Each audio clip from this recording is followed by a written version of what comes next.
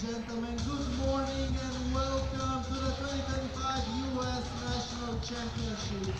And now please welcome our players and officials.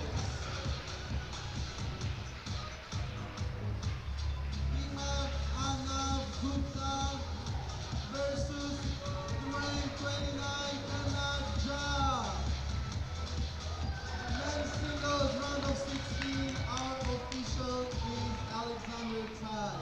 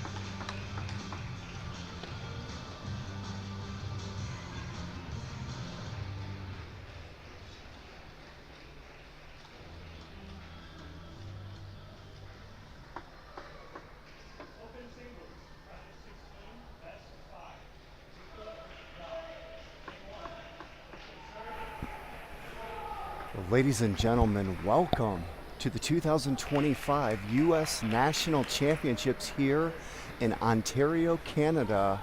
We've got world number 29, Kanak Jha, about to start his round of 16 match against Anav Gupta. He has a USATT rating of 2488. This is the men's singles round of 16. Kanak Jha currently rated 2828 as far as his USATT rating, and is currently ranked number 29 in the world.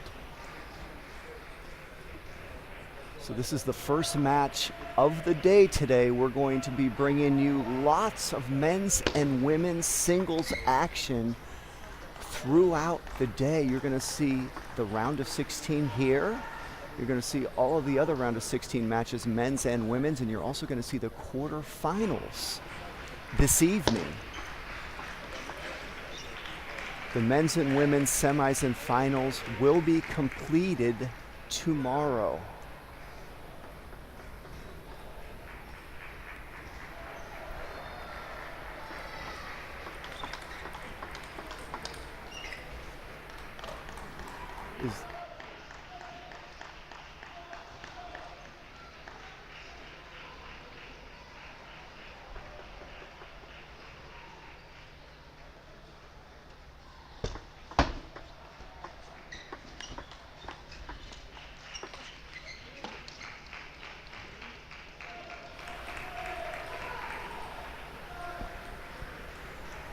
So here's kind of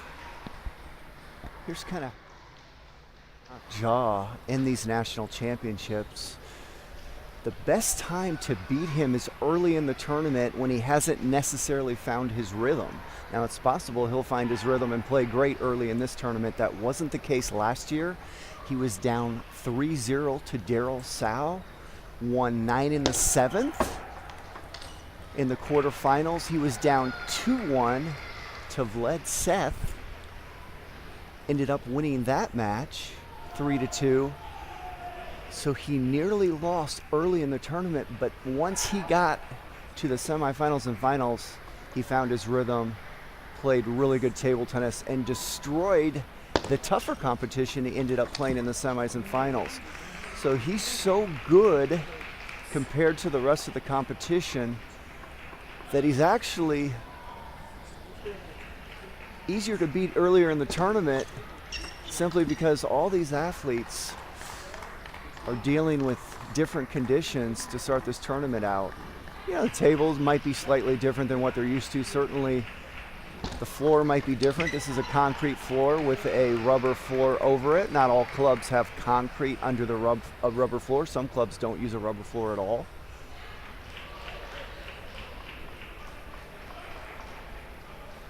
Altitudes can slightly differ. Certainly Las Vegas is very fast compared to normal altitude. So a lot of different factors that make the ball bounce and travel slightly different than what we're all used to in practice. So most athletes take a little bit of time to kind of get used to the conditions of the tournament that they just got to, which is the case of these athletes, and to find their A game, so to speak. And there's a nice forehand loop right into the body of Gupta there.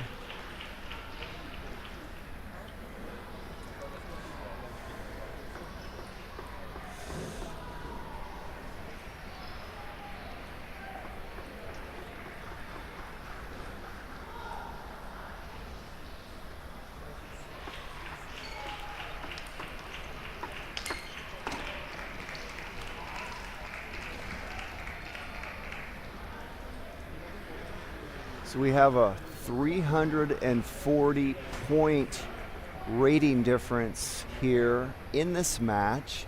It's rare that a guy 340 points higher than his opponent loses. It happens, but it's very rare.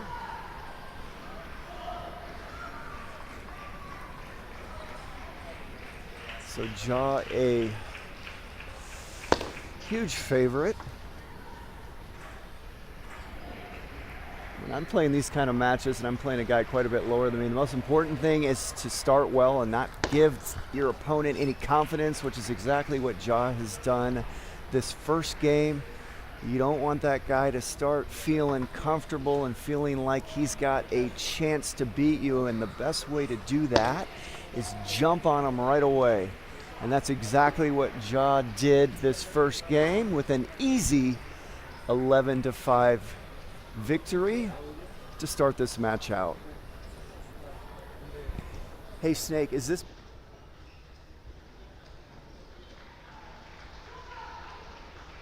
match is a best of 5. That's another opportunity to try to get Ja early, is when you play these best of 5s, because it goes best of 7 in the next round.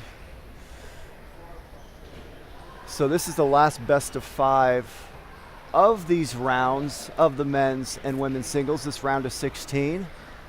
And once again, last year, Ja was down 2-1 against Vlad Seth in a best of 5.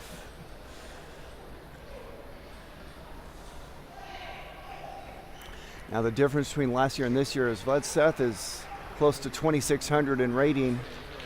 Gupta is close to 2,500 in rating, so that's a whole 100 points lower. So unlikely we're going to see that in this match, but a great opportunity for Gupta to be out there and to play this match against Ja, to get the experience and just kind of feel what Ja does to you in a match, because you learn a lot as an athlete playing against these top world-class athletes like Ja, to feel how they play you,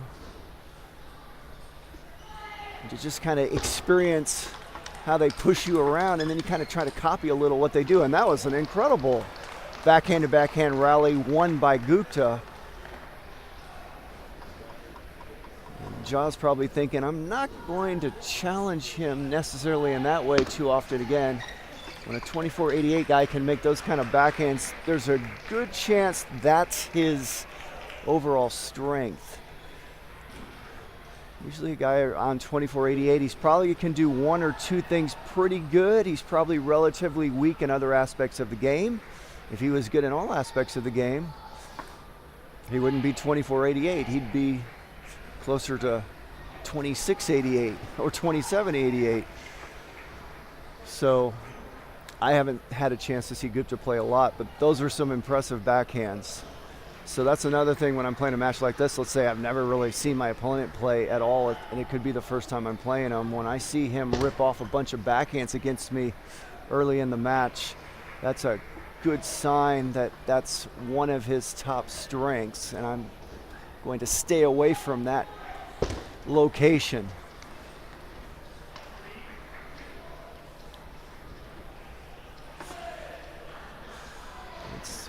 I don't have the stats in front of me, but it's likely these two athletes have never played before. Oh, great backhand defensive block. Was able to get some side spin on it. That ball went away from Ja to the wide forehand. And once again, he's obviously, Gupta is strong on that backhand side. Not only have we seen him rip a couple backhand to backhand loops, but he just made a great defensive play from that side as well.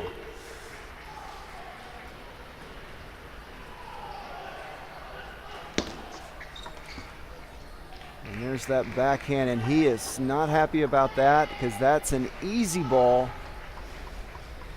for virtually anyone in this event, and that's a big time unforced error. See, and there's a look at the other side of Gupta's game, the forehand, and that was another badly missed unforced error. That was an easy ball. You got to make those, especially against Ja. Can't be blowing those kind of balls, or you're not going to have much of a chance to win that game. That was a good serve by Ja. He got Gupta to pop that up. Easy finish by Ja.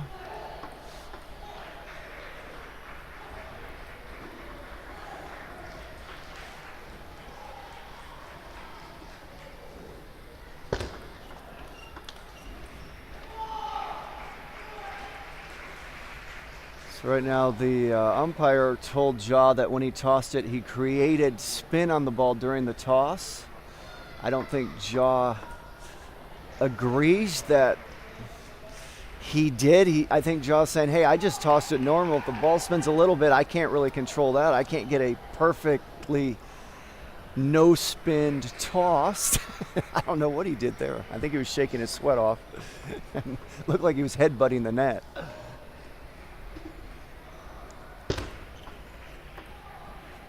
See, it's unlikely Ja is purposely trying to toss the ball with spin on it. If any is on it, it's probably accidental and incidental. So that was an interesting warning by the umpire.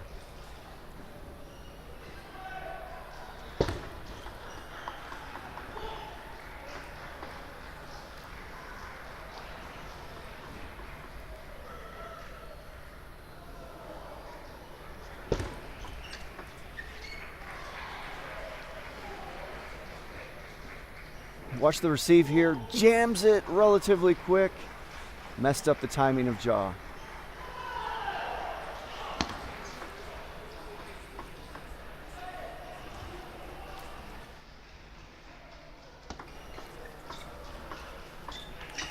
Oh, that's a beautifully placed ball there by Gupta. Watch the placement. Right here, right into the body of Ja. That's exactly how you do it. Stay away from the racket when your opponent's close to the table. Put it right into their body when you play with speed. Let's watch this right here. Nice, beautiful forehand once again by Gupta.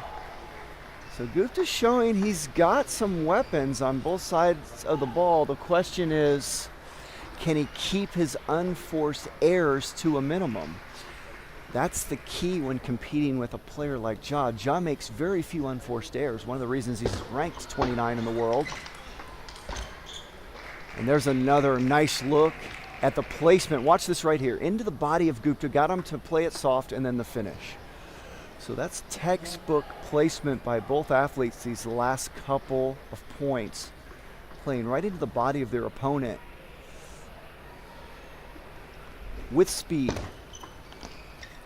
See, there's an unforced error. You got to keep those to a minimum. And I know it's easier said than done, but you can't start blowing receives like that and expect to have much of a chance to win. I like to tell my students when I coach that a bad receive is still better than a missed receive. Missed receives are disaster. That's another unforced error. And that is a lot of times the major difference between a 24-88 player and a 28-28 player. The 24-88 player is making all kinds of unforced errors. Oh, that's unbelievable. And that's why you don't play to the racket. Here's an example right there. Gupta had an easy finish. If he placed that into the body of Ja, the point's over, but he played it right into his forehand racket, and you saw what happened.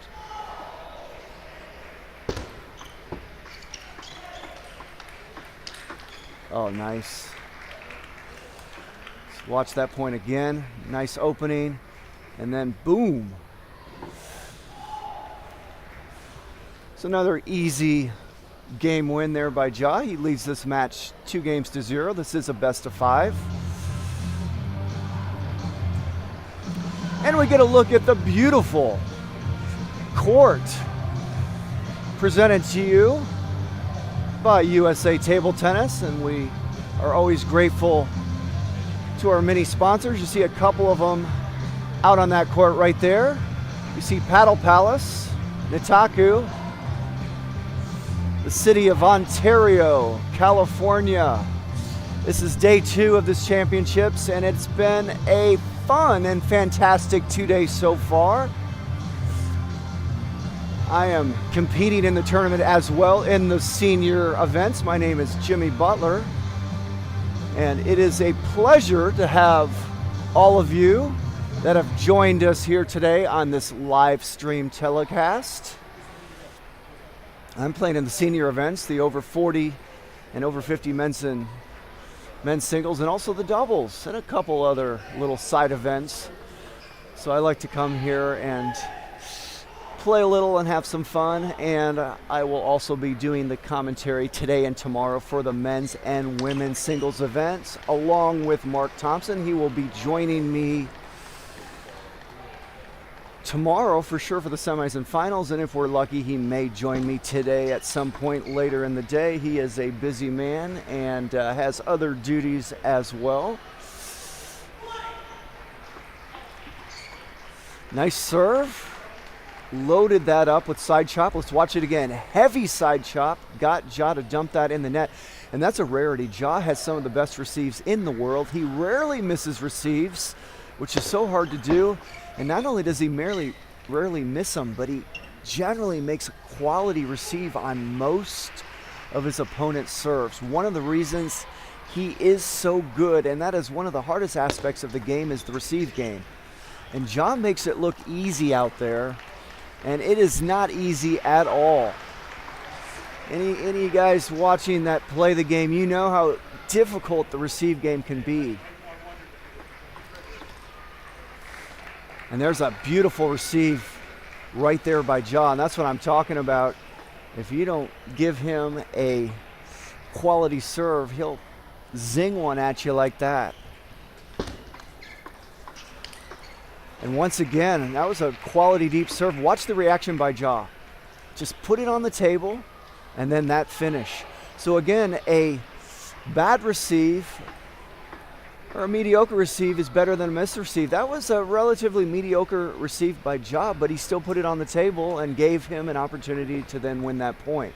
So Ja rarely misses receives. He understands the value of getting that ball on the table each and every point.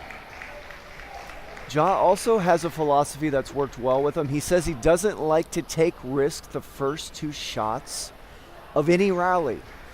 And I'll repeat that. Ja says he doesn't like to take risk the first 2 shots of a rally.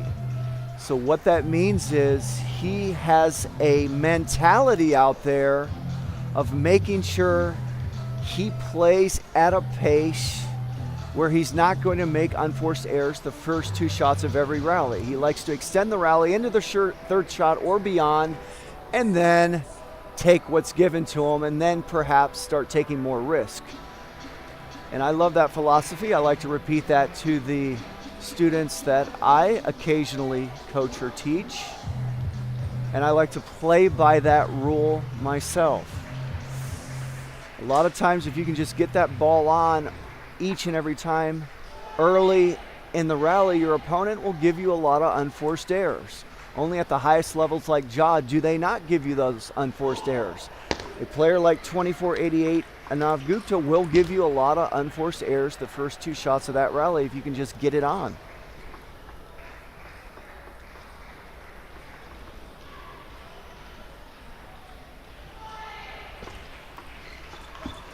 See there, once again, that wasn't a great receive. It was a little high, but he put it on the table. He got an unforced error from Gupta.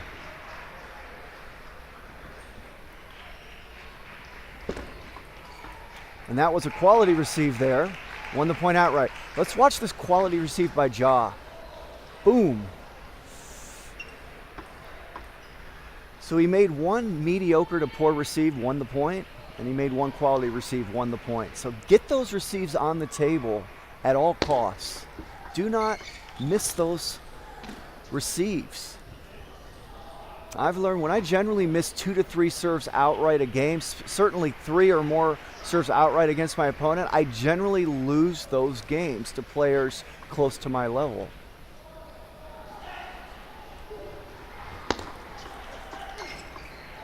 And there's a nice receive there by Gupta. So of course, easier said than done to just say, hey man, don't miss the receive. But it's a mentality you need to have, and you also need to understand that sometimes you've got to make a receive that's not too great because your opponent put a quality serve at you. But that's better than a missed receive, and you still have an opportunity to win that point.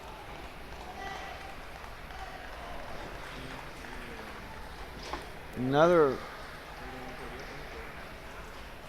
point to express that'll help you as receivers out there. I learned this when I first went to Sweden. I was 18 years old and I was hanging around the best players in the world, and they taught me, look, if you don't understand the spin of a serve, cut it deep. Always learn how to make a quality deep cut on all serves. And then get ready to play defense and make a block. Your opponent's probably going to open on you, but don't miss the receive. Obviously, sometimes you get totally fooled on the spin, and even if you cut it deep, you'll blow the cut. But a deep cut is the easiest receive to do on virtually any serve unless they just give you a straight up topspin serve, which is rare out there. These guys don't serve straight topspin hardly ever. They'll put a little side top on it, but you know, you're never going to get straight topspin out there from these guys, almost never. So you can just about cut each and every serve deep and long. Heck, even a deep serve, if you're caught off guard, just cut it back long. You don't have to attack it. So that'll help all you receivers out there learn how to put all receives on the table. Once you're caught and your opponent has given you a serve you're uncomfortable with, you should be able to make a deep cut on most of your opponent's serve and get yourself into the rally. So now Gupta's given him a chance to win a game this match. We are at 9-all in this third game. Great job by Gupta after getting blown out the first 2. Giving him an opportunity here. Let's see what happens.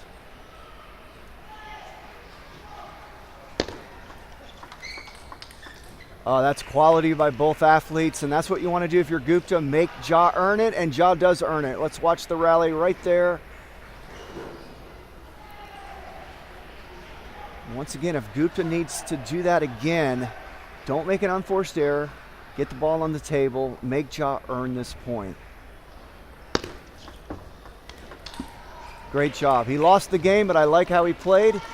Ja had to make 2 quality shots there to win the last 2 points, which he did. And Kanak Ja will advance to the quarterfinals, which will be played later today.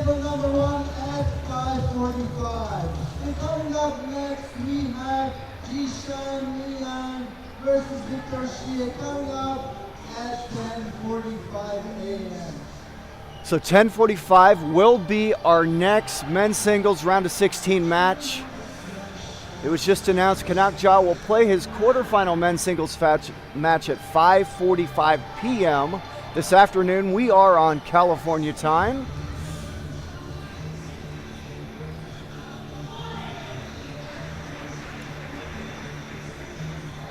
So we will be back with you in 20 minutes with the next men's singles round of 16 match.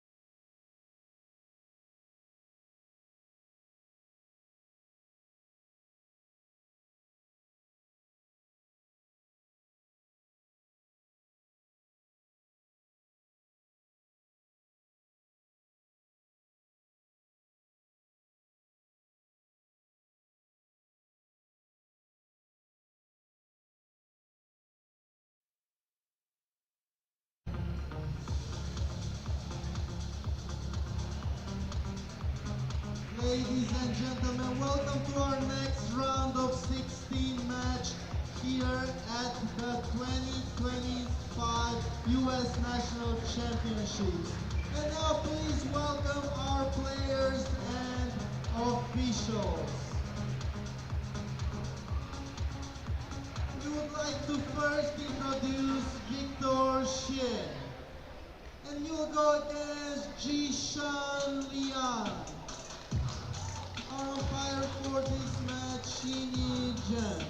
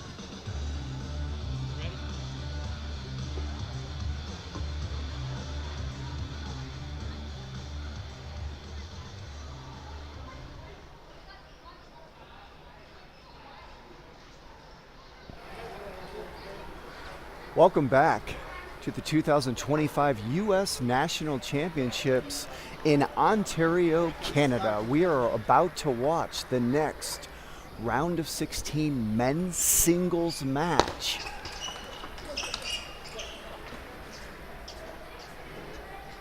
And the man serving on the far side of the court is Victor Shia.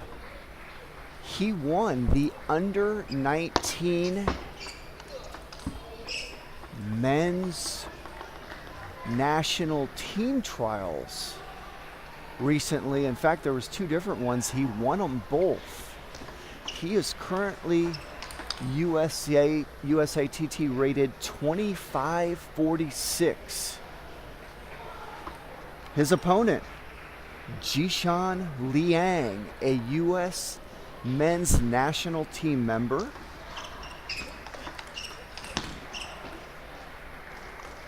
Got a big forehand, which we're going to watch right here on the replay. We'll watch that finish. A lot of force, pace, speed. Three different words describing a similar attribute of his forehand. And he has a USATT rating of 2763.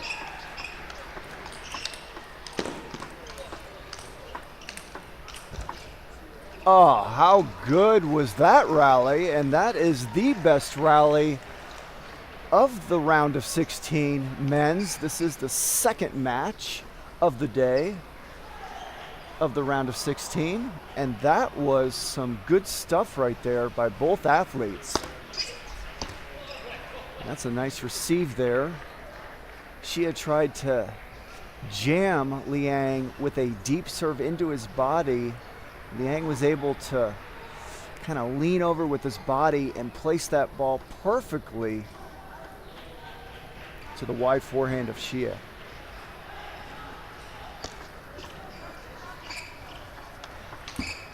So once again, we have a 217-point rating difference in this match.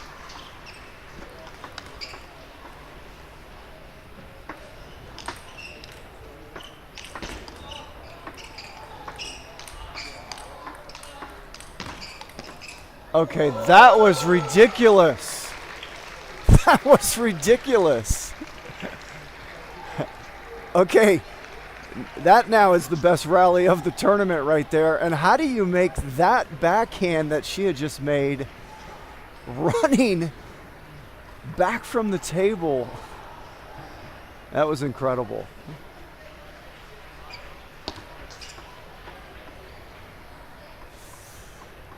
And that rally needs to make the highlight reel for this tournament.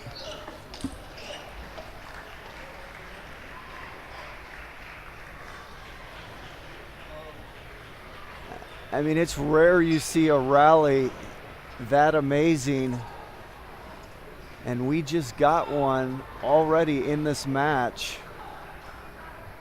And I look forward to seeing that again in the highlights. To digest what happened. I know within that long rally we saw, there was one mishit by Shia when he was back from the table.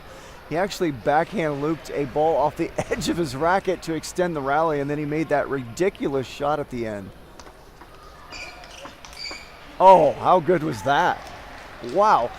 And that just shows you, I mean, Liang started off and it seemed like he was going to run away with this game, and then he had that long rally, and he had a ball that was really up there. He should have finished, I thought.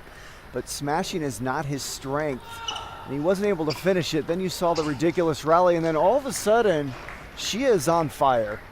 I mean, it's 6-all. In the twinkling of an eye, we're at 6-all, and it all started with that crazy rally. We actually had two great rallies in there. The ridiculous one was the last of the two we saw, and all of a sudden, Liang has been caught this first game.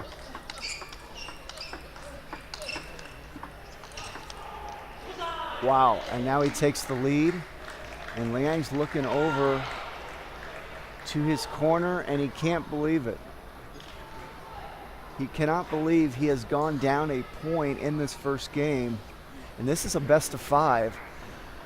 So this is not a best of 7. Every game is even more critical early in the match when you're in a best of 5. And finally, Liang breaks the cycle of Xia to tie it back up.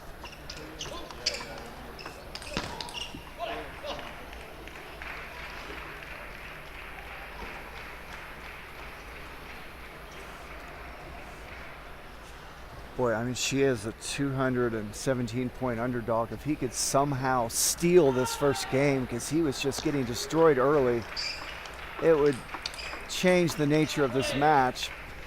But Liang's got different ideas, and Liang has really done a good job of just putting that ball on the table the last 2 points to go up 9-7.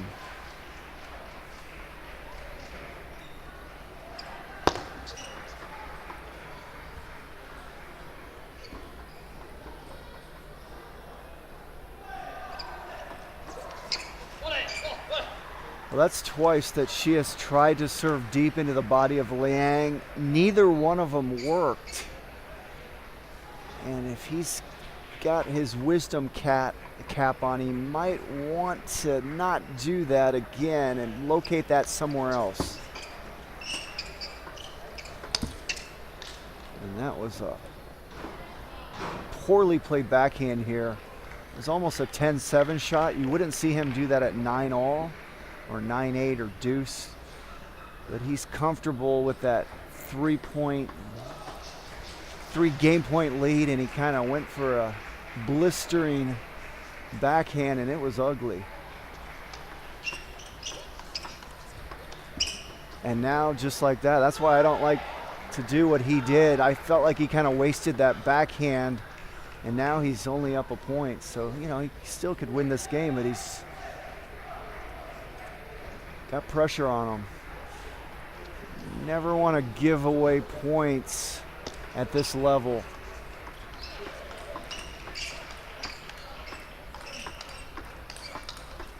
Oh, now we're at deuce. And really, I loved what both athletes did. Liang went into safe mode. These are control loops here, which I like. But Xia said, hey, I'm going to do the same thing. I'm going to just defend, put the ball on the table with low risk shots, and you saw the result. So really both athletes went into the mode that I like to go into when you get into a 9-all or a deuce game or a 10-9, same thing. So I like to go into lockdown mode, put the ball on the table, make your opponent earn it. And that's what Liang did again, and see what happened. Unforced error by Xia. Xia went for force here and missed the point. So yeah, the smart athletes play a little different when you get to 10-all or 9-all than when it's 3-4 or 6-5 or whatever. They start to back off a little and to play a more controlled, unforced, error-free game. That's what the wise athletes do. And I learned that from some of the top players in the world. I didn't used to understand that. And I didn't feel like I was winning my share of the deuce games against athletes my level or better, and I learned from some of the better guys how to do that.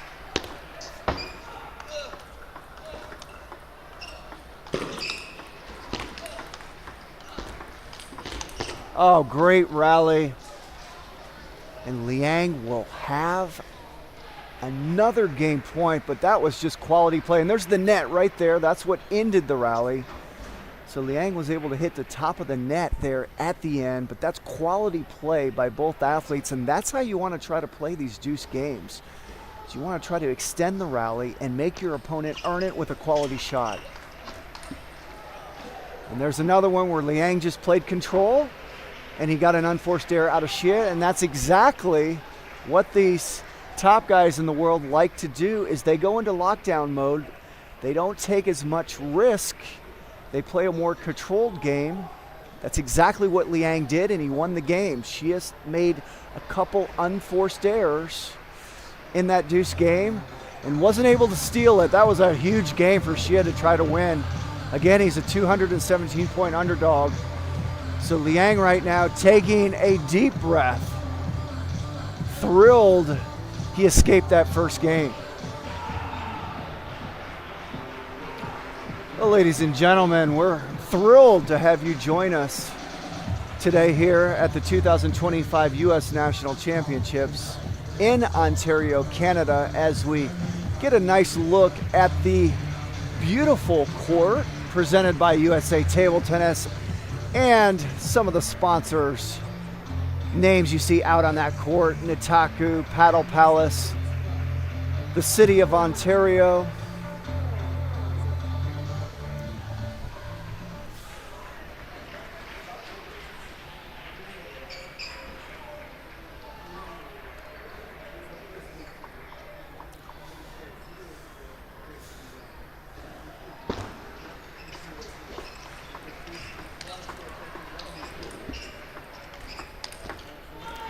That's a great rally to start this second game. High quality table tennis going on in this match, and look at that down the line finish. There's that big forehand by Liang.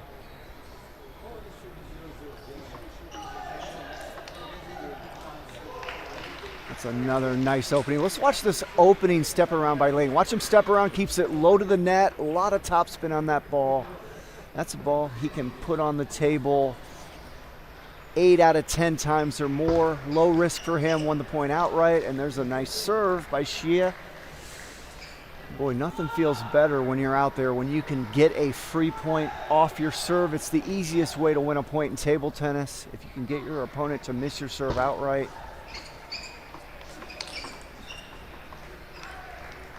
Nice job there by Xie. Getting that forehand in. Liang played that safe. Had an opportunity to go for a little more. Played it safe, and Xie said, hey, it's a little too safe for me. I'm going to punish you. And he's sending a message, you better put more force on the ball than that when I pop the ball up, or I'm going to make you pay.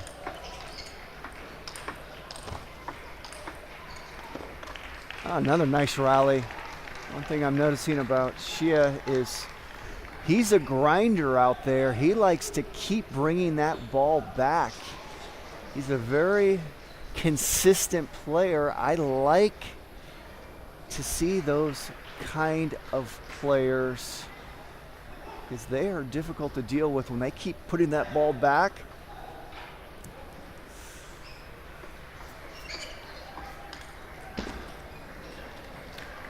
So the key for Xie to have a chance to win this match is he's got to keep his unforced errors to a minimum.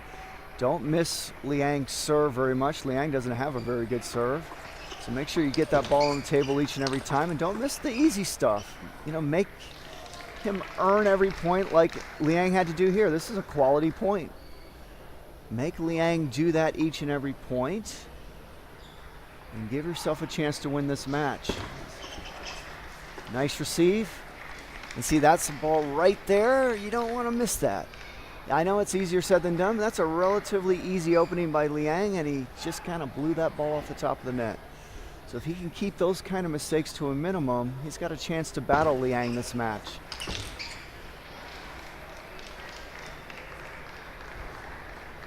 And I'm okay with that. That wasn't a great receive by Xie. He kind of got, obviously he didn't expect the serve that came to him, but he did put it on the table. He was going for something, it just didn't work out, and Liang made a quality finish. So, you know, you're not always going to make a good receive out there, but a bad receive is better than a missed receive. Beautiful. And there's a better location. Watch the deep serve. He stayed away from the middle and went into the backhand that time, and that caught Liang off guard, and then he won the point. We saw him do the previous deep serves in this match. He went more into the forehand body of Liang, and it did not pay off either time. So he changed the location of his deep serve. He had his wisdom cap on, like we talked about earlier, and it won him the point. So a lot of chess moves going on out there. When you're playing your opponent, you're constantly keeping track of what worked, what didn't, and you keep changing things up.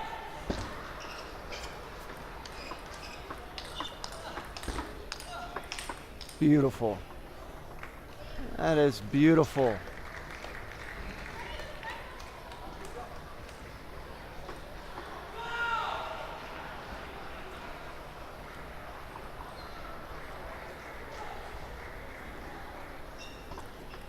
Oh, great serve by Liang.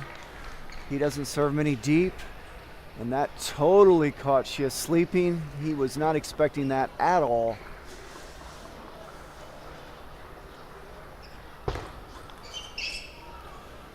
So there's a missed receive by Liang, and he saw his reaction. He knows not to be missing these receives. It's a quick way to lose a game, and he turned around and was disgusted with that miss.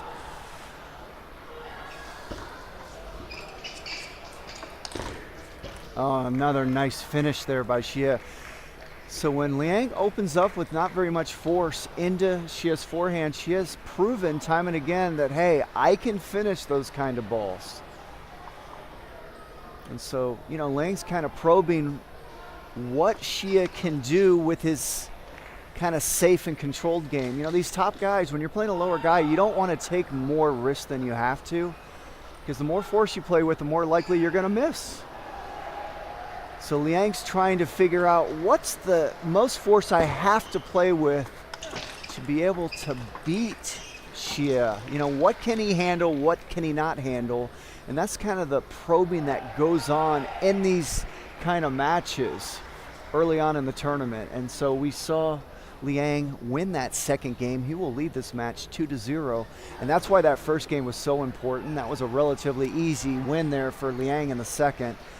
So when you're the lower rated player like Xie is, you almost have to win the games that you have an opportunity to win, which he had an opportunity that first game. It was a deuce game. He wasn't able to win it. And that second game got away from him early. And now he will face a 0-2 game deficit in this match.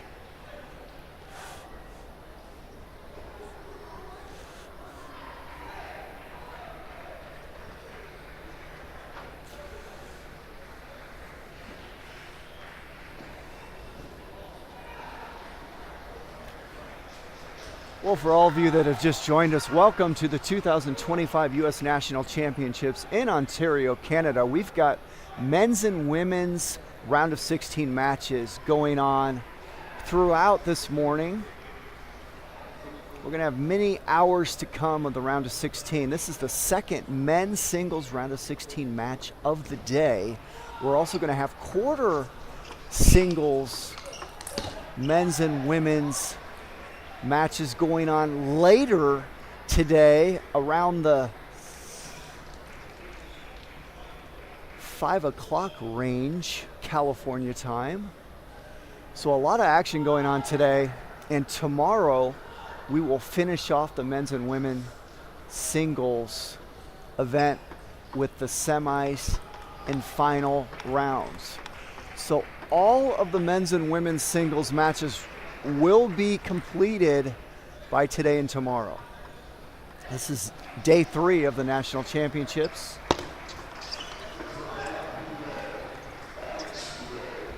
This is a 7-day tournament. Generally, the men's and singles matches happen towards the end of the tournament. Certainly, I don't think they've ever gone earlier than a day before the last day. Generally, you would see the semis and finals, but this tournament's different because there's a huge WTT, which is World Table Tennis event in Las Vegas directly after this tournament. Many of us are leaving Saturday to go to that. I'll be commentating that event, and a lot of the players, top players you see playing this tournament, like Kanak Jha, Amy Wong, Jishan Liang, and many others, will also be competing in that. And because of that, they're playing and finishing the men's and singles rounds early in this tournament. So they're all going to be done today and tomorrow.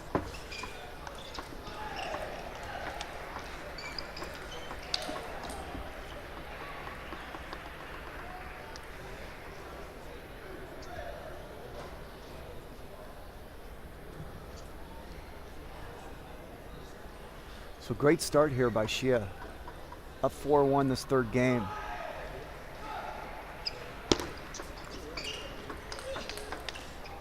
Oh, that was a beautiful forehand by Xie. Watch this short stroke. Watch this. Look how short that stroke was.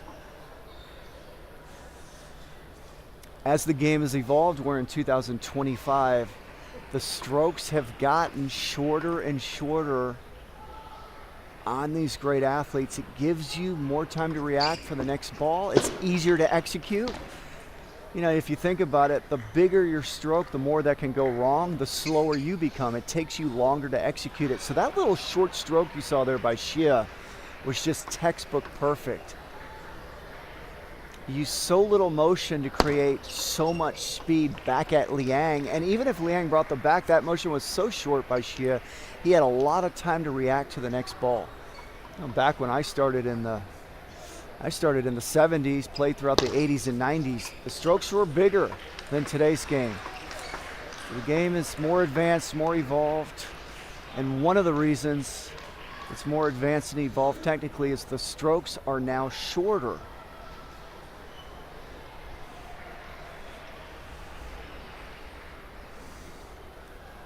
The only time it's really good to use a big stroke is if the ball's really slow. If you're dealing with a lob or a very slow ball, you'll see these guys go to a bigger stroke.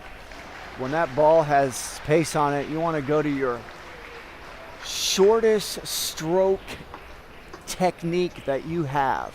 And if you don't have a short stroke in your game right now, learn how to do it from these guys. Talk with a coach that understands it, or watch these guys and figure it out yourself, or a little of both. Make sure you can do a short stroke on all the different shots you have, as long as a bigger stroke when the ball's slower and you want to put a little extra on it.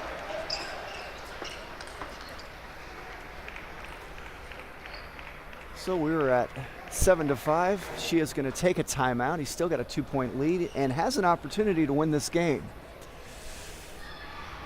And this is a best of 5. We are not in best of 7 territory yet. That'll happen next round.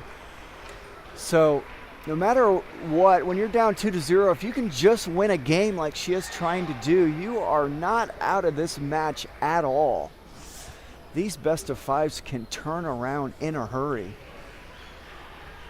World number 29, Kanak Jha, was down 2-1 in the round of 16 last year against USATT. He ended up winning that match 3-2. Then in the quarterfinals, it went to best of 7. He was down 0-3 against Daryl Sao. Won the next 4 games, won the 7th, 11-9. So upsets do happen. And they are more likely to happen in these best of 5s.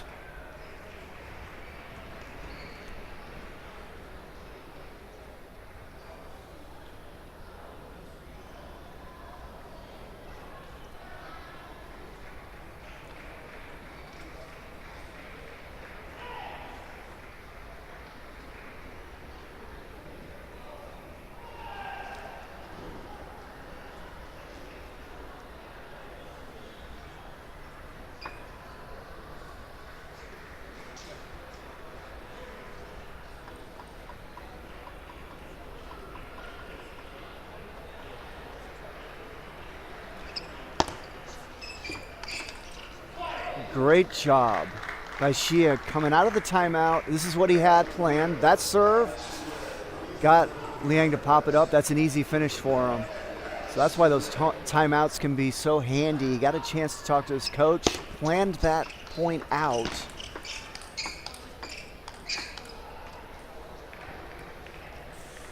And let's see now if he can take this 8-5 lead, which is now 8-6, and get on the board and win a game here. And that's what you don't want to do. That is just a little ticky-tack unforced error. You don't want to make those kind of mistakes when you are desperate to win a game.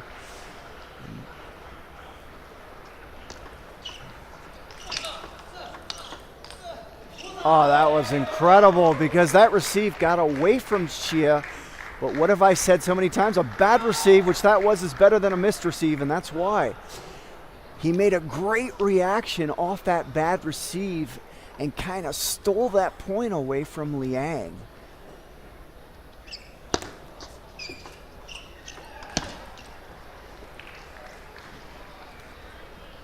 See, so too bad. There's a poor receive there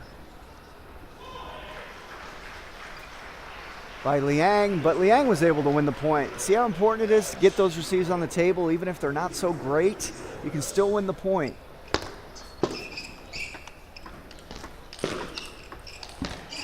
Oh, beautiful by Xie.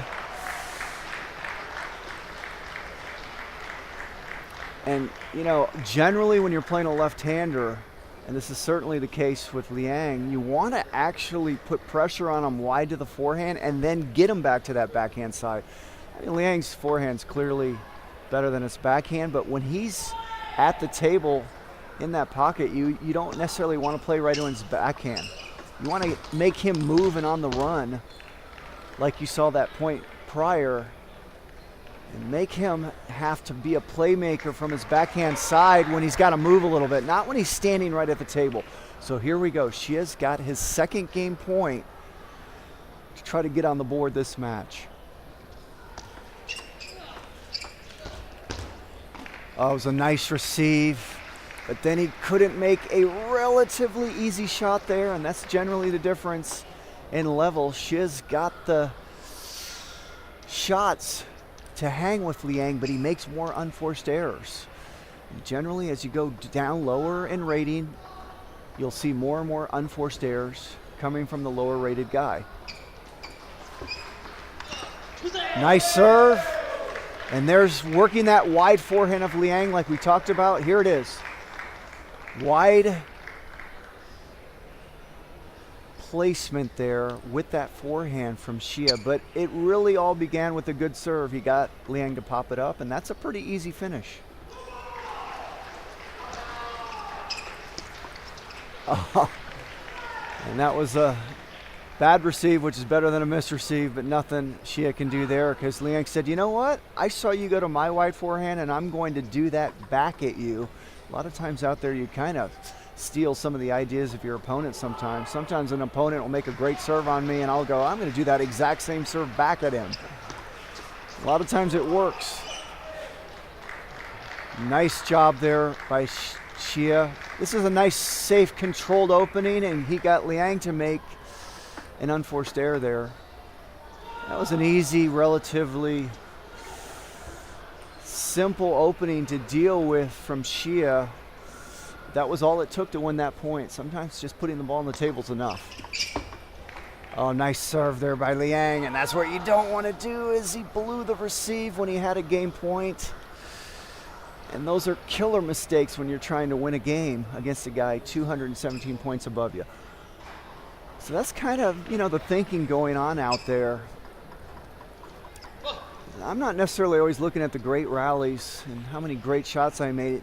I can't stand it when I start making unforced errors and missing receives. That's what makes me lose games.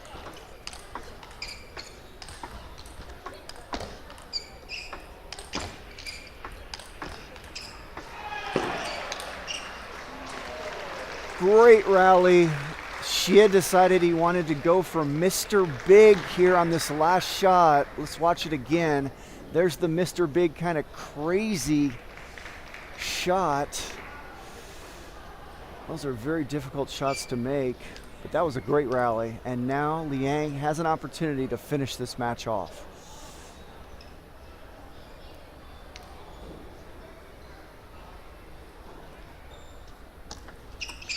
Oh, how good was that?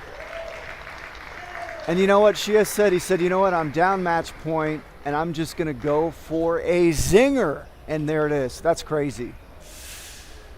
That's almost like I'm out of this match. I've got no pressure, and I'm just going to rip one and see if it goes in. I mean, that'll probably land 20% of the time.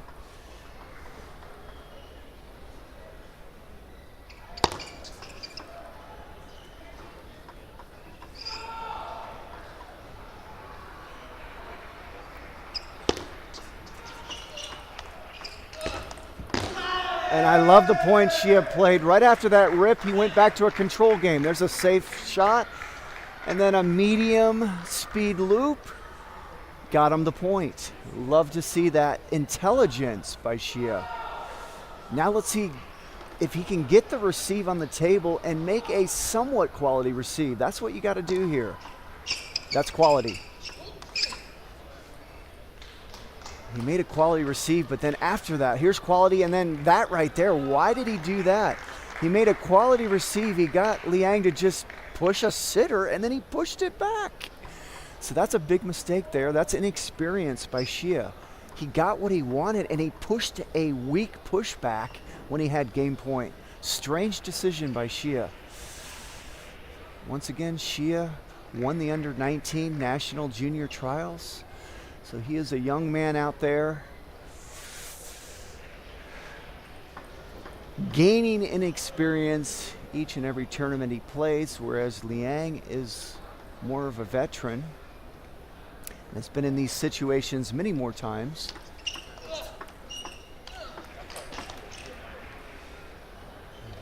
Now, this match will end, and Liang escapes that third game and wins the match 3-0. Coming up at table number 1 is the round of 16 match in the women's singles. Amy Wong versus Isabella Luo, coming up in a few minutes here at table number 1.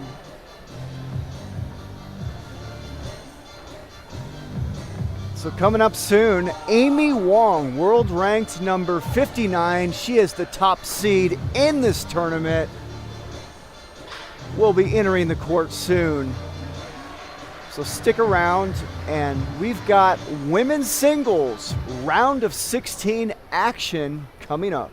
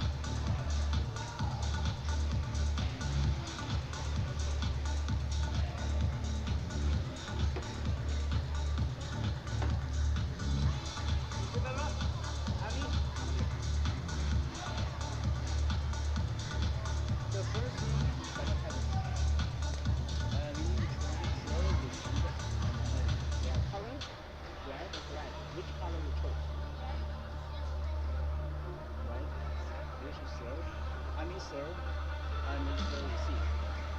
2 means will not. 2 means will not.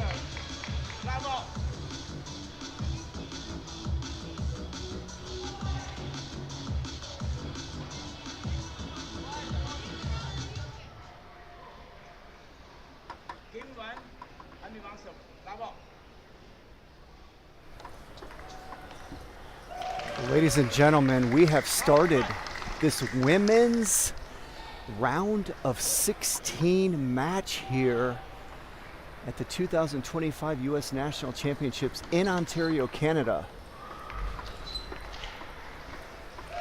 And we've got a great matchup for 2 reasons. Let's talk about reason number 1. At the far side of the table, we've got Amy Wong, the top seed in this tournament. She has a USATT rating of 2585. She is currently ranked number 59 in the world. And the second reason this is such a great match is her opponent, Isabella Liu. She's 14 years old, and I love her style. She's got long pips on her backhand side. It's the black side of her rubber is long pips, and then you see she's got that green rubber on her forehand side, which is inverted. And I love watching these long pips style players. They're very creative, very unique, the way they use that pips. And so you're going to see some interesting rallies, and it's always fun to watch a 14-year-old talent out there doing their thing. And there's a nice point there by Liu. And there's that pips we're talking about.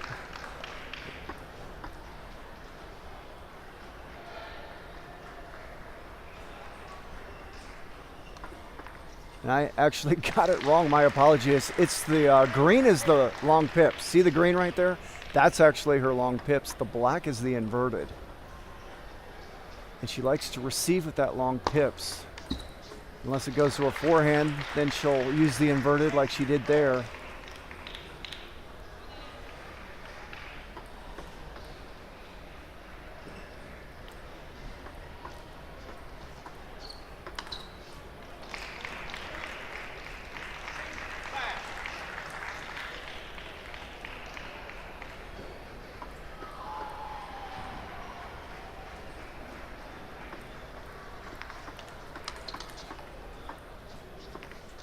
Oh, that was a nice rally and a good look at that long pips. Let's watch it.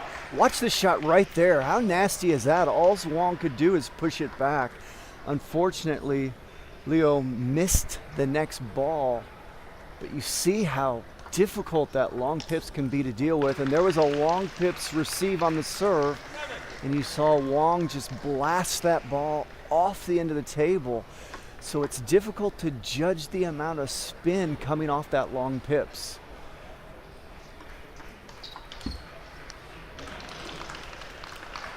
Amy Wong, a very streaky player.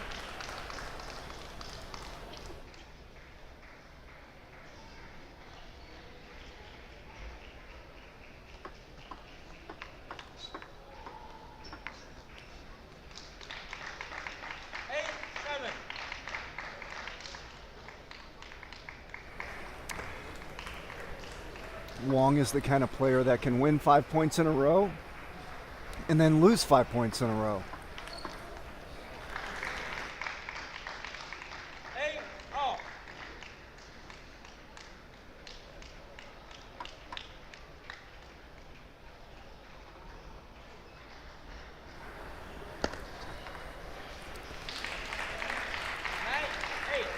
Well, Liu's done a great job to give herself a chance to win this first game. She now trails by a point, and these are the games the lower rated player almost has to win to have a chance to win the match, and now she ties it at 9 apiece. This is a best of 5, so this first game and these first couple games are critical, especially for the lower player, to give them confidence and put pressure on Wong. And now she takes a game point lead in this first game. This is big time opportunity for Isabella Liu.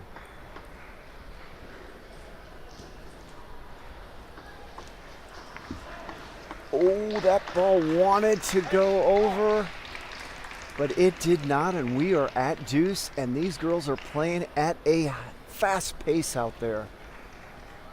There's no time in between points. They just serve it up. Ooh, look at that long pips. Oh, great rally. And Liu once again demonstrating how well she uses those pips. And you can see that it's making Wong uncomfortable. And she does it. Isabella Liu comes out against the top seed in this round of 16, and she will lead this match 1-0. 14-year-old Isabella Liu has come out and made this a match right away.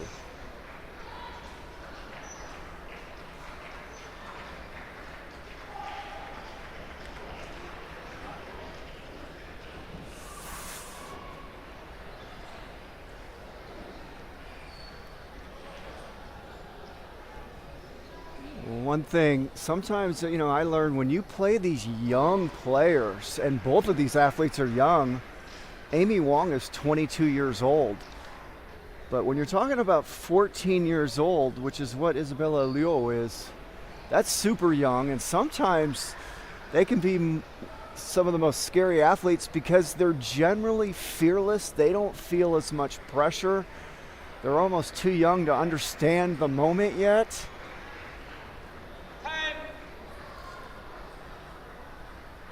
And Liu looks very comfortable out there. She looks like she's having a good time. And I want to give her some style points. I love the hair clips. She's got all kinds of hair clips there kind of keeping her hair down. But they're different color ones. And it's very stylish. Look at that. You get a good look at her head there and all those different color hair clips.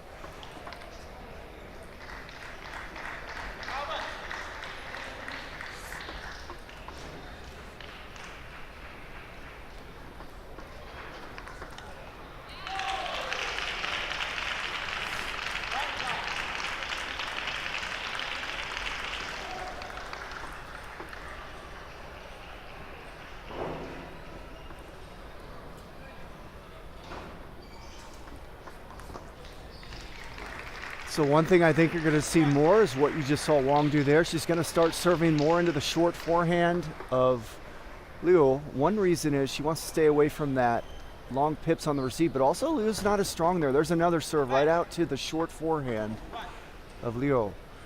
And Liu's just not as strong there, number one. And number two, she had to deal with the pips. Ooh, look at that. Wow, Liu was so quick reacting on that backhand side. She did a great job reacting to that deep serve. Yeah, so clearly Liu's forehand doesn't look as strong as her backhand. That was kind of a bad mistake there. And Wong talked to her coach, Corey Eider, after that first game, and you can be sure they talked about that. And there's a very high chance that Eider told Wong, hey, start working that forehand side of Liu a lot more than you did that first game. And that's what we're seeing in the second game.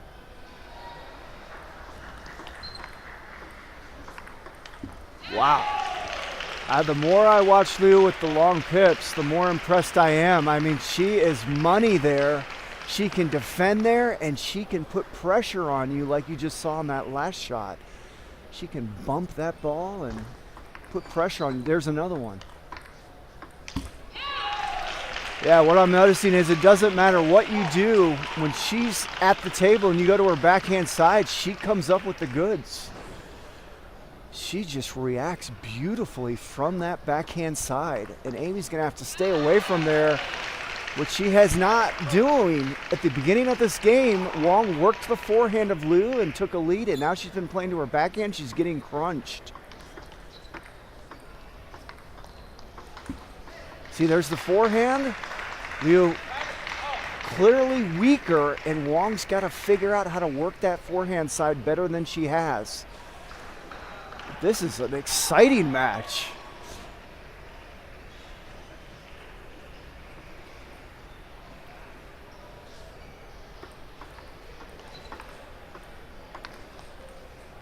And finally, an unforced error from Liu on that backhand side. We haven't seen one of those in a while. Right there. The right idea, just wasn't able to make that one. But boy, she is solid with those long pips.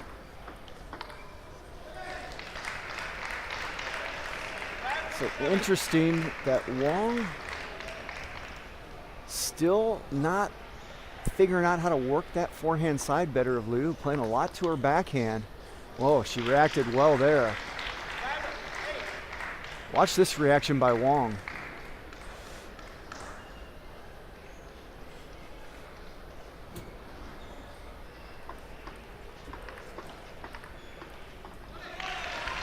Wow. Wong missed that on the bottom of the net. Watch this. Right here, bottom of the net. Maybe that ball clipped the edge a little. That might have been why that happened.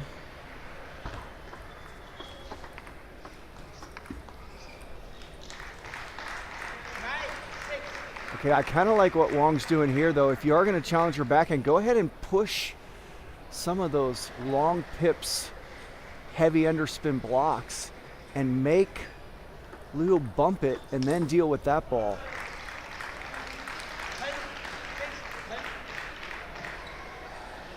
So Wong this game worked the forehand side of Liu early in the game. It worked.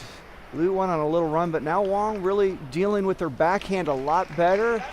And you know what? Wong said, you know what? I can hang with her pips. I'm going to start playing there more and figuring it out. And that's exactly what she did.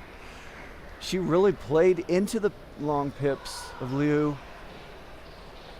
most of the second half of that game and dealt with it much better. And you know, how often do you practice against long pips? I hardly ever play against it. So if you're Wong, it takes her a little bit of time to get used to it. And she definitely felt a lot more comfortable the second half of that second game in getting used to that long pips.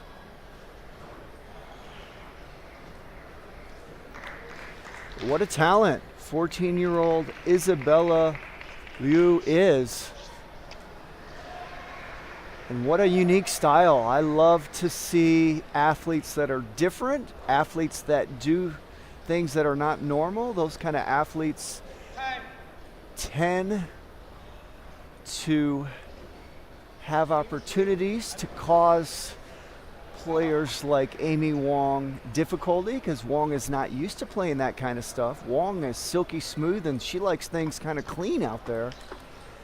And Liu is not clean at all in the way she plays.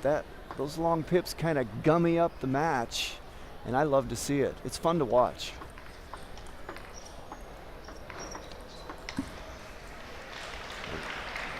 And that's one area where Liu will improve as time goes on. She's only 14, is getting a little more solid on that forehand side, but not making as many unforced errors. But boy, she is solid on that backhand side. She's got that going in her young career.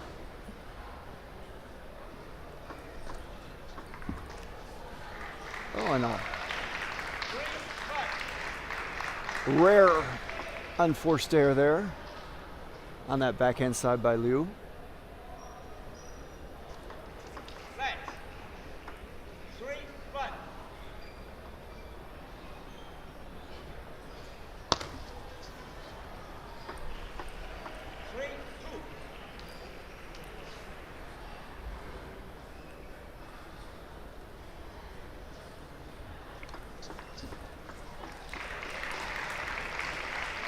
Interesting, Wong missed the first serve and she said, I'm going to do the exact same serve again. Usually you don't do the second one because your opponent's more ready for it. But Wong was thinking, you know, my opponent probably thinks I won't do that again. And so she did a little reverse psychology, gave it to her a second time, won the point outright. Now we saw some quick unforced errors there by Liu, and this game is getting away from her early.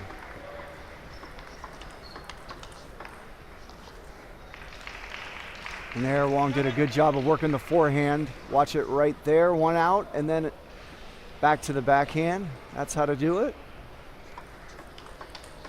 Oh, nice reaction there by Wong.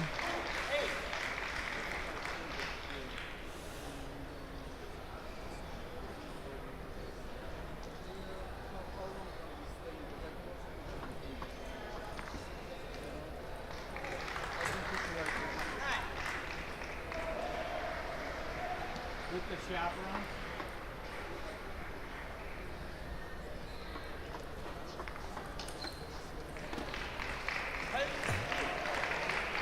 That's how I like to play these long pips. Push to them, make them bump the ball, which always comes with a little bit of topspin, but they can't put too much pace on it, and then try to deal with that ball and punish them like you just saw Wong do there. So that's the limitations of the long pips. When you put heavy chop to it, it can only do so much, and it's always going to come back topspin. But it's not a lot of topspin. It's not like an inverted player that can just load it up. And so that's where it's limited, is you can cut to it, make them bump, and then that bump that they do is not that difficult to deal with. So Amy Wong comes out, wins that game easily, and just like that, she is leading this match 2-1. As you see, both athletes back in their corners with their coach. And we have the coach of Isabella Liu. It is Ji Wong. And the coach of Amy Wong is Corey Eider of the Lillip Table Tennis Center.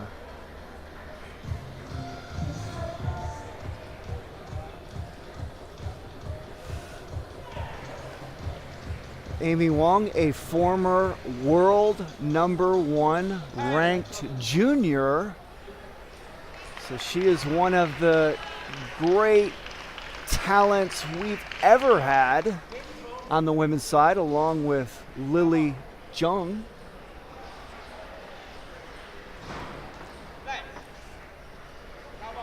Wong has been as high as 34 in the world. Currently ranked 59. That was a nice little rally we saw there to start this fourth game.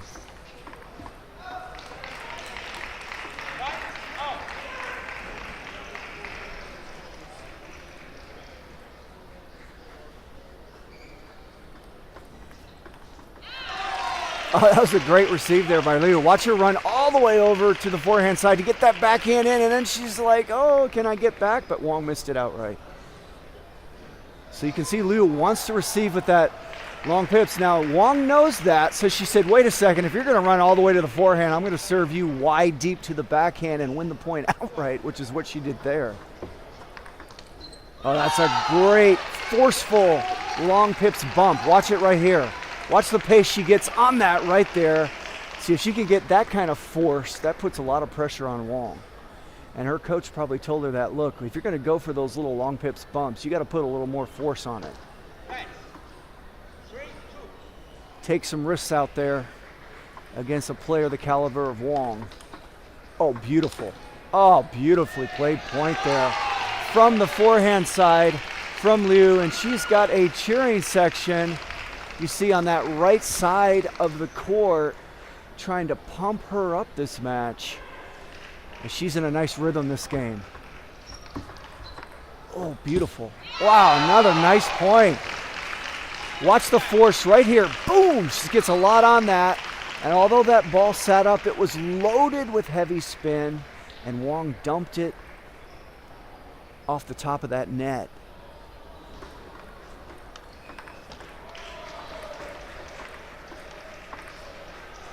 Another nice rally by both athletes. Let's watch it again.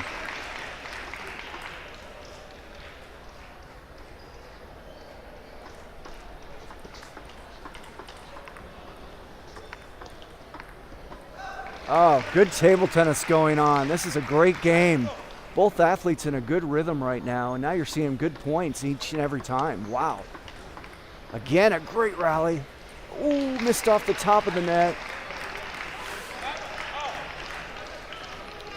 Both players heating up right now. We're seeing some good table tennis out there.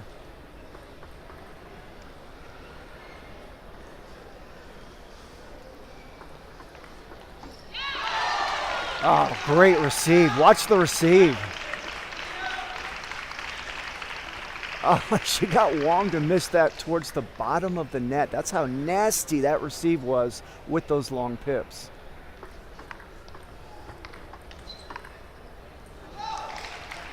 Right now, Wong's playing a little more controlled and defensive, doing a good job at it, not going for too much risk in the rally. See, Wong's just kind of retrieving the ball, putting less pace on it, getting Liu to make some unforced errors like right there. So Liu's struggling with the slower balls more than the fast balls right now. And you hear the cheering section of Liu getting animated this game. They know if she can somehow win this game, we will go to a game 5.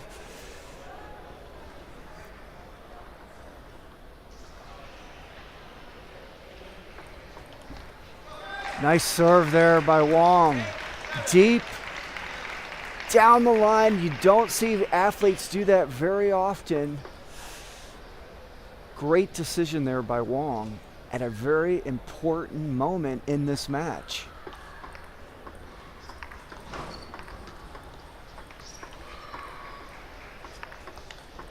Ah, beautiful rally and a great finish by Wong. Let's watch it again.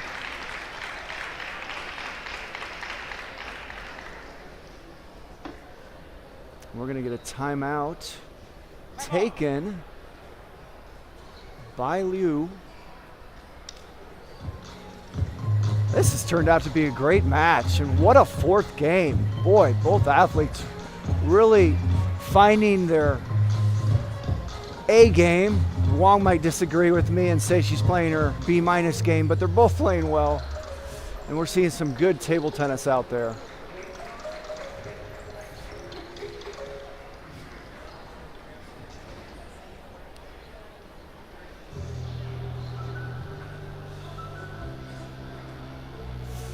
So yeah, you watch her coach, Corey Eider, they're talking about the push and then the attack, the push and the attack. They're saying like, yeah, when she defends with the pips, just push it back, let her bump, then attack.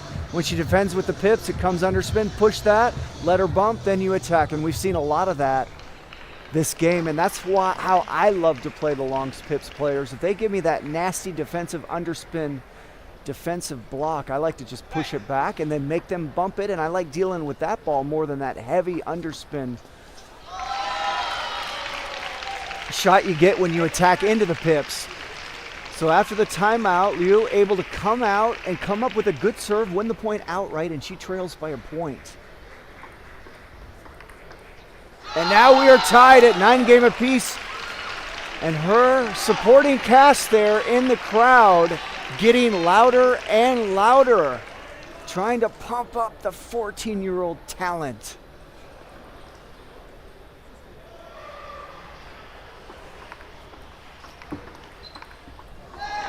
And there's the sequence we were talking about. Watch Wong. See, that's nasty. She pushes it, deals with the bump, and she was ready to push that next ball back if it came over. Match point, Wong.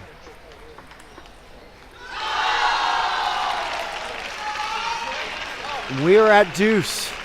This is a best of 5. Ladies and gentlemen, if Liu can pull this game off, we are going to have a pressure-packed 5th game. Oh, another wide forehand shot there by Wong. Watch her find that wide forehand, nobody home. Second match point for Wong.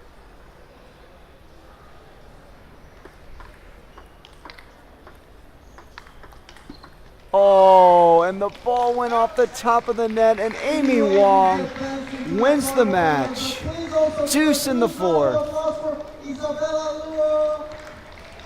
And what a fantastic performance by 14-year-old Isabella Liu. And we look forward to watching her play in the years to come. So a great start to the women's singles round of 16.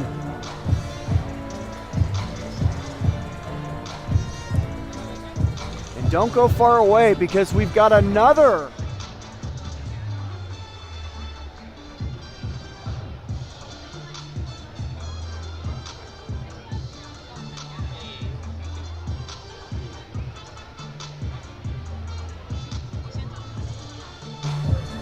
for that match in the next 24 minutes.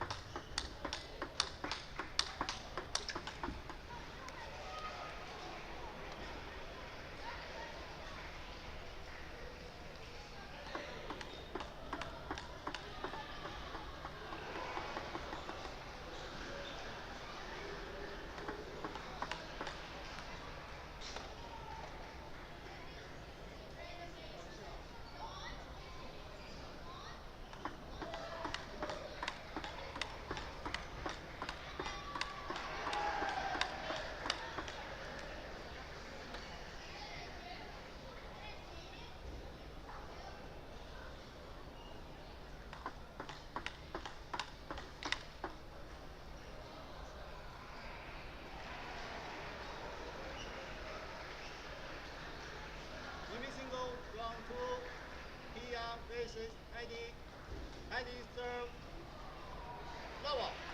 and gentlemen, we're about to start the second women's singles round of 16 match. On the far side, in the blue, we have Hildy Chen.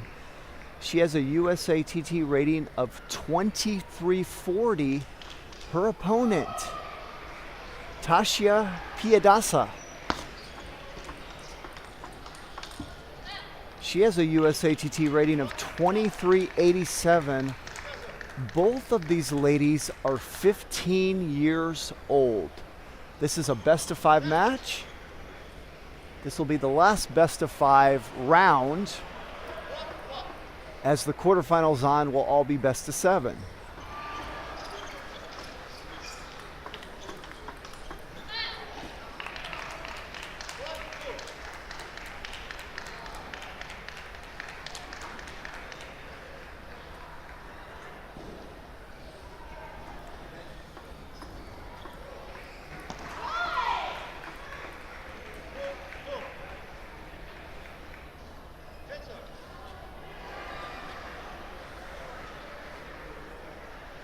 We have the coach for Hildy Chen. In her corner is Pong. And the coach for Tasha Piedasa, none other than her father, who is a former professional top player himself.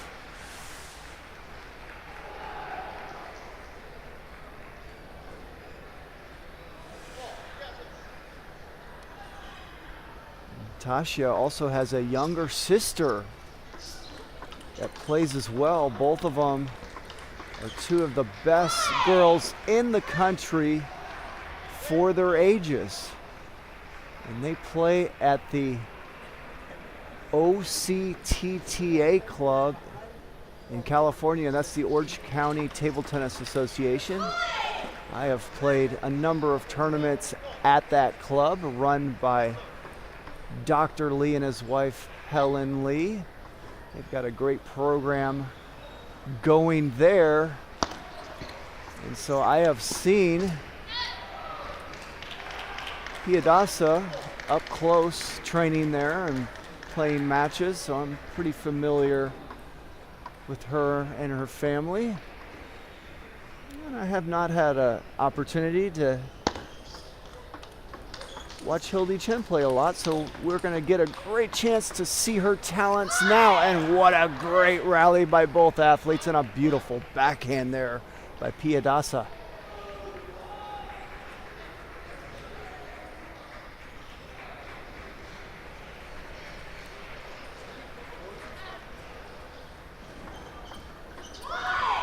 Nice serve. No better feeling when you can get your opponent to miss your serve outright. One of the easiest ways to win a game.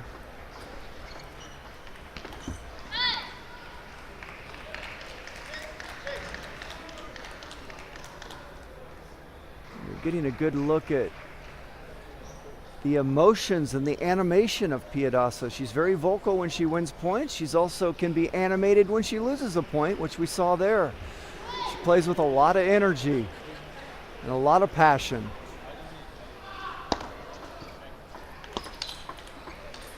Oh, what a backhand. Boy, I love the looks of the Piedasa backhand.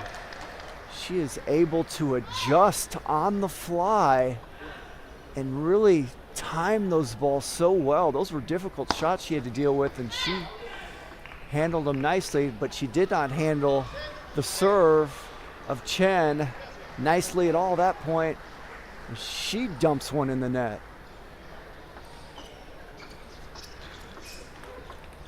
That ball hit the top of the net. Those balls drive us crazy as table tennis athletes. Nets and edges tend to irritate us mentally. We try not to show it. Some are better than others at showing it and not showing it.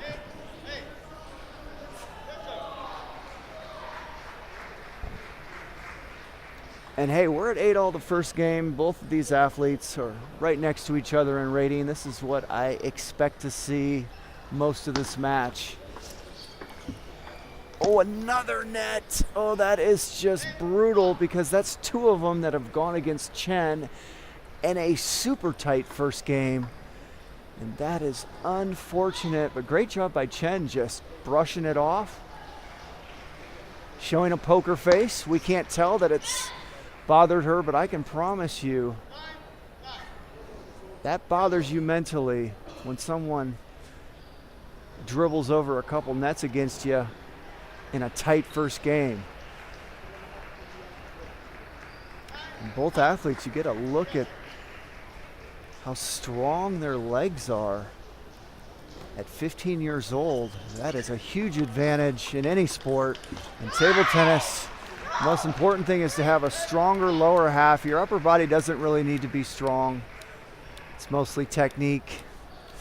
But you need strength on that lower half, not only to be quick and explosive, but to train hard and to put in those 5-hour plus days of training. And both of these ladies are very strong in their legs. Well, 11-9 the first game. Piedasa comes out, wins it. You know, the difference in that first game were those two net balls that Piedasa got.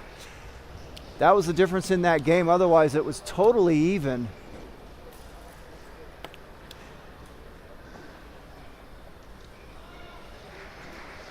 As you see both athletes back in their corner, Piedasa talking to her father. And Chen talking to her coach, Chen Pong.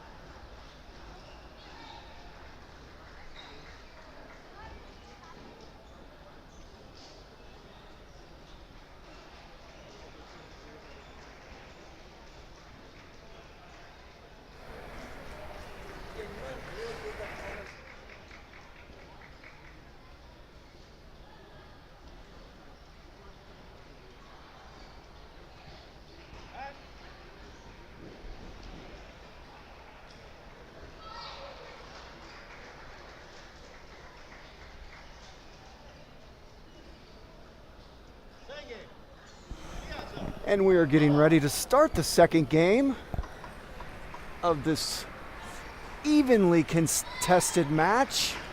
Really the first match of the day where we've had two athletes that are close in rating. All the other matches, you know, one athlete's 200 to 300 points higher than their opponent. Now you see the emotion of Piedasa. She comes out in this second game, wins the first 2 points, and she lets Chen know it. Using those vocal cords. And Chen now with a little emotion, not quite as loud, but you heard her do a little mini pump up there vocally. Trying to win the second game. When you're down 1-0, it goes without saying, you feel a lot of pressure to have to win that second game, because the last thing you ever want to do is be down 2-0 in a best of 5. You don't come back from those very often. Nice backhand, nice placement by Piedasa.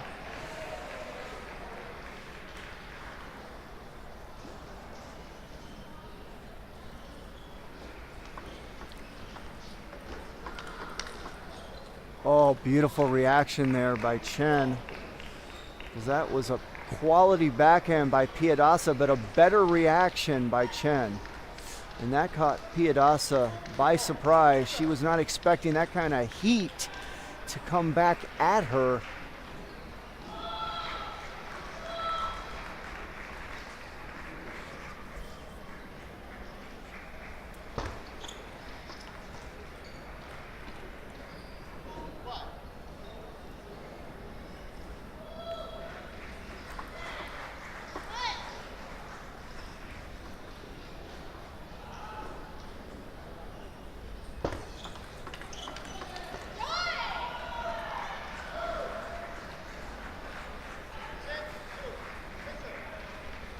Piadosa did a great job that point, jumping on that ball, smothering it off the bounce, giving Chen no time to work with.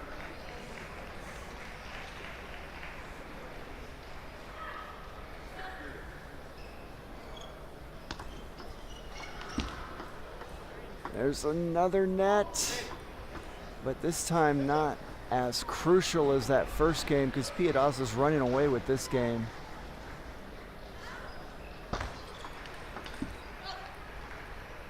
So this second game has been a disaster for Chen. Really nothing working out for her. And these kind of games happen. Sometimes you just go out there and it becomes a dud. You just kind of lose quickly. Nothing really happens in your favor, and that's what's kind of happened this game for Chen. It's been a disaster from the start.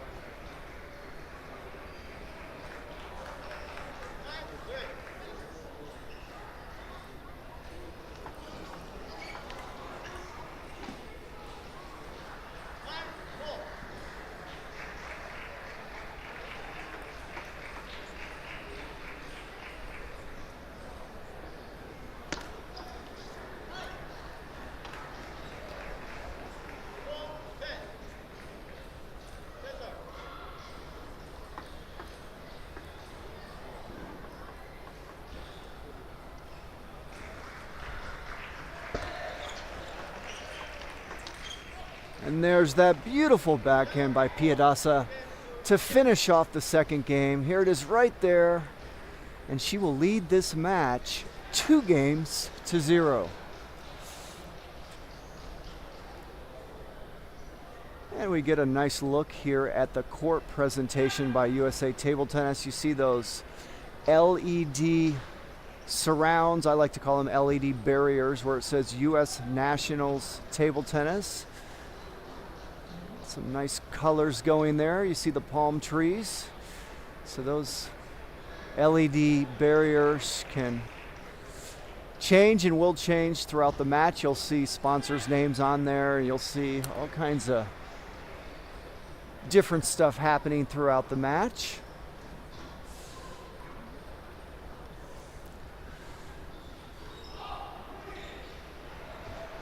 And as always, we would like to thank our sponsors, and you see some of them named out there on the towel boxes: Paddle Palace and Nataku. And we'd like to thank the city of Ontario, California, for hosting this event.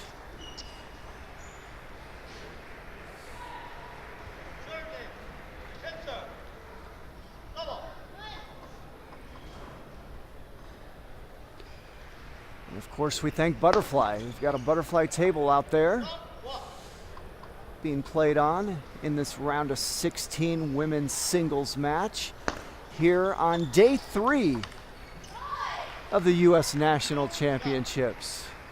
This is a 7-day tournament, but all the men's and women's singles matches will be completed today and tomorrow, because directly after this tournament is a World Table Tennis event being held in Las Vegas, where the top players in the world will all be competing for $1.5 million in prize money. So many of the athletes, top athletes you see play here, players like Kanak Jha, Amy Wong, Jishan Liang, and many others, they'll be going directly from this tournament to the WTT Smash in Las Vegas to compete there. So they changed the schedule this year at the Nationals and are finishing the men's and singles matches early in the tournament rather than late in the tournament to give those athletes time to rest and prepare for the WTT Smash.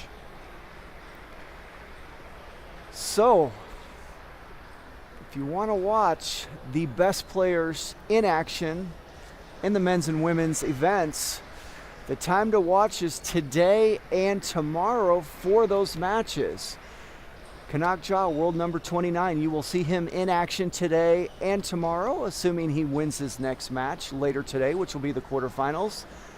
If you want to watch world number 59, Amy Wong in action, stay tuned today as she'll play her quarterfinals later this afternoon. And if she wins that, you'll see her tomorrow in the semifinals and beyond.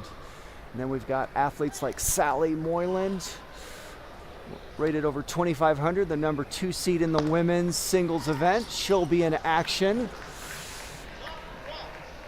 as well, and many other great athletes like Jishan Liang, and there's just so many others.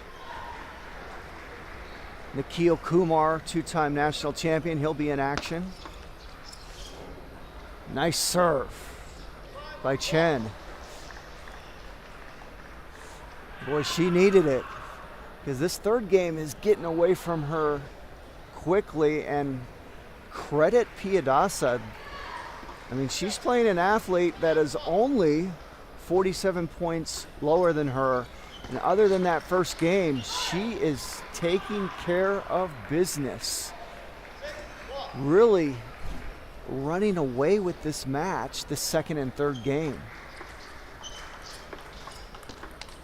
Wow, look at that shot right there. Nicely done.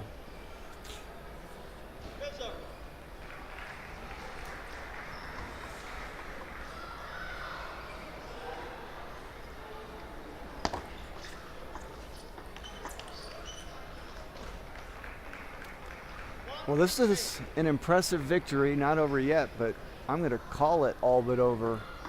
My Piedasa, to handle a player right around her rating level this easily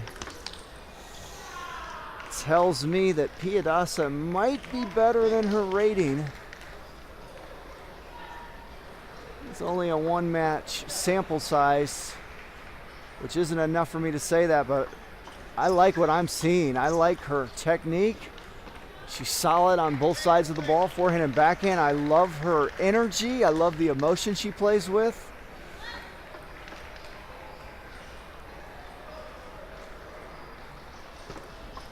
And I see her moving up in the rankings sooner rather than later.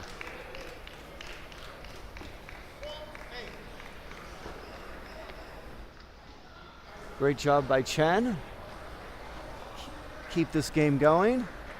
Still a long ways away from winning this game, but it was 8-1 a few seconds ago. So she's hanging around.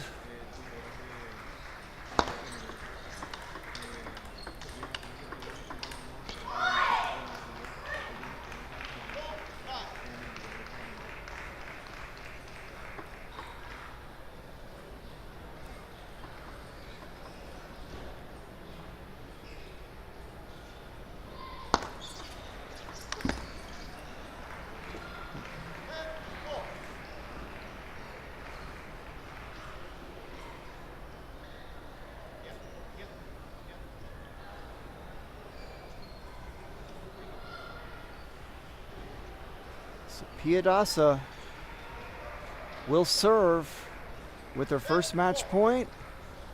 And she's got a nicely inspected ball there from the umpire, and she does it.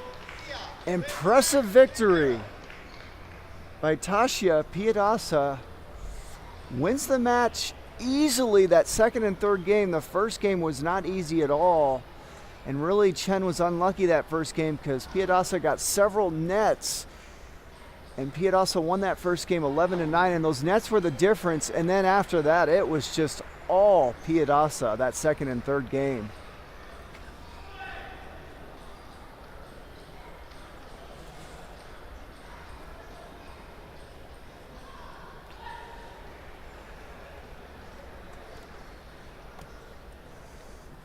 So that concludes this round of 16 match, but we've got more action coming up shortly. We still have several more men's and women's round of 16 matches to come. So stay with us. Maybe go to the fridge and grab a drink or go to the cupboard and get a few snacks. And we will be back shortly for the next round of 16 match.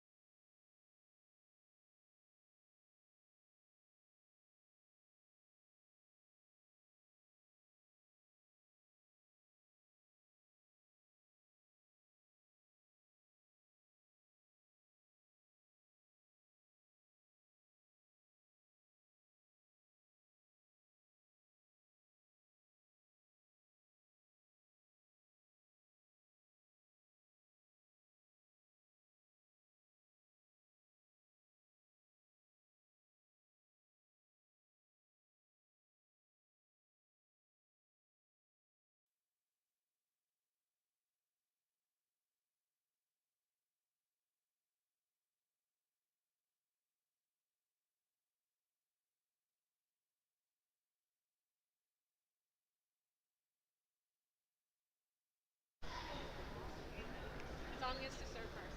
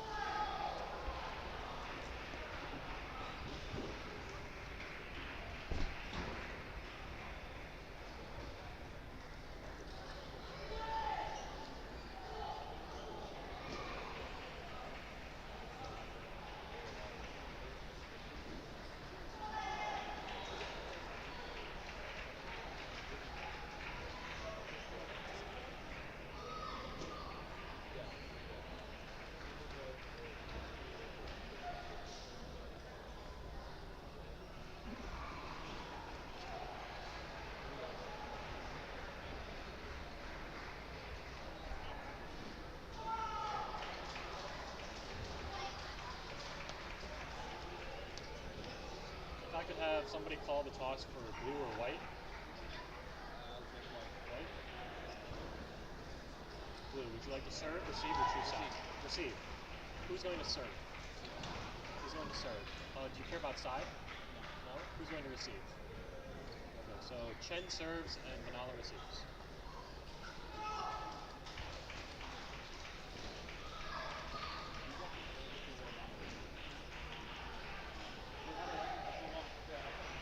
Two minutes.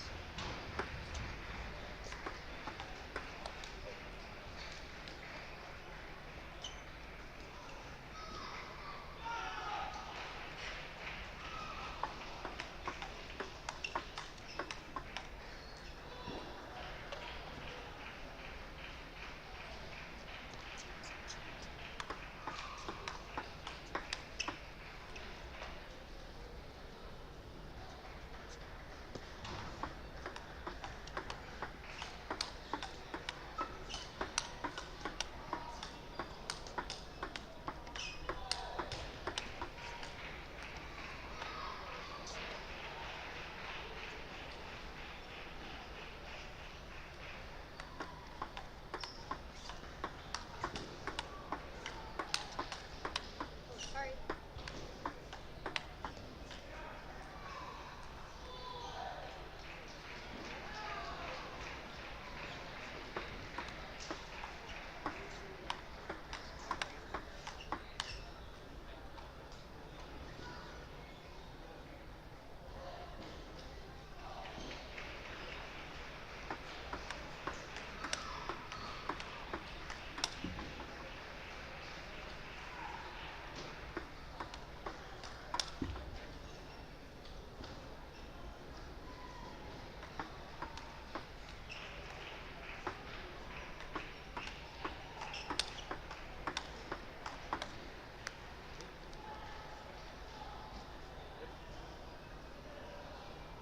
Under 4,700 doubles, finals best of 5. Hagberg and Chen versus Yi and Manala. Game 1, Chen to serve, 0-0.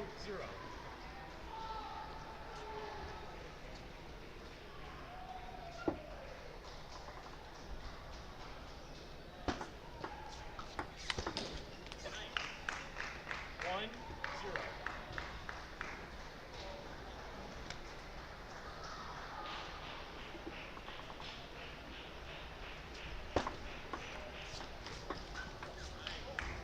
Zero, two.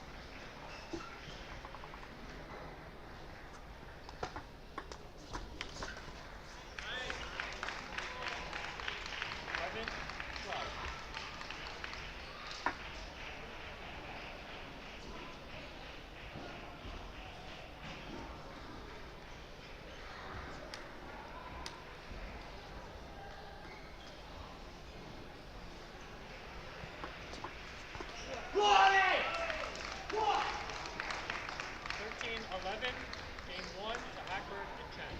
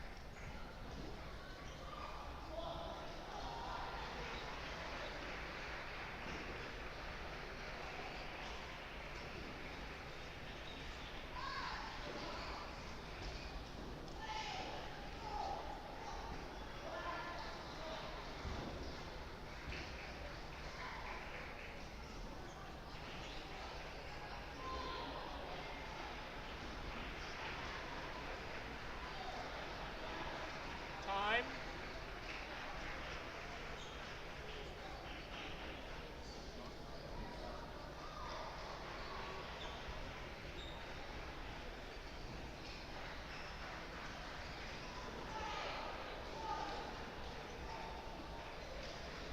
Which one of you is going to serve?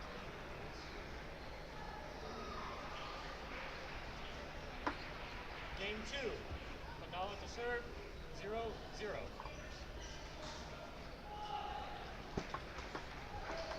Got it! 0-1.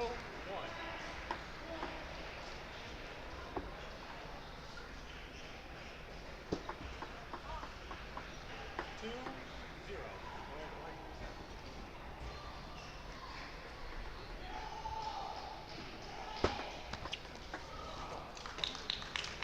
2-1.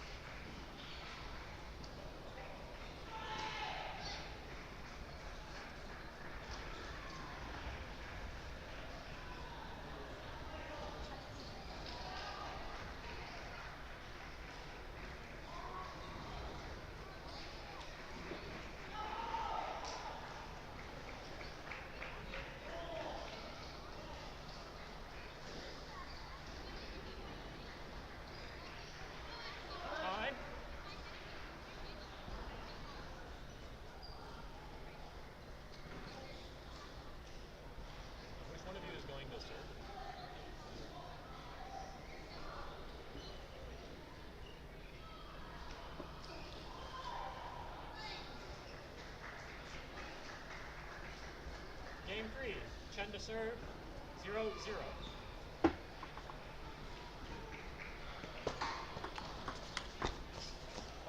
1-0.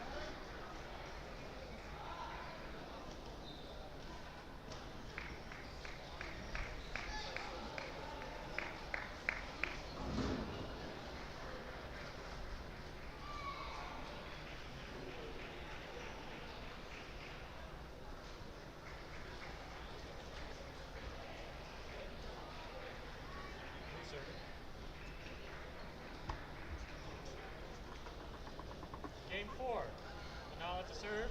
0-0.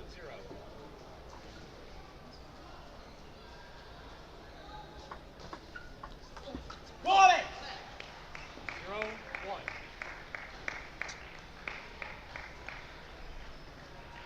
Can I see the ball, please?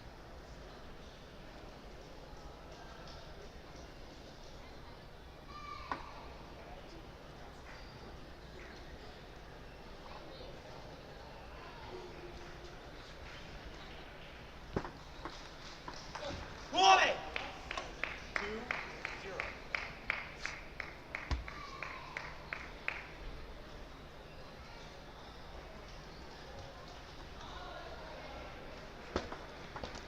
Strike. 2-1.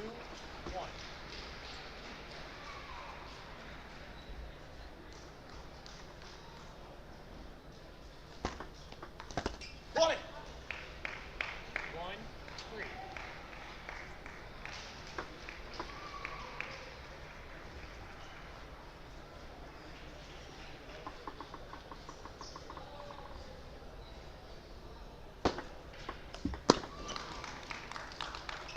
Two, three.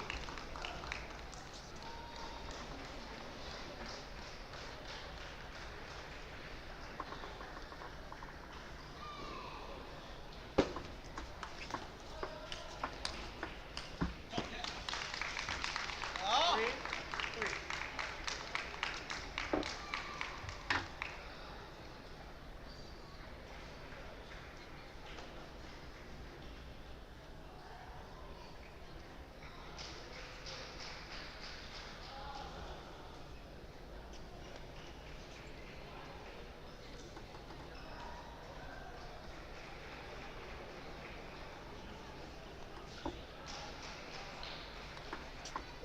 Roll it!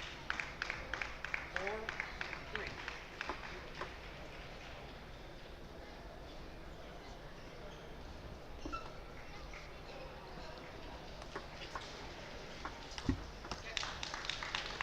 4-4.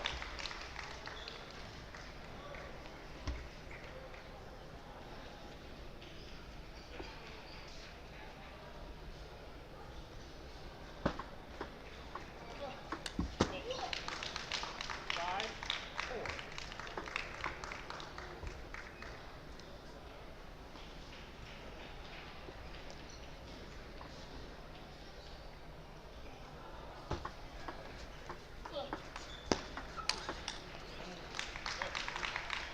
4-6.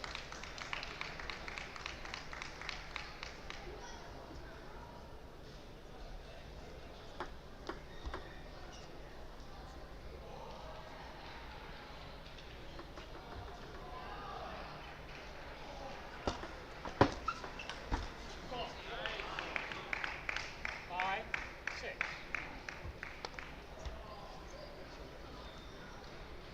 Ball, please.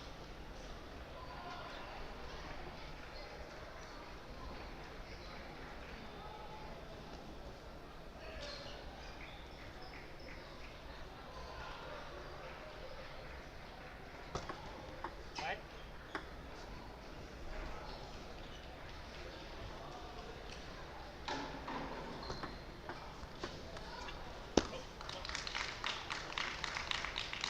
Seven, 5.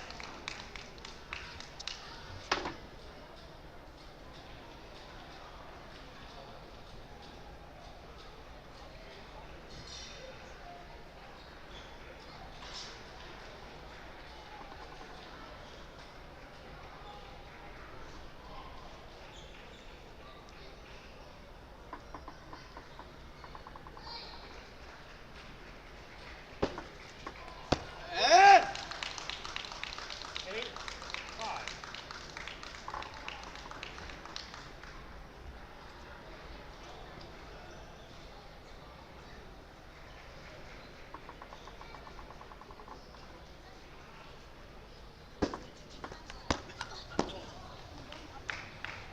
6, 8.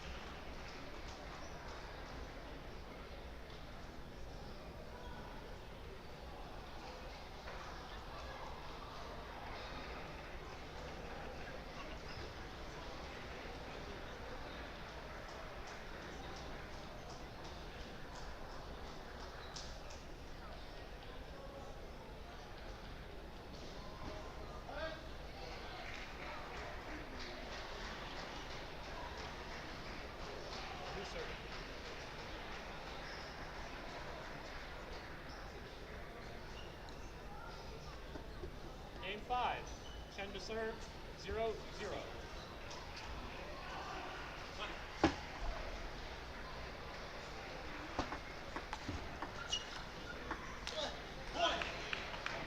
One, zero.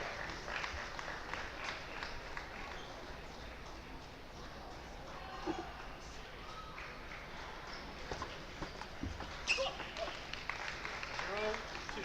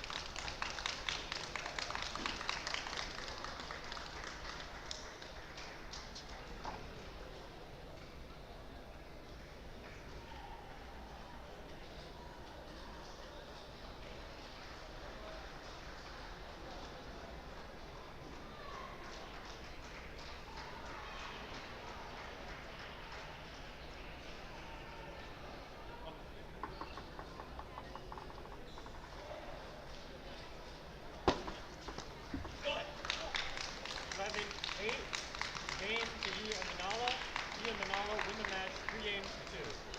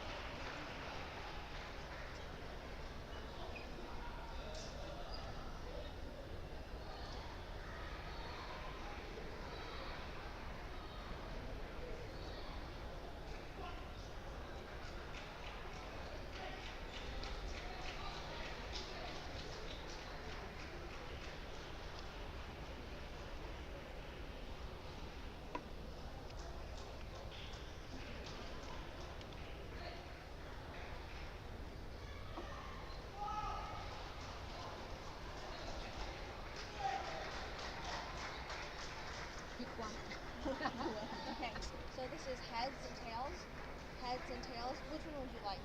Tail. Tails? Will be heads. Heads, server side. Which side? This side? You got 2 minutes to count.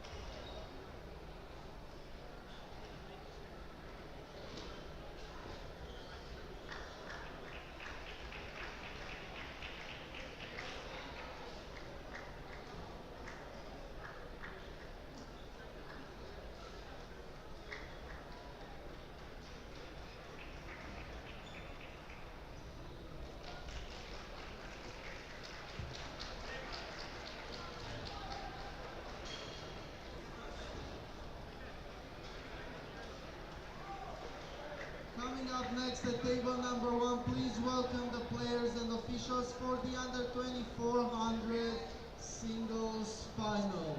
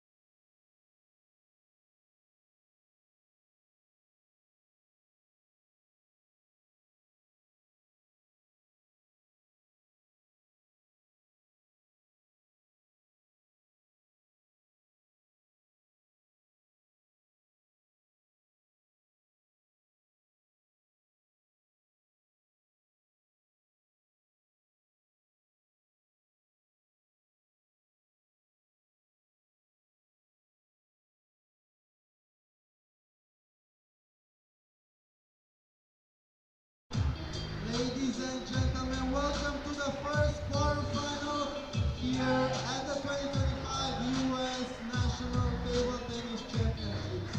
Please welcome our players and officials. First, we would like to introduce Satya Aspati. And she will go against two-time national champion Amy Wong. Our officials for this quarterfinal match are Esther Aliota and Owen Lee.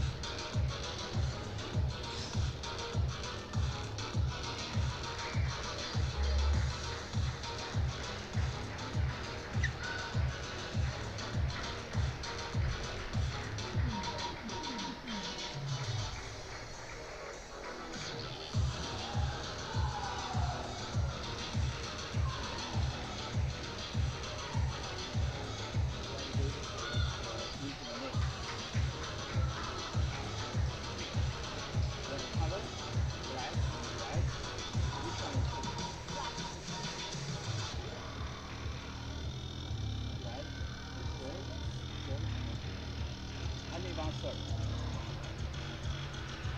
Yeah. 后面给我拿。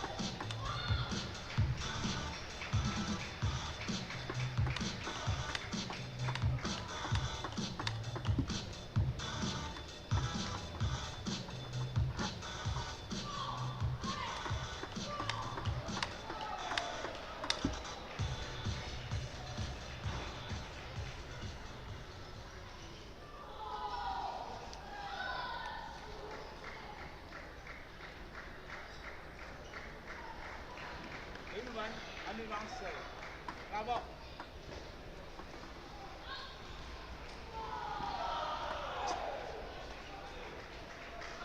Gentlemen, welcome to the 2025 U.S. National Championships in Ontario, California. We have just started the women's singles quarterfinal. My name is Jimmy Butler. It is a pleasure to have all of you with us today on this telecast. And let's talk about who we're watching on the far side. Amy Wong, ranked 59 in the world.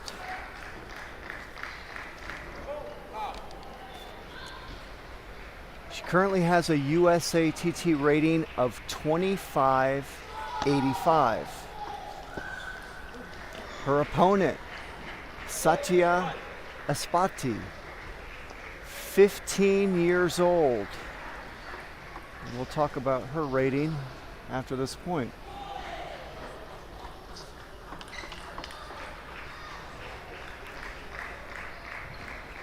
What a great start to this first game by Wong. That's what you want to do when you're playing an athlete that's a couple hundred points lower than you in rating and in level. You want to try to jump on them early and not give them any confidence and give them the belief that they can hang with you.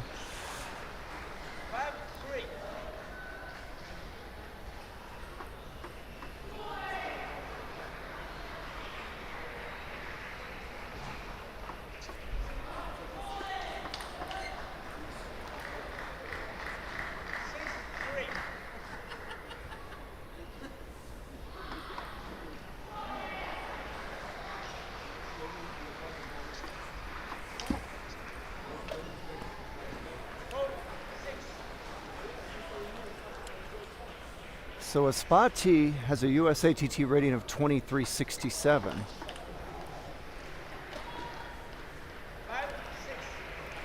Amy Wong at 2585, so you're looking at 218 points difference. It's quite a big difference. And right now Espati doing a wonderful job of getting herself back into this game. She's down 5-1 to start this game off. She's made her way back to 6-all, so excellent job tying this game up. You can see Espati representing the 888 table tennis club, 888 table tennis club. Amy Wong representing the Lily Yip Table Tennis Center out of New Jersey. Espati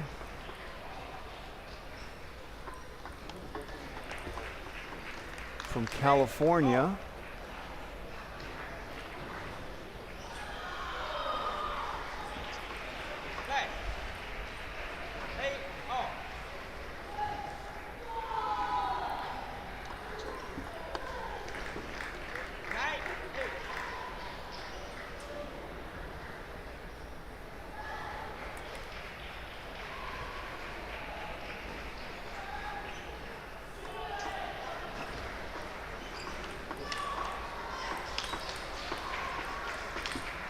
Oh, great point by both athletes. And Wong somehow hung in there, made a great defensive shot, got herself back into that point, and she now leads 10-8. Oh, great job by Espati to hang in the point. Look at this defense. Those are some fast balls coming at her, and she stayed with it. Oh, great job deucing this first game up. That was a well-played shot.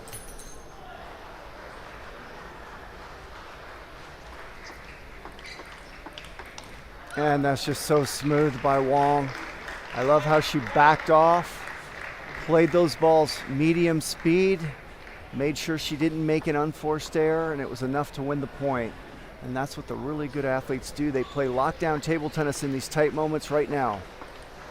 Oh, and there's a great, well-earned shot by Espati. And that's what you want to make Espati do, and that's what Wong is making her do. Now that we're in a deuce, is Wong is putting that ball on with medium speed at the most, playing safe and consistent, and making Espati make a quality shot through her.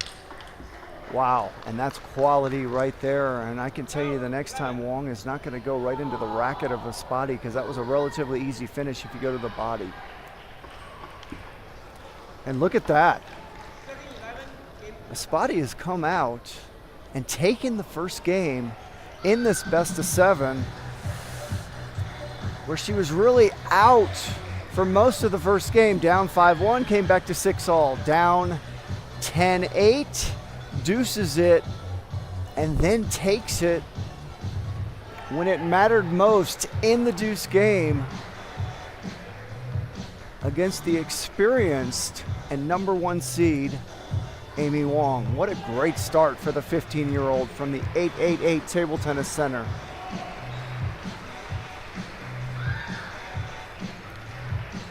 And you know, I actually made a mistake. Amy Wong is representing 888 Table Tennis Center as well now. She just made that change recently. I'm so used to her representing the Lilly-Yip Table Tennis Center, and you see her coach, Corey Eider. Him and his wife run the Lilly-Yip Table Tennis Center, so Amy Wong was born and raised there and has represented them so long that I did not remember that she is representing 888 now. So you got 2 athletes representing 888. And you can see on the front of Amy's shirt, it says 888.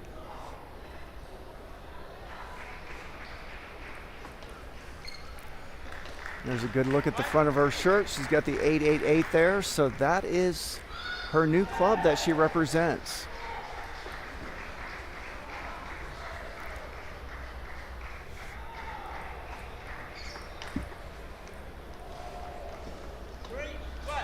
And right now, Wong is out of rhythm, to say the least.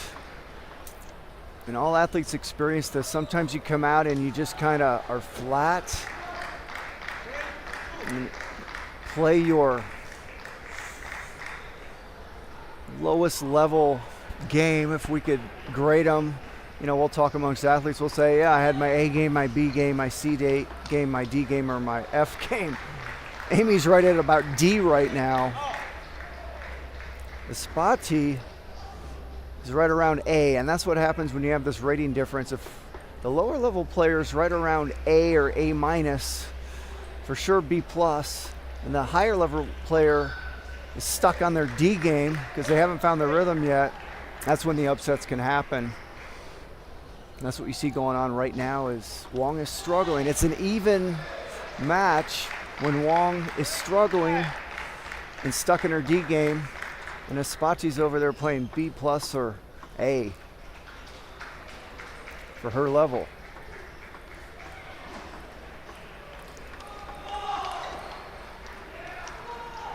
So that's interesting. I liked what Wong did there. She's now backed off. She's, I think, learning to do that better. She's not going to just keep blasting the ball off the table like she likes to do. See, now she's playing safe. And she doesn't want to play that way, but that's about all she can do right now until she finds her rhythm. This is what the really intelligent athletes do. Wong, right now, she might change because she's very unpredictable, has backed off, and she's going to a very safe, consistent game. She's pushing a lot. See what she's doing? And that gives her probably the best chance to win right now until she finds her rhythm. And she may or may not find her rhythm this whole match. There's no guarantees. But because she's stuck out of rhythm right now, the most intelligent thing to do is you back off and play at a lower speed than what you want to play at, and just try to extend the rallies, which is exactly what she's doing right now. Let's see how this game progresses. See, when Wong plays hard, she misses. I've been in those situations so many times. You're like, I can't make any speed ball. I can only push and block and play off my opponent's power, and that's where Wong's stuck right now. If she tries to play hard, she makes an unforced error most of the time. See, so she's pushing, playing safe, and that's just too good by Espati. But that's what Wong's got to do, make Espati make those kind of shots each and every point.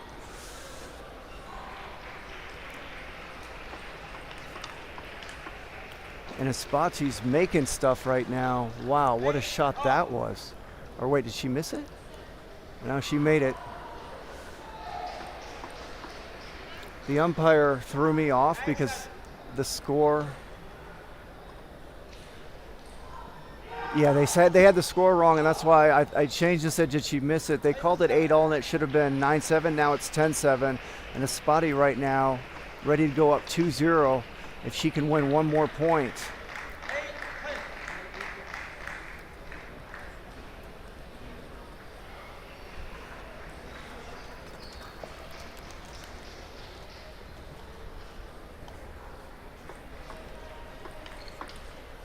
Great job by Wong. Watch this slow, high arcing spinning loop. This is a safe opening for her because she knows if she plays hard, she'll probably miss. And now she's within 1 point of deucing this game. Oh, great receive there by Espati. She was ready for the deep serve, and Wong is feeling like basically if she does anything with speed, she's gonna miss. And she's also very slow and sluggish in her body language. Part of that is she has no confidence right now because she's playing so poorly for her level. And let's give credit to Satya Espati. She's playing lights out for her level and taking advantage of the situation. At 15 years old, she leads this match against the top seed and world number 59, 2-0.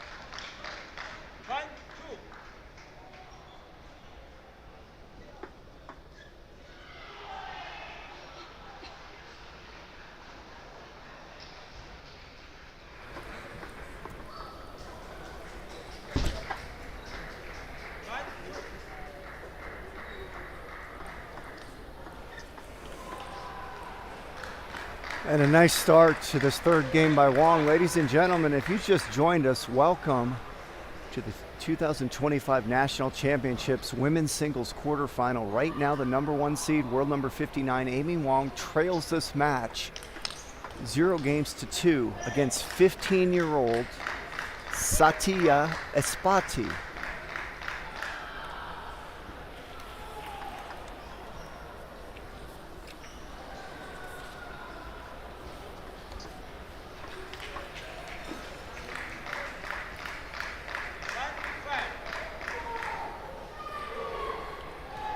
Espati has a USATT rating of 2367.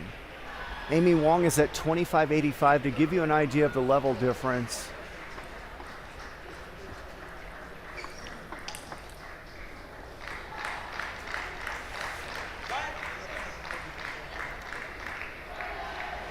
And there's a rare speed shot Wong made. You saw that one wasn't even close, and that's generally been the situation this match. When Wong goes for shots she normally can make, she's missing almost all of them this match. She's out of rhythm, and she's been reduced to pushing, blocking, and playing safe, risk-free. Medium speed or less is about all she can do right now. She's out of rhythm. And Espati's taking advantage and playing lights out table tennis for her level. This is going to be an easy third game win for Wong, and that's going to get her right back into this match.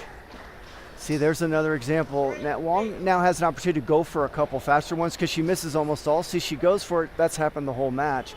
But now with the lead, she can afford to miss a few and see if she can figure out how to make a couple of those. If you just make one or two, all of a sudden you can get your rhythm and things can turn around in a hurry. But right now she's searching for how to make a couple of her speed shots.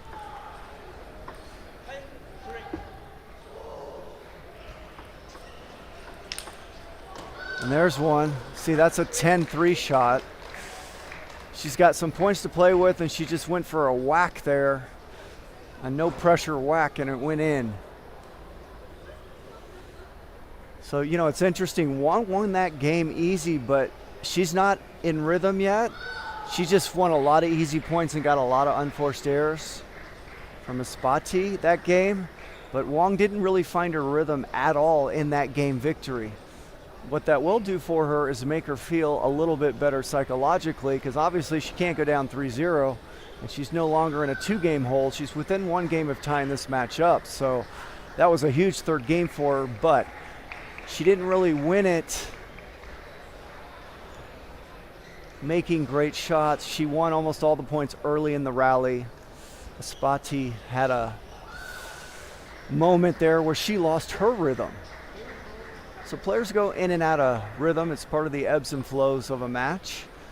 And you just saw USATT go out of rhythm badly for the first time that third game.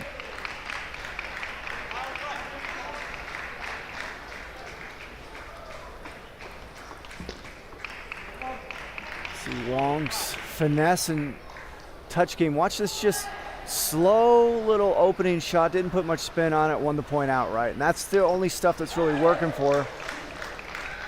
That's one of the harder played shots Wong's made this match. That was a pretty easy receive. She did make that one with ease, but that receive was very easy.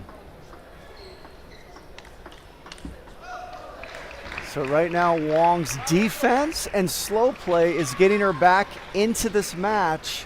She can't play fast anyway right now, but the slower paced shots are starting to throw USATT off balance. You see USATT just blew that ball way off the table.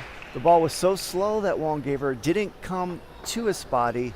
USATT's used to playing against speed, and she's right now struggling with Wong's slow game. And see, when Wong gets a lead, she can start going for those kind of shots that she really hasn't made at all when the games are tight. So now another opportunity for Wong to go for a few. She went for that one. It was high quality, and see if she can find more of a rhythm on her speed game. See, she went for one there and missed it pretty badly. So that's what she's trying to do. She doesn't want to be stuck having to play her slow game this whole match. So she's trying to get into a rhythm on her speed game. Still hasn't gotten there yet. But her slow game is right now giving USATT fits. See, that's a simple, deep push into the USATT middle. Wong won the point outright. See, there's another one where Wong's trying to get her speed game going. Didn't happen. Those were good right there, and then that one off the net. Because Wong's backhand is clearly better than USATT's, but not this match right now. Not yet.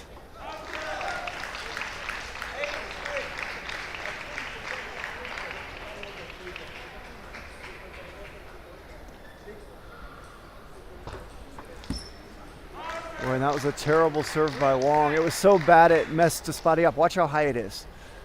Normally that ball's going to get crunched by most athletes. Okay, there's a speed backhand Wong's looking for. Watch this shot right here. This is the way Wong likes to play. She wants to throw in quite a few of those throughout the match, but now she's missing all of them. There Wong was going for something creative. So, you know, once she gets these leads, she can start trying to get her feeling back and do stuff like that. See, there's another one where Wong would normally make that 8 out of 10 times, or maybe 9. That's an easy ball, and she missed it.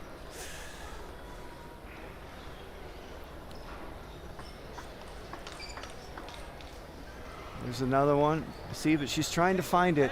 And I credit Wong right now for slowing down and playing her slow game and grinding this match out. She did not used to do that. When her speed game would be failing, she would just keep trying to use it, and she was willing to just lay an egg and lose these kind of matches more than she should. But she's not doing that this match. She's playing very intelligent. The fact that she's out of rhythm and she's adapted to it and backed off and gone to her slow game has gotten her back into this match, and we are tied at 2 games apiece. So the good news is her slow game got her back to 2-all. The not so good news is she hasn't found her rhythm yet and doesn't have her speed game going. She's going to have to continue to play her slow game until Esbati proves she can defeat it. And Wong will continue to throw in a couple speed shots here and there, but you're going to see her continue to back off until Esbati can prove she can beat it.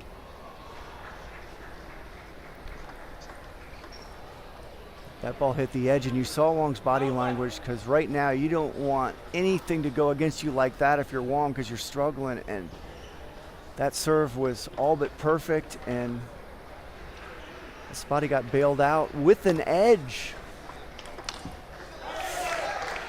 You know, we call those bails out. They're a little bit lucky you didn't mean to hit the edge, and it gives your opponent no shot to make the ball. Some people might call it a perfect shot if you hit the edge. But we never aim for the edge, and your opponent has almost no chance to get those back. So they're very fortunate situations, especially when you were stuck like she was off that receive and couldn't really do much but just kind of stick her racket out and push that ball long. And because it hit the edge, Wong had no chance to do anything with a ball that she probably would have won.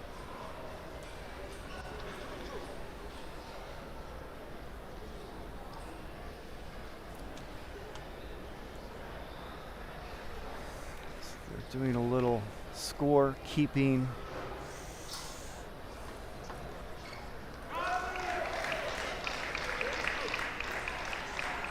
And that's huge if you're Wong. If you can get some free points off your serve like she did right there, that helps you win these games big time. Okay, there's a nice quality speed shot by Wong, and you've got to be loving that. Watch this. Boom. She made one right there. That'll make you feel a little bit better, because it makes you a little more confident you can do it again. Oh, nice shot. That hit the top of the net, but I like the way, watch Esbati keep this ball low. It hit the top of the net, but good speed kept it low. That's a quality shot. Oh, nice job by Wong. I like what Esbati was trying to do, trying to work her wide forehand, but Wong, if you don't get enough on it, can do that to you.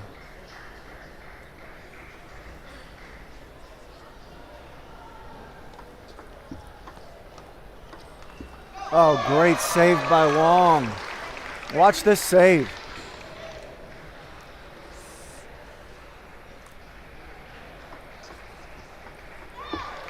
Another 0.1 outright by Wong on her serve, and she's got herself a 4-point lead.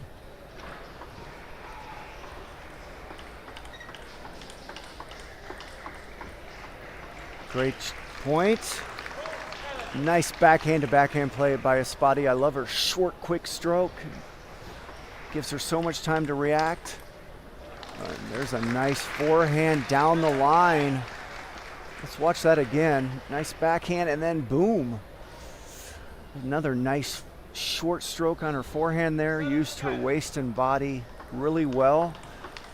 And she played winning table tennis. Down the line table tennis is winning table tennis because it's harder to do than cross court.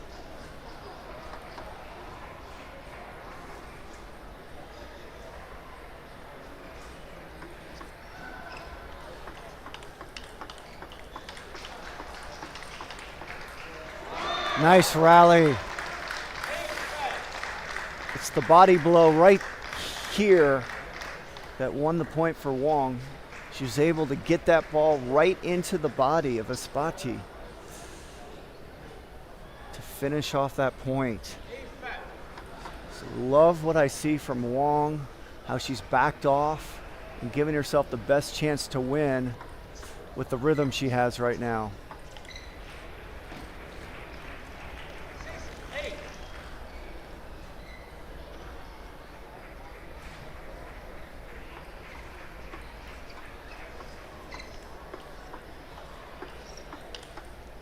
Oh, that's a beautiful backhand.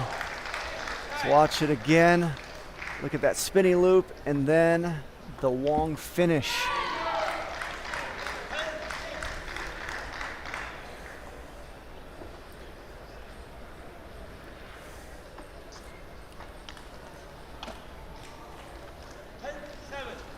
There's another relatively easy shot when Wong is in a normal rhythm or above, but there's another miss.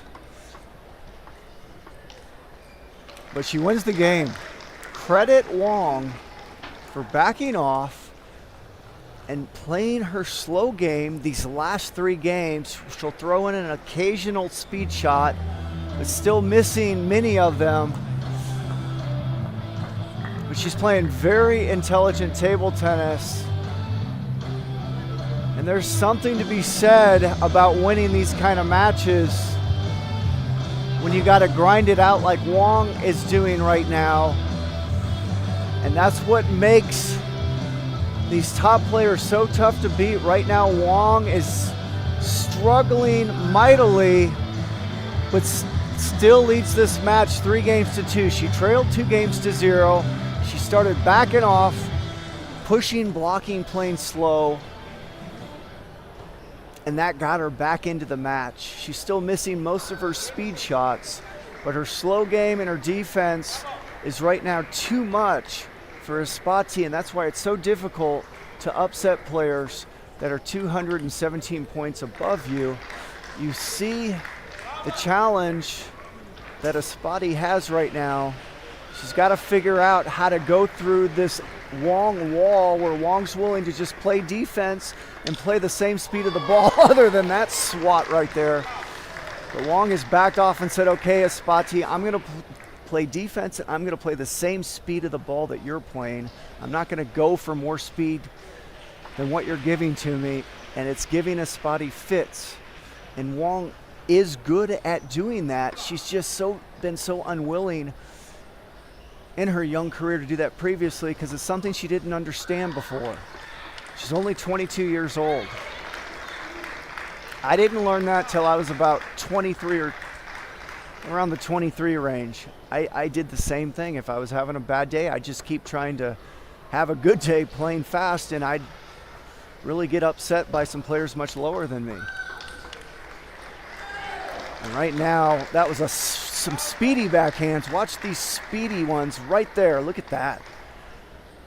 That's the way Wong wants to play, because if she can make those shots, this match will be over quickly. There's no way USATT can hang with those kind of shots, and Wong is able to make those kind of shots at a higher clip than most players in the world. But when you're having an off day, almost none of them will go in. That's what's happened to Wong. But she's played some of the most intelligent table tennis I've seen her play of her career right now. To watch her go to her slow game and reel off 3 games in a row. And she is off to a big start, the 6th game.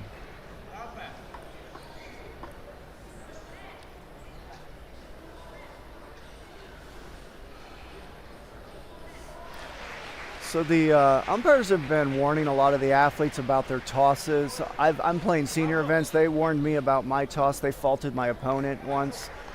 They generally haven't been faulting anyone, but they have been warning, and that might have been I don't know what that was. I'm not sure what just happened and why a point was given. There might have been. But they've been warning people a lot, and that's what they were doing there, is they were telling Wong there was something wrong with her toss. They maybe said the ball spun. I didn't see what they said, but that's what was going on there. They've been doing that almost every match. So I think what they're trying to do is clean up the serves without faulting the athletes. They'll sometimes do that. Because when they warn us, we do try to do what they say because we're concerned about the fault. So they're trying to clean the service game up a little more, but I haven't been seeing them fault any of these athletes, although my opponent got faulted in the senior event today, so they will do it. Right now, Amy Wong is off to a big start. And just like that, this match is nearing its end. Once again, if you just joined us, Wong trailed 2-0 to start out this match and was struggling mightily. On the other hand, Espati was playing lights out. But Wong is totally taking Espati out of rhythm these last 4 games. And she's done it with her slow game. She's done it by playing safe and consistent and eliminating unforced errors. And once she went to her slow game, this whole match changed quickly. That ball hit the top of the net.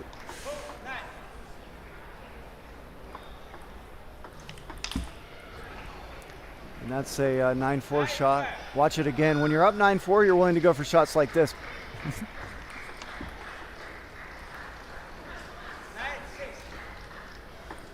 That ball hit the top of the net. So Espati hanging around, but still long ways to go.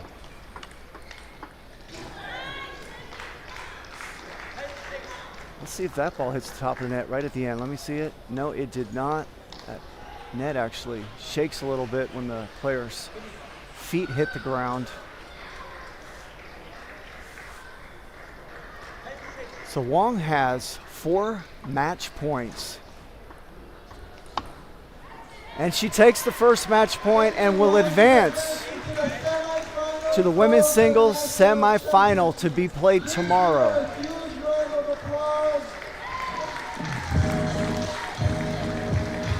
So what an intelligent match by Amy Wong.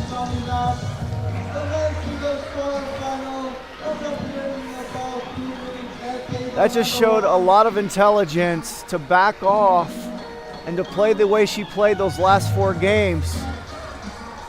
Espati not able to adjust to the change in speed. Wong went to her slow game, stayed with it the whole match because Espati had no answer for it and reeled off 4 quick games in a row. So Wong's not happy that she didn't really find her rhythm, but the fact she played so intelligent, I hope her coach gives her that message because it should give her confidence. You know, that's one area. Play more intelligent table tennis. She's got some of the best technique in the world. She's one of the big talents in the world. But she's 22, and there's still a lot to learn in the intelligence department. And we're talking about, you know, intelligence at the highest level. I mean, she's got to play players like the Chinese national team and the Japanese national team and the Korean national team, and you name it, she's playing the best players in the world. So you have to really understand the game and know what to do in different situations, and it takes experience to do that. Some players never learn it. Well, she's demonstrated it that match.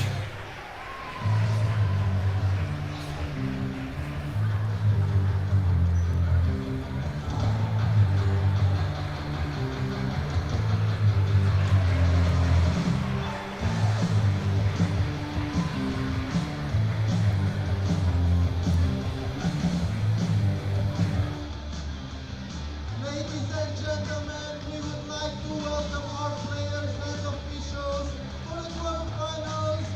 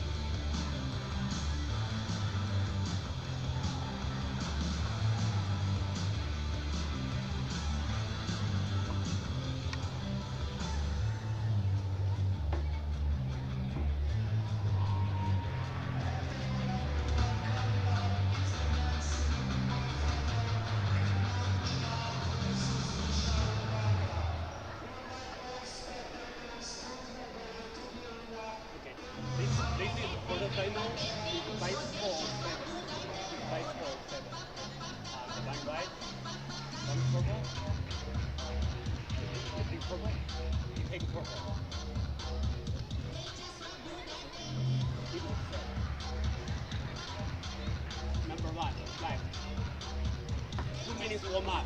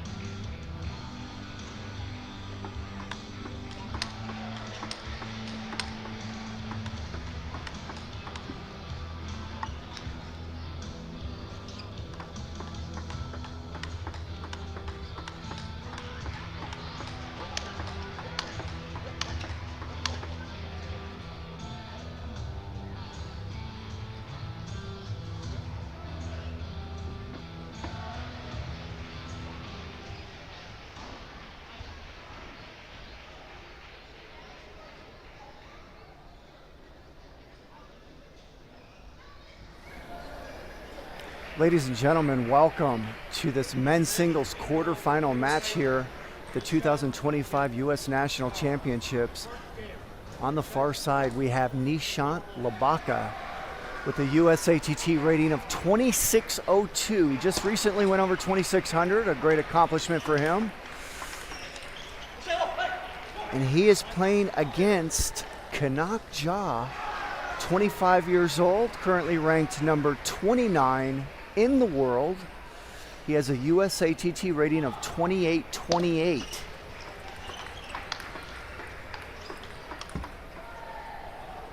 And this is a best of 7.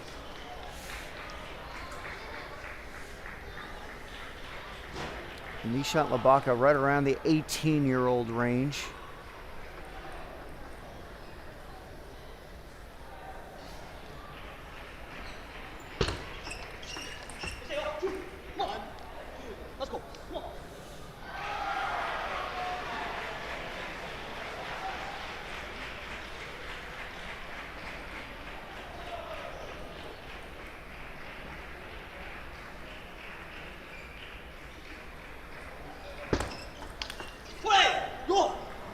And that serve right there from Ja, let's watch it. It's high and slow. And those are the two worst qualities of a deep serve. You want them to be low and you want them to be fast. Because it's coming deep, it gives your opponent to an attack. If it's slow and high, that's a disaster. And that's what happened to him on that serve. And those happen, you know, we misfire on our serves. Sometimes get out of rhythm badly on our serves as athletes.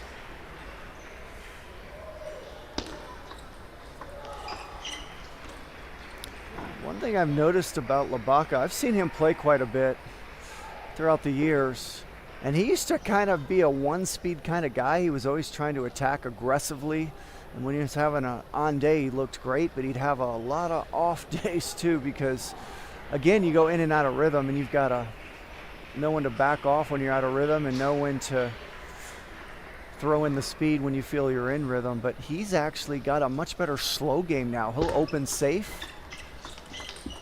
He'll build the rally up and then start going for speed later in the rally. He's not taking a lot of risks early in the rally like he used to, therefore he's not making as many unforced errors as he used to.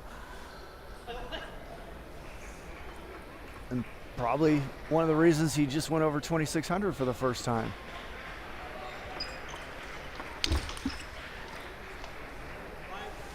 There's a rare pop-up off of Ja serves. He doesn't get a lot of easy stuff off his serve. It's one of the parts of his game that has a lot of improvement. He's so good in all other aspects of the game.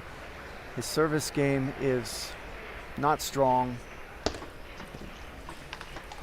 His receive game is incredible. One of the best receivers in the world. You know, he's world number 29. He's been as high as 18. So he's very close to being a world top player. These guys fluctuate 5 spots or more on a regular basis depending on how many tournaments they play and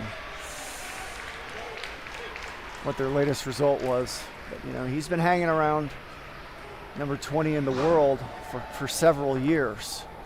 His receive game is better than a world number 20 player. That's where he can make up some ground. His service game is not even a world top 200 guy. I mean, if you could name someone in the top 200 that his serves are better, I'll listen. I can't think of anyone, and so that's why I say that. And I say that with respect. He's so good everywhere else, but he's got so much room for improvement in his service game, and that's really a positive because he's going to have a hard time improving in the other areas he's so good at, but he could improve a lot in his serve and get 1 or 2 extra points a game if he can figure out how to come up with some, let's just say, world top 100 serves. You know, let's get his serves up to where you could say, hey, that's a guy that serves like a world top 100 player. That'll get him an extra point or 2 a game against most athletes. Service is the easiest way to win points. He gets very few from them. He works his butt off to win his points compared to some of the good servers.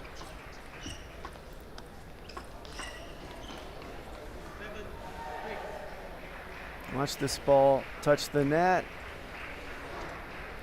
Ibaka did a good job getting that ball on the table. That was about all he could do, and Ja put it away pretty easily.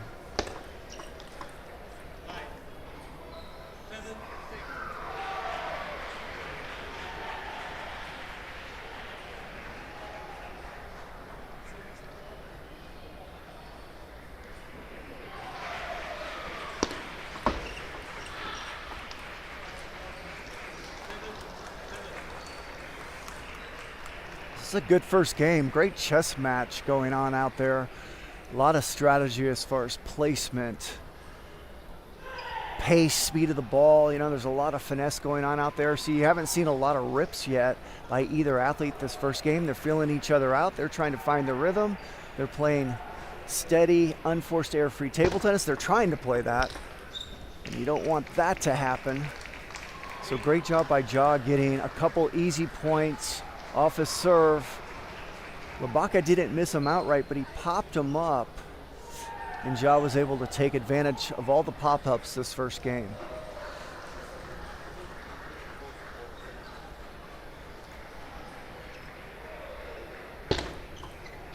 Another pop-up.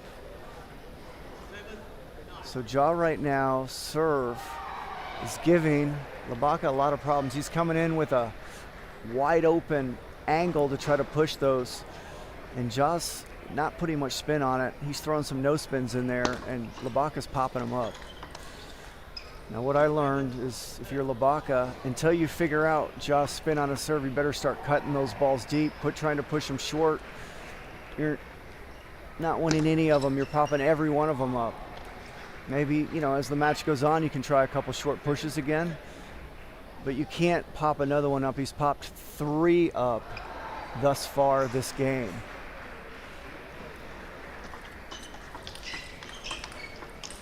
Oh, that is a big backhand to win the first game. Let's watch it again. What a point. Watch this backhand right here. That's one of the speediest backhands I've seen Ja do. His speed is not world top 20, but it's between 20 and 50 because I've watched him go through quality choppers that are top 50 in the world. He did it at the 2021 World Championships. A chopper from Germany who's right around in the 30s, and Ja really did a number on him, winning 4-1. Ja beat a quality chopper from Greece that was in the world top 40 in the Olympics in the round of 32, won 4-2.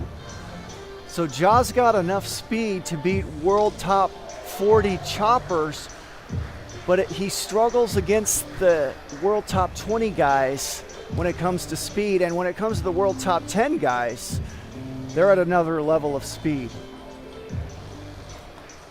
So it's hard to get world top 20 speed, not a lot have it.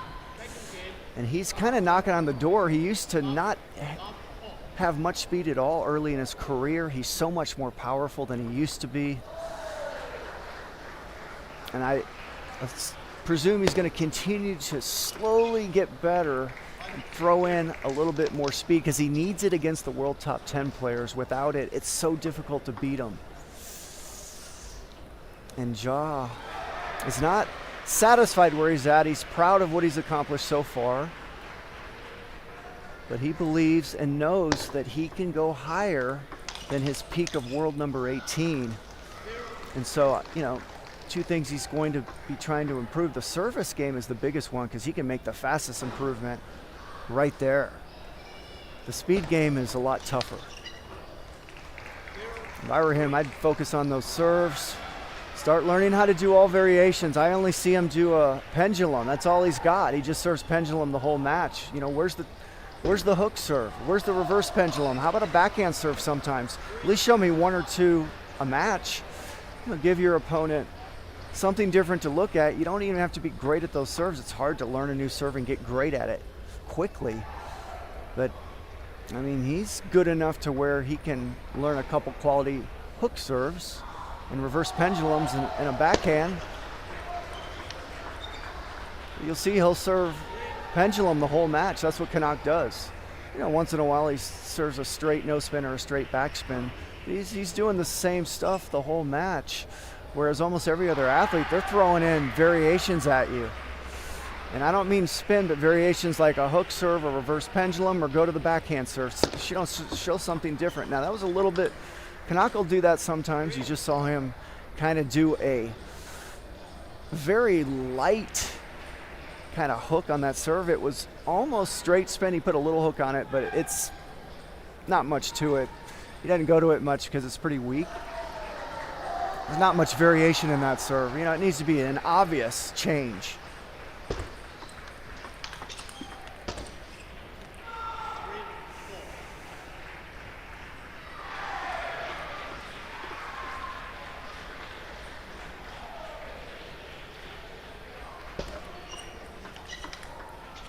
That's a nice, smooth-looking backhand there by Ja. He was so relaxed.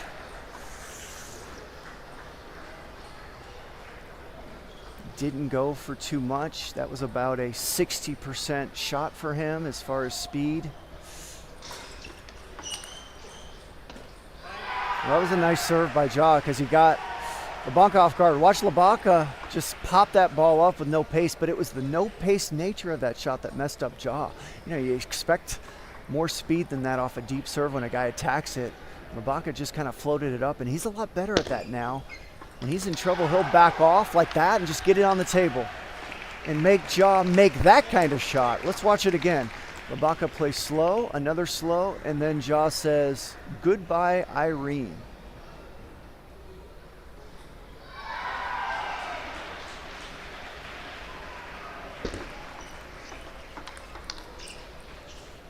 Ja's so good at that backhand down the line. That was an inside backhand angle with his wrist. He doesn't just go down the line with straight spin. He'll do that inside out backhand.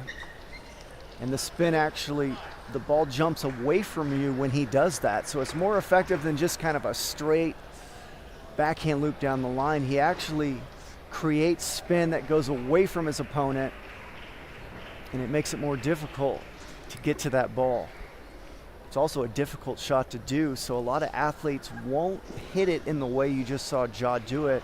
Ja's so good at putting that kind of angle down the line. And there's some speed by Ja. And right now, Ja is starting to look a little more comfortable. He's getting used to the pace of Labaka. Labaka has an unusual game. He's got pips out on his forehand. So he's got inverted on his backhand. He's got pips out on his forehand. That's why you see him at short pips. You see him smacking everything. But where Labaka's gotten a lot better is he'll play a lot of nasty slow balls now off that pips and not just be a smacker like he used to be. So Labaka doesn't make nearly as many unforced errors as he used to. And that's one of the big reasons he jumped over 2,600.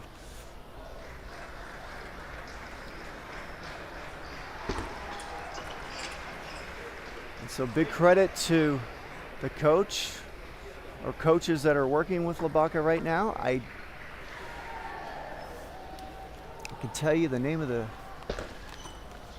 coach that was in Labaka's corner when this match started. His name is Hiromitsu Kasahara. He plays in Major League Table Tennis. He's right around a 2750 plus level himself. Although I don't see him in the seat right now. He may have had other duties. But he started out sitting there, but I don't know if that's his coach that's really made a nice transformation in Labaka's game that I see.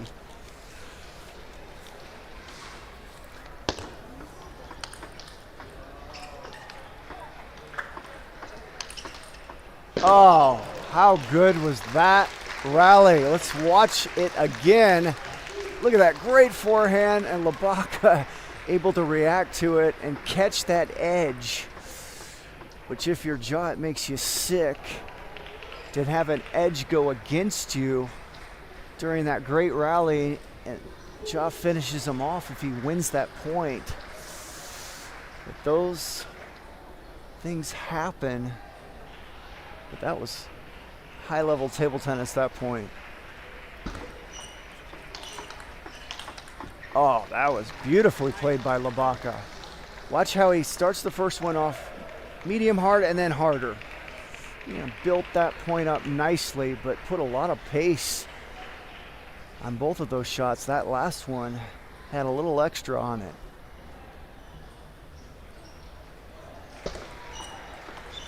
Oh, great receive by Ja to win that second game 11-9. Watch the receive again. Kept that ball low, put pace on it, and the placement was as good as the pace. Right into the backhand body of Labaka. You know, in the middle you have kind of the forehand middle and the backhand middle. You know, we kind of have two quadrants of the middle that we coach. You don't want to say just play to the middle, because you can kind of play to the forehand side of their body or the backhand side of the body. Some players, if you say play to the middle and you go to their forehand side, they're really good. They have enough time to get around and get in their big forehand. So you'll tell them play to their middle, but play kind of to the backhand side of the middle so they can't get that forehand in, and try to force them to make a difficult forehand or force them into a backhand to their middle. That's what Ja did there on that receive to win that second game. He went into the backhand middle of Labaka. He didn't want to risk going too much to his forehand, because Labaka can whack that forehand in with those pips. You know, so those are the kind of things these athletes are thinking out there while they're involved in these kind of matches. There's a lot of thinking going on out there and strategy on where to place these shots and what kind of speed to play the ball at. You know, is your opponent having more trouble with slow, high-arcing balls, maybe, and reacting to some of your speed shots better than the slow stuff? You know, you're thinking all that kind of stuff.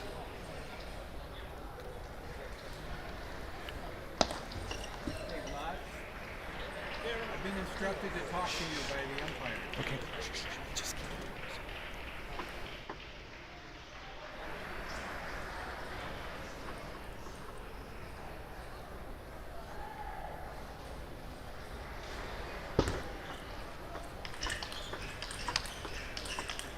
Oh, that's a great point to watch. Watch the placement of Ja. Watch that placement to his middle, now to the wide backhand, and then the wide forehand. I mean, that's what you got to deal with to try to win points against Ja. Look at how he placed all those balls. And Labaka played a great point there.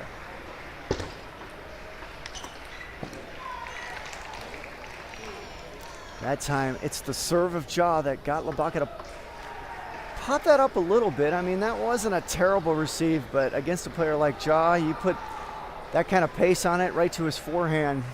That's not going to work out most of the time. Oh, I love that play by Ja. That ball did hit the net, but the way he leaned his body over and got that forehand into the body of Labaka was beautiful to watch. Right now, Ja's in a rhythm. That is a beautiful looking forehand down the line.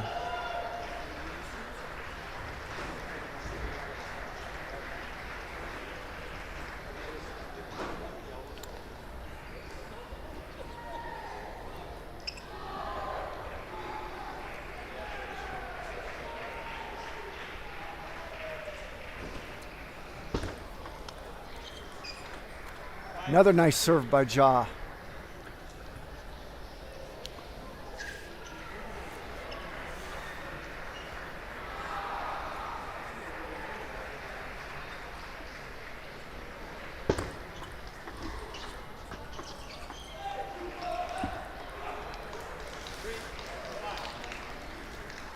And I love the slow play here by Labaka. He didn't go for anything crazy. He just put the ball on the table and forced Ja to make a quality shot. Ja wasn't able to do at that point.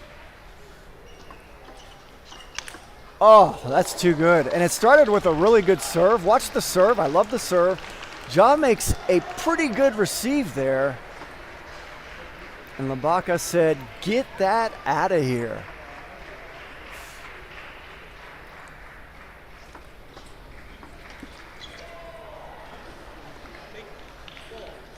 See, so notice how Labaka, he can serve pendulum, he can serve straight, heavy spin, no spin, and he can go reverse pendulum. I want to see Ja do that.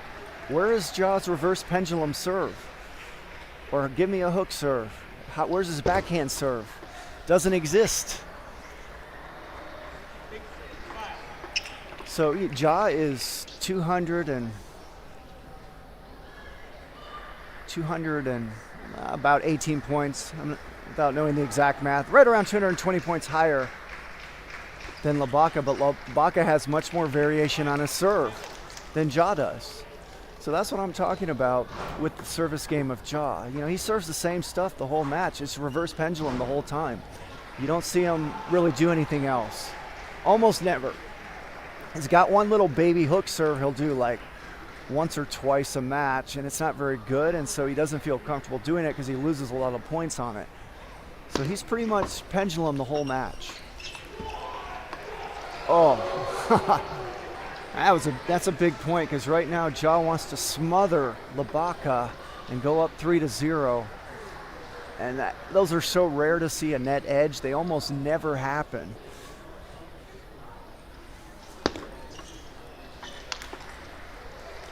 Nice safe received by Ja, and Labaka said, "I'm going to earn it with a big whack with my short pips on my forehand." Well played by Labaka. So Labaka's giving him a chance this game, giving himself a chance at 7-all. Again, the serve giving Labaka problems. Watch him pop this up. Anytime he pushes short, it has not worked out well for him this whole match. He tried another one there. And against a player like Ja, that ball's got to be kept low, and if you can't keep it low short, you're better off pushing deep, keeping that low, trying to get into the rally.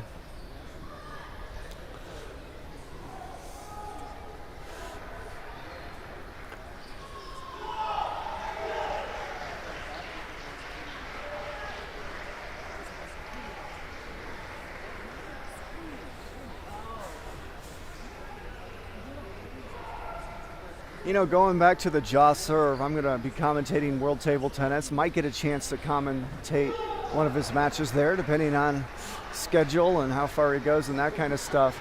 You know, when I talk about Ja's serve, I can promise you that all of his competition internationally, these players all around the top 30 in the world that are all around him, they don't want me to say this on air. They don't want me to talk about how much room for improvement he has in his service game, because they don't want to deal with a Ja that has a strong service game.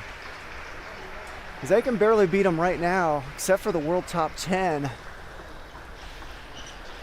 They're only players I see really run through Ja for the most part. Occasionally he battles them or steals a match. You know, the world top 10 guys are still a level and a half to 2 levels above him, but other than that, everyone else, he's beating them or they're barely beating him. They don't want him to get better serves. And they're not going to go up and tell him he needs to improve his service game. They're not going to say a word.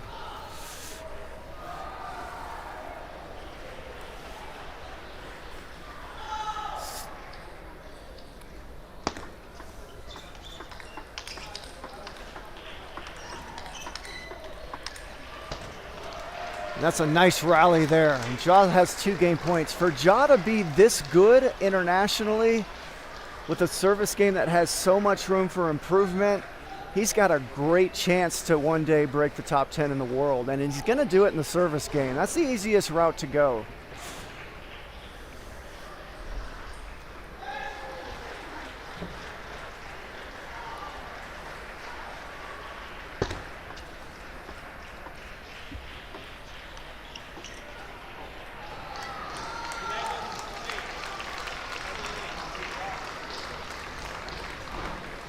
Kanak Ja wins the 3rd game, 11-8, and leads this match 3-0. It is so fun to watch Ja play. He's so intelligent. He's got a lot of variation in his game. His receives are incredible. And another strength we really haven't talked about a lot this match, I talk about it a lot when I do his matches, is he is so good at not making unforced errors. I mean, how often do you see him blow shots early in the rally? Very rarely. He hardly ever misses a receive. And he generally gets into each and every rally. He has a philosophy. He says he doesn't like to take too much risk the first 2 shots of a rally. And that's a mentality he has, and it's worked out really well for him, as he right now is one of the greatest players to ever play in the modern era of table tennis, having reached that world number 18 ranking. Eric Bogan in the 80s reached world number 18. Danny Seemiller was a world top 30 player. You know, those are the 3 highest world ranked athletes we've had in the modern age of table tennis. You go back before that, we've had some world championships in doubles in the 30s. We've had some really good athletes in the hard bat era. You know, we're talking about the inverted sponge era. And right now, Kanak Ja, when he reached world number 18, that tied Eric Bogan for 2 of the highest world ranked American athletes we've ever had in the modern era of table tennis, which, you know, started around the 60s. So that's where Ja's at right now as far as what he's accomplished. And he's 25 and has so much room for improvement. And so I see him one day going higher than world number 18.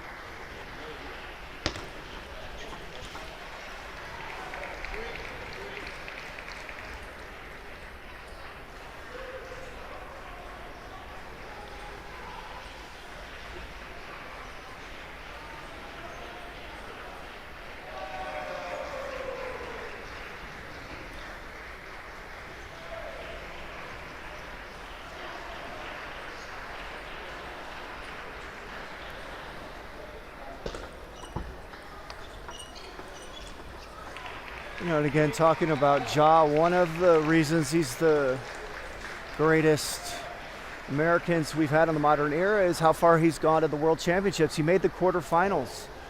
Danny Seemiller and Eric Bogan didn't make the quarterfinals.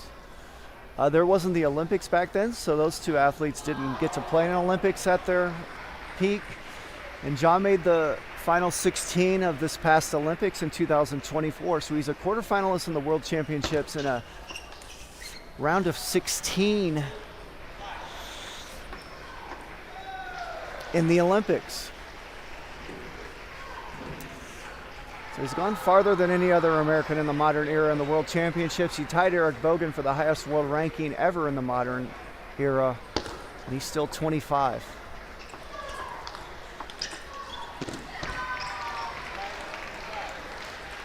Let's watch that point again. Watch the nice finesse loop right there. Great waist turn there by Ja.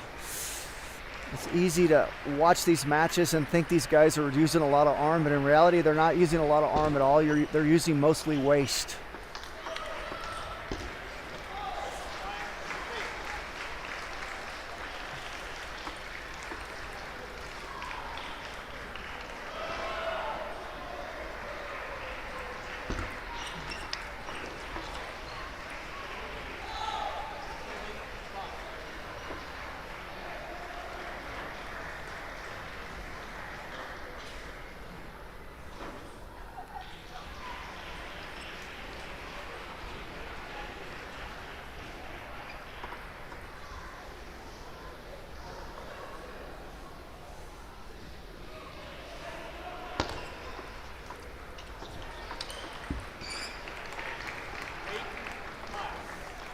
So right now, Ja's found the pace necessary to beat Labaka, and he's found a good rhythm in executing that pace on a very unforced error-free basis. You saw him make one there, but he still leads this game, and he's really been solid throughout this match, playing this pace, and the pace he's playing right now is enough to beat Labaka.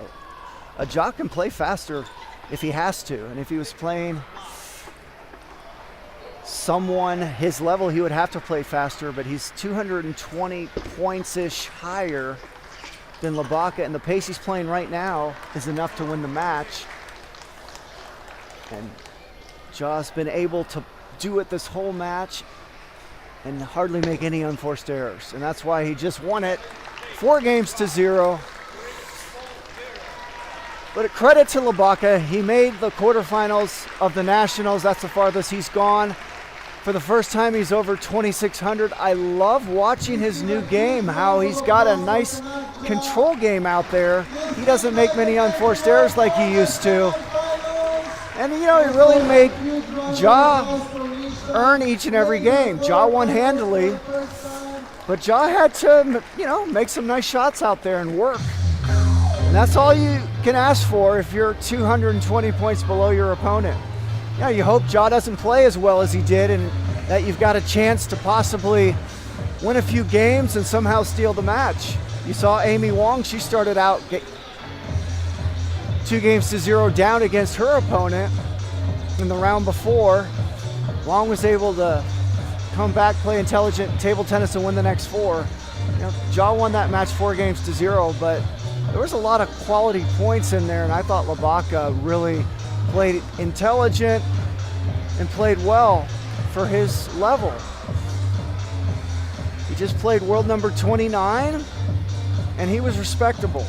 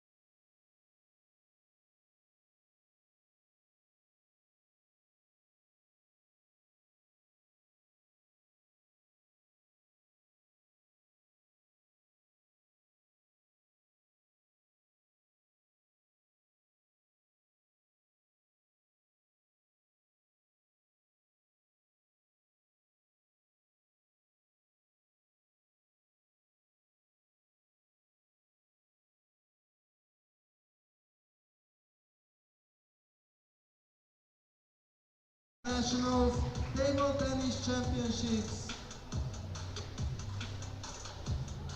We would first like to introduce Abigail Yu.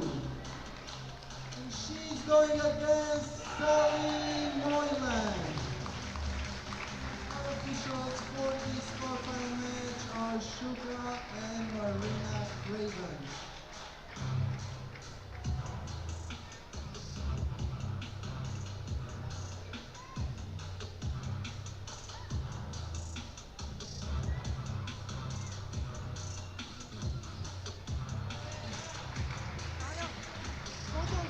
Put on the table. Red on the table. No. One side. Of course, here. No, this way. Both on one side. No. Color up. That's it. Yeah.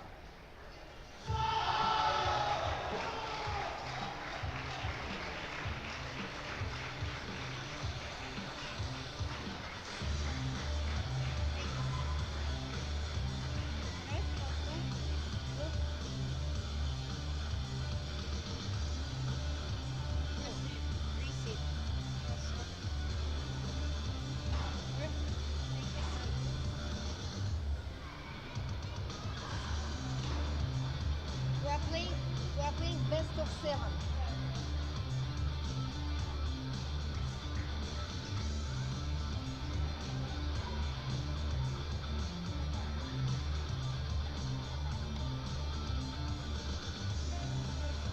Best of 7.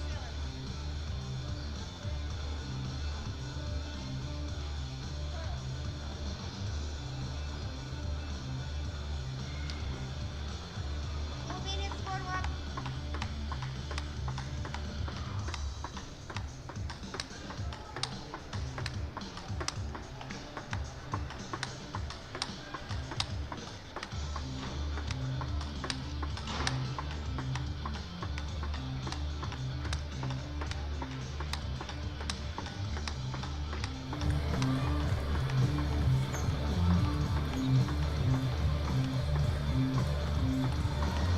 Well, ladies and gentlemen, welcome back to the 2025 U.S. National Championships in Ontario, Canada. My name is Jimmy Butler, and it is a pleasure to have all of you with us that have joined this live telecast.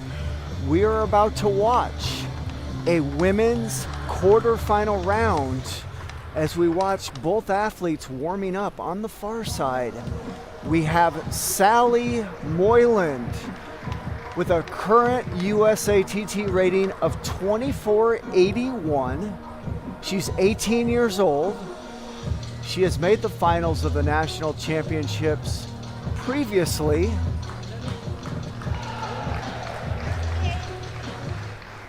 And she has been a big talent throughout her junior year. She had some physical problems.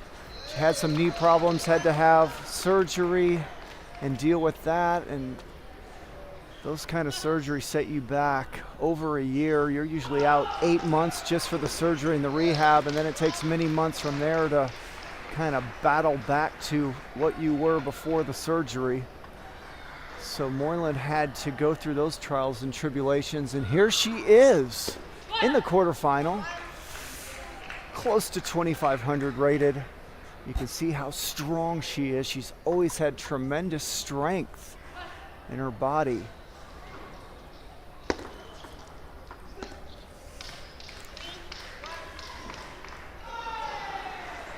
And she's playing against Abigail Yu. Abigail Yu is 13 years old. I love watching these young athletes play that have this kind of talent. The sky's the limit for you when you're this good, this young. A credit to her coaches, her club, her parents, and most importantly to her for reaching this level at such a young age. What an opportunity for you right now in this women's singles quarterfinal, just to experience this match no matter what happens. And Yu has a USATT rating of 2369. So she is 112 points lower. And here's the big news about these two athletes. Yu beat Moyland a month ago in the junior trials.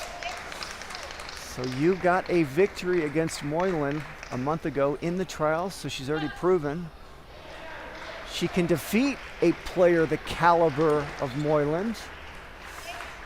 As we watch this first game and this nice lead by Yu to start this first game. What a great start by Yu.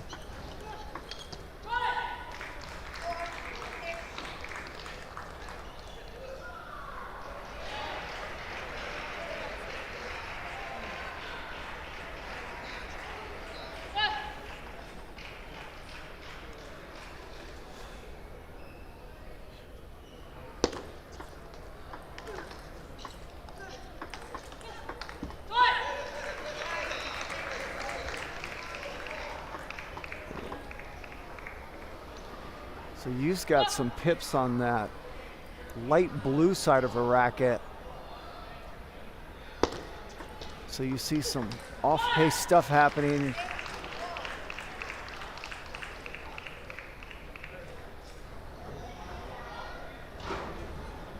She's got a very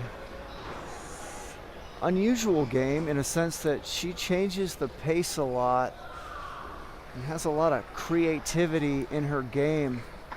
She goes from spinning it on her backhand to dead flat hitting it on her forehand, and sometimes she'll make some really nasty blocks on that forehand side. See, there's that pip side right there. Let's watch it again.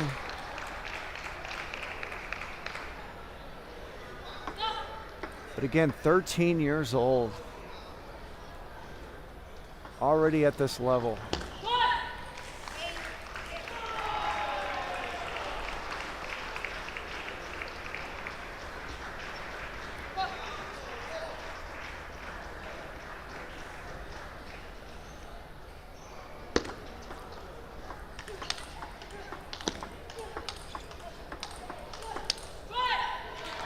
That was a nice rally by both athletes. And what a job Moyland's done. She trailed 3-6 and has reeled off 6 points in a row to lead this game 9-6. See, there's one of those kind of dead blocks. You saw Yu miss it. Sometimes she'll kind of block it and the ball will just go over like a... And there we go. Moyland wins the first game 11-6. What a ferocious ending for Moyland. Yu came out to a great start, and in the twinkling of an eye, Moyland just ran away with it. Kind of like a knuckleball as a pitcher in baseball. You'll get some of those kind of balls from Yu on that forehand side. She'll sometimes just kind of flat block it, and that ball will just float over with no spin on it. And those are difficult balls to adjust to if you're Moyland, because you're not really used to playing against those kind of balls usually. Sometimes people that practice with you, they're probably used to that, but chances are Moyland doesn't see those in practice very often. She might see them sometimes, and she plays a tournament or once in a while practices against someone like that. But generally she's playing with a lot of spinning balls, so those balls can throw you off.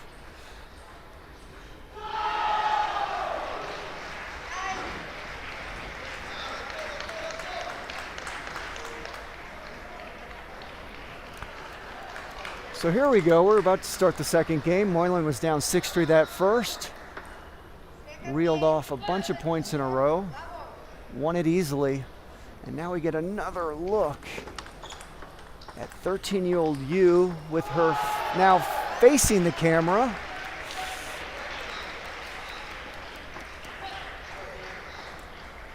And you don't see many left-handers that play with pips on their forehand. They're almost always right-handed. So that's another unusual part of Yu's game, which I love.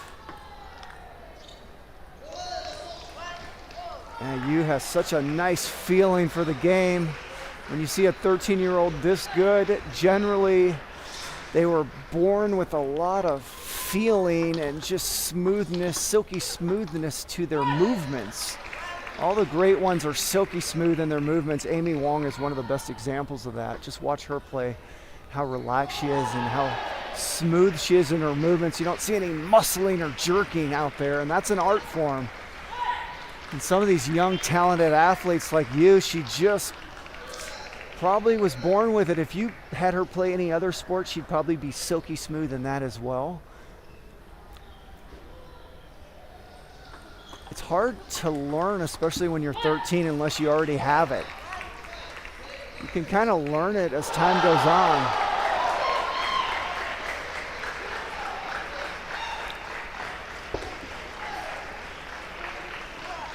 There's a service mistake there by Moyland. That was an ugly looking serve. Service is not Moyland's strength. Never has been. She still hasn't really mastered the service game like she has all other aspects of the game. She's very strong. The service game is weak.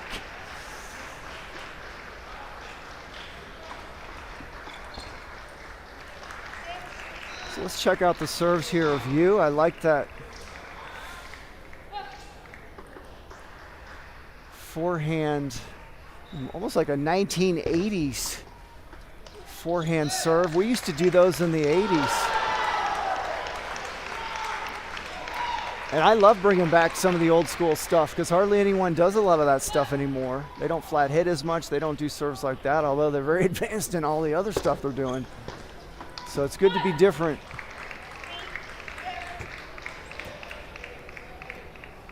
So right now Moyland is in charge of this match so far.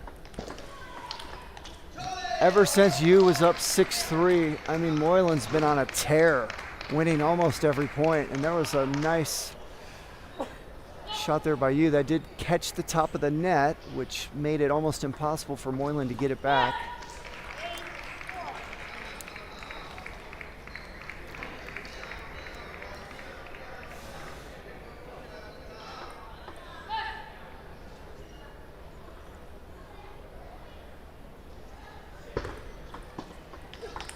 Oh, beautiful backhand opening by Moyland. That is her bread and butter. Watch the speed and force on this. That had a lot of pop to it.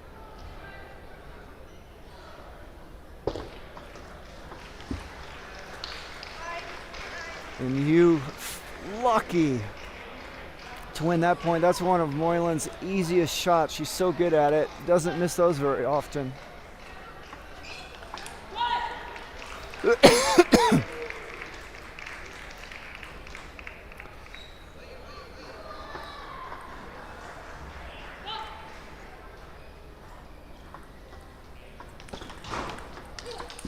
Oh, nice rally to finish the match for Sally Moyland as she leads it 2-0. Ever since Yu's been was up 6-3 that first game, Moyland went on an 18-6-ish run. I don't remember the score of the first game at the end there, but Moyland's right around an 18-6 run since she trailed 3-6 in that first game. So that's what's happened in this match for her to go up 2-0, just dominating this last game and a half.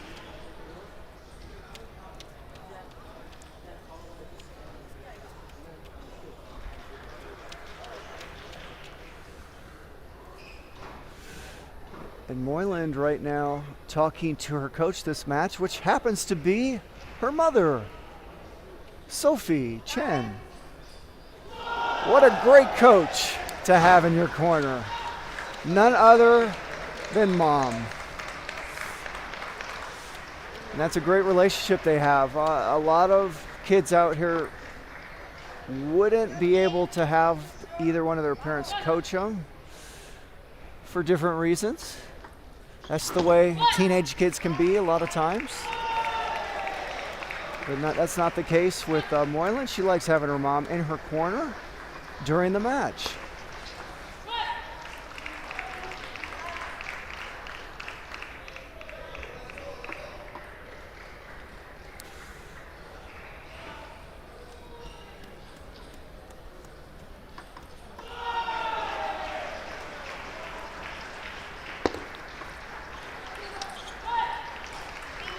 There's the top spin of Moylan. Let's watch the top spin and watch you can't deal with the spin.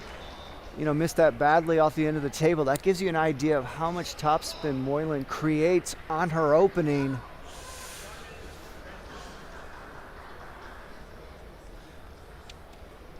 Probably a little more than you is used to. You know, you's playing with players as good as Moylan or better in practice.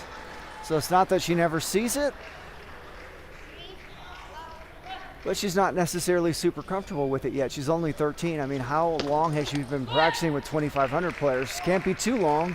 A year or two ago, she wasn't but 2,100 or something. So she was playing more around players a couple hundred points higher than her. Now that she's 2,300 plus, she'll play a lot more with the players in practice that are 200 or more points higher. And you want to play with players 200 points higher, players your level, and players 200 points lower. You want to play with all three because they all give you different kind of stuff. And you want to master that level because you're always in range of beating a player 200 points higher than you and losing to a player 200 points lower than you. And you might argue you could do it 300 points higher than lower, but generally it's more like 200.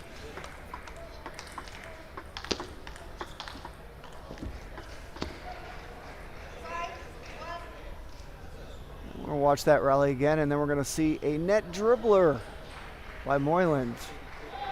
And she's come out and just jumping all over you to start this game, and then that gives Moylan so much confidence to go for her stuff like she's doing that point.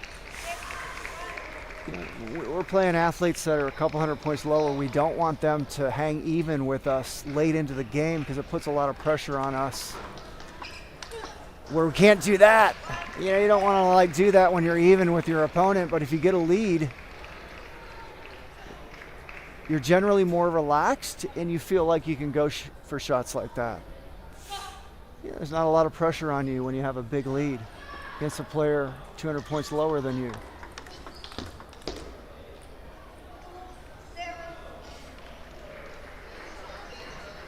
So once again, you defeated Moylan in the junior trials 1 month ago, but this is not the junior trials.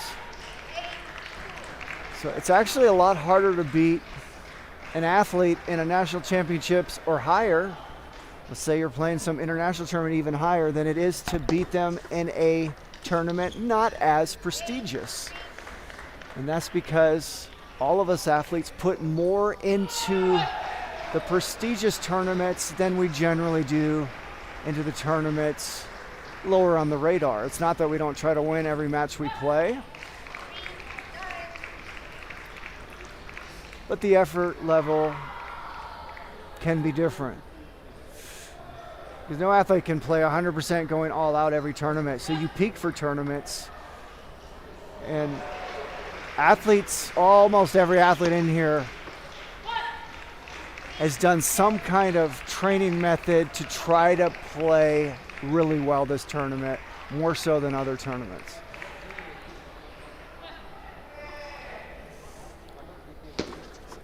So it's tougher to beat each other in the bigger tournaments like this, and Yu is learning that now. She beat Moylan last month, and she's getting handled easily 1 month later at the national championships. Moylan is tougher to beat in a tournament like this. And also Moylan had the advantage of analyzing what went wrong with her and what Yu was so good at in defeating her last month. So Moylan now understands a lot better how to play Yu. Because you can be sure they haven't played very often. You just, worked her way into this level of play recently. So players like Moylan are playing her for maybe the first, second, third time at the most. So Moylan not familiar with Yu not familiar with Moylan. Now they've gotten more familiar with each other as they're starting to meet each other.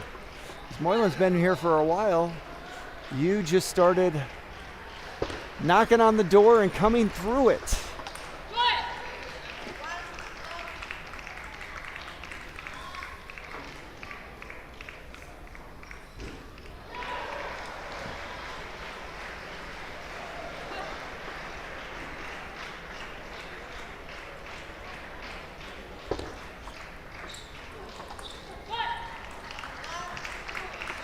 Right idea by you. I love the shot she took. She didn't put too much on it. Took it quick off the bounce, kept the ball low, just barely missed.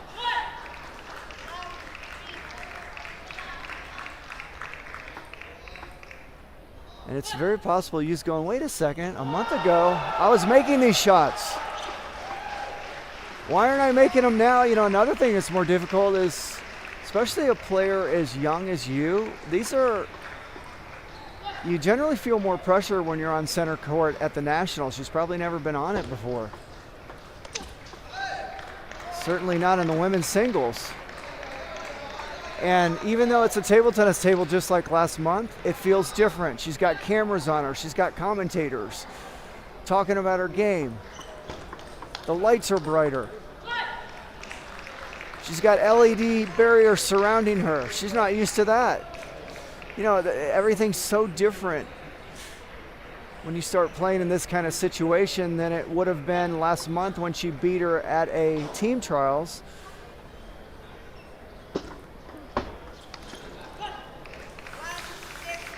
So that's why it's such a great experience for her. She needs to be in these situations at this young age, gain this experience. And next time she won't feel the pressure as much. Or the butterflies. You know, we all feel butterflies out there. Whether you're 13 or you're 53. If you don't feel butterflies, you should probably stop playing. You're probably not alive anymore for table tennis. We all feel butterflies. The question is, how strong are the butterflies? How well do we deal with them? And are we able to kind of get them to go away as the match goes on?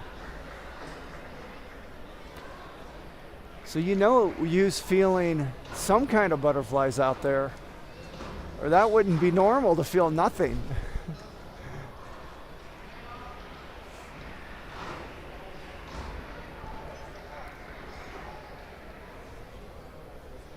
I can tell you that Moylan's butterflies, she felt some before the match started. They're completely gone. She's feeling good about herself.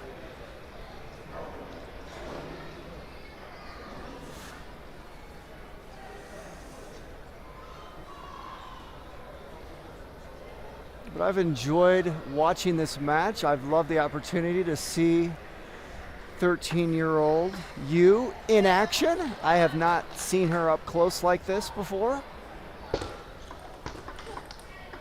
Look at that block. That's what I was talking about. That was such a dead, slow-paced block with the pips. Watch it right here.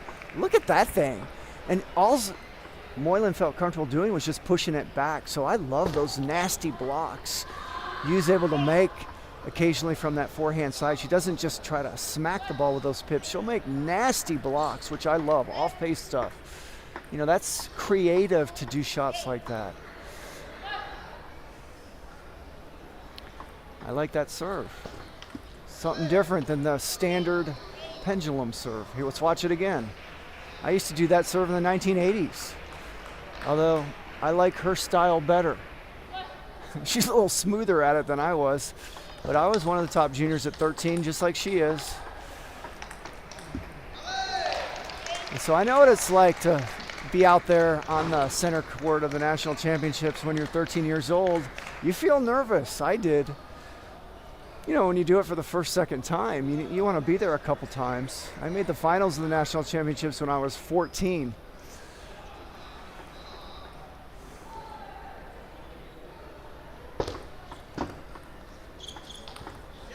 Oh, beautiful shot there by Yu. I loved how she just put that on with medium speed.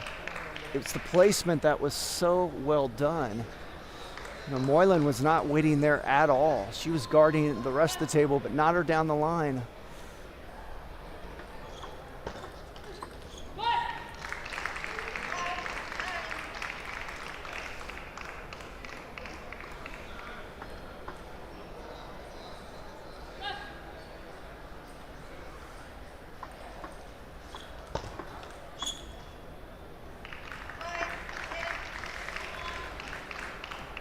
Watch you use your reaction here. That's about as much as you'll get out of her. You see her face right there. She's so calm and it's got such a poker face out there.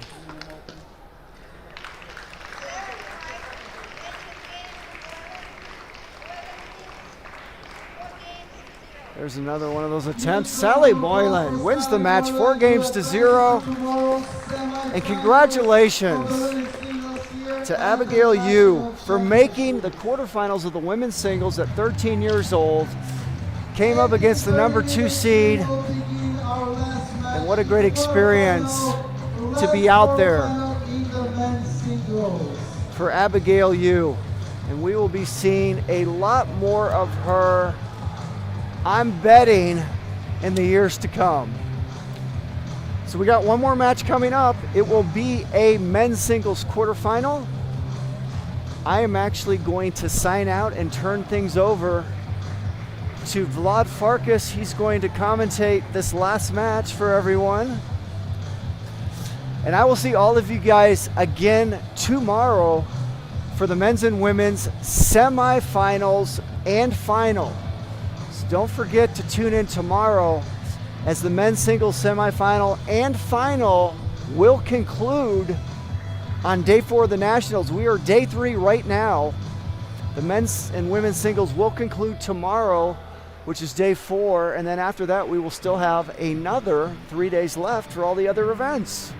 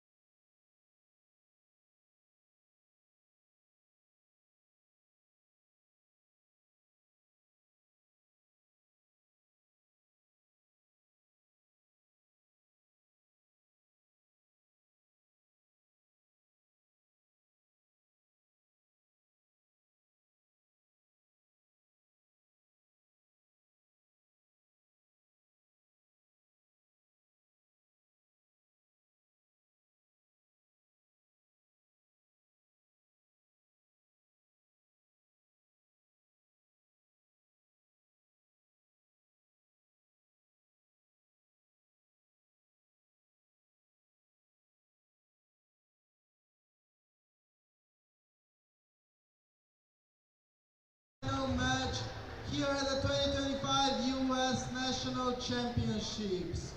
We have a men's singles quarterfinal, and we would like to introduce our players and officials.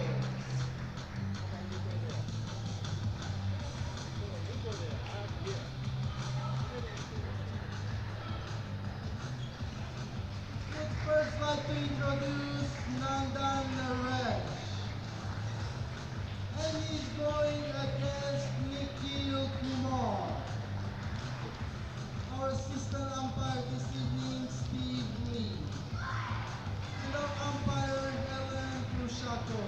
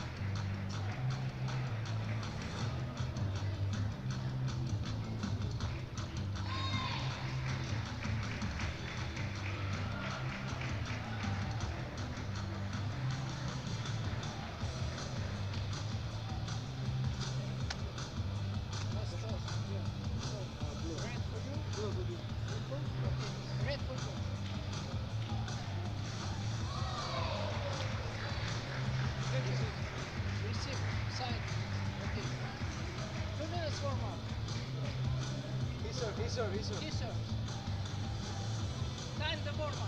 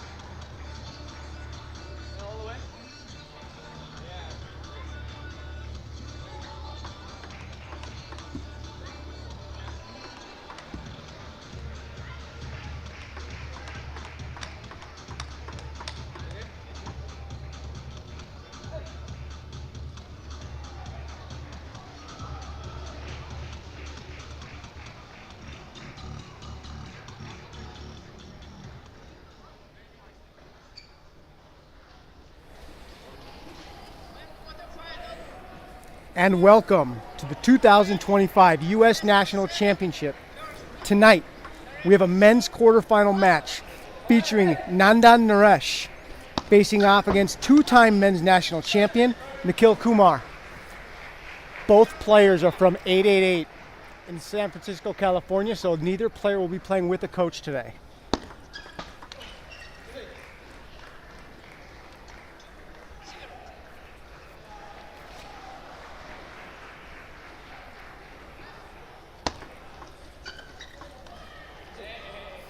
The umpires for the match will be Helen Prusikoff and the assistant umpire will be Steve Lee.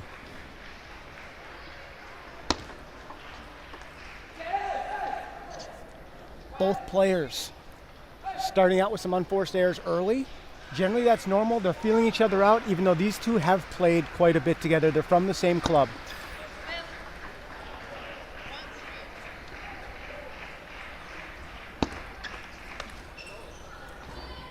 You are going to see a full display of shot selection and shot making today. Both of these players can do all sorts of chop blocks. Their drop shots and feeling around the net are incredibly good.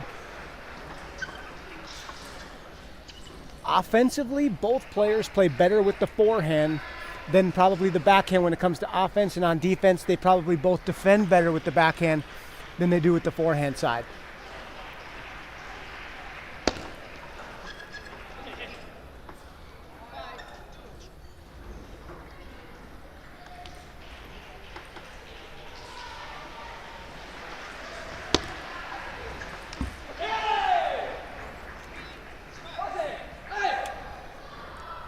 Kumar getting excited early. That's normal.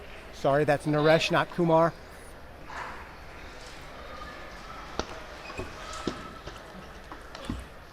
Smart attack there by Kumar. Opens up with the backhand, but without any spin. Naresh puts that one in the net. I don't see him missing that much the rest of the match.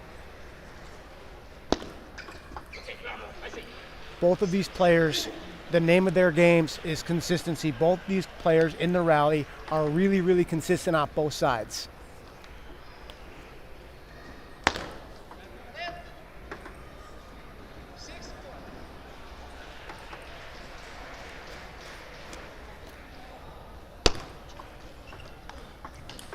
Great counter down the line by Naresh. That's the shot making I'm talking about. We're going to see that from both players tonight. Both players have really good capability making shots from anywhere, whether that be back at the barrier, off the sides of the table. These guys are shot makers. Kumar opens again with no spin, and we see a chop block. We're going to see a lot of chop blocks today. These guys are really fun to watch. Both really, really good players. Both players hope to play for the United States in 2028 LA Olympics. That's both of their goals. To get there, they'd love to cap it off with a national title, and that's what they're fighting for.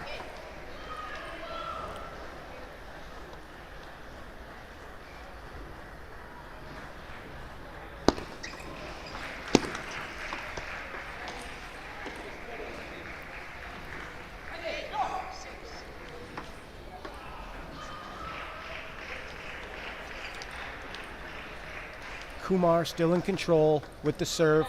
The serve is his strength with an 8-6 lead.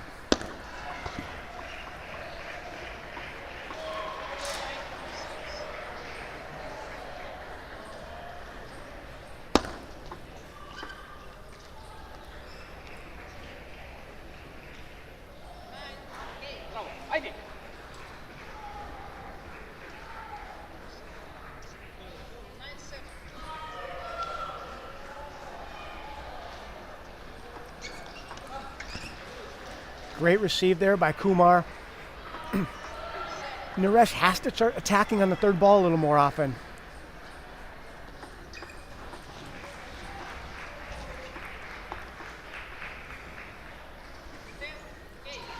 Good opening by Naresh. Good job getting his feet out to the wide forehand. Spinning it on. Kumar probably should have elected to counter this ball, but instead he tried chop block.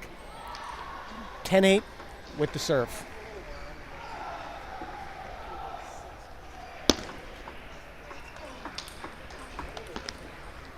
Game 1, Kumar.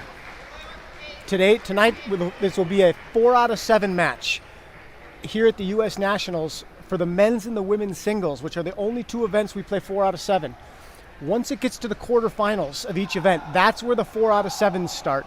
So from here on out, for both men and women, there will only be 4 out of 7.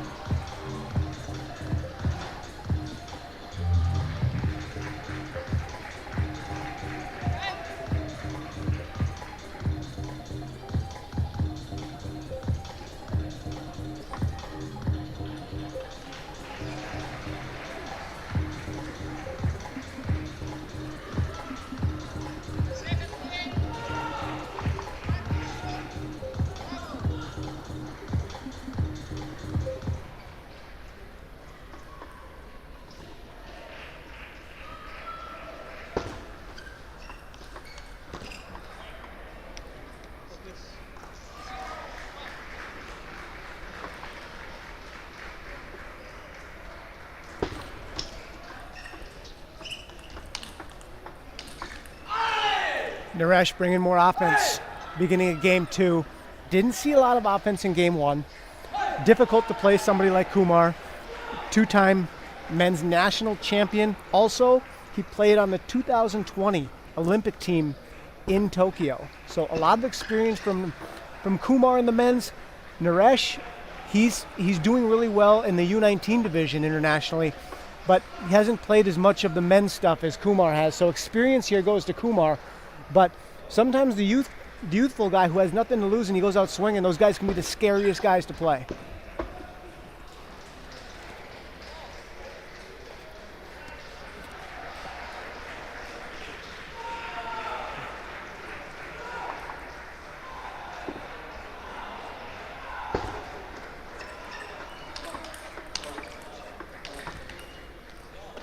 Naresh out swinging, and that's when he's swinging like that, that's when he's at his best. Sometimes he has a tendency to get a little bit too defensive at times, but this game so far, he's not playing defensive at all. He's playing offense, and he's really playing well.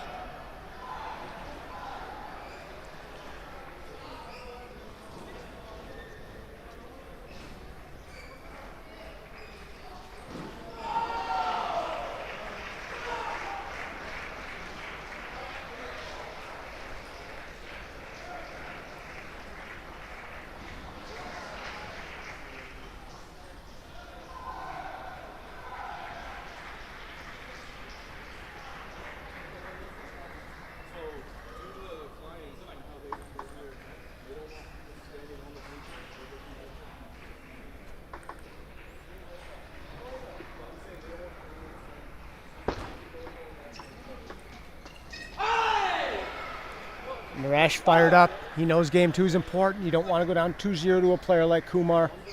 We just had a little issue in the fans. Somebody was standing on the bleachers. That's not allowed here, but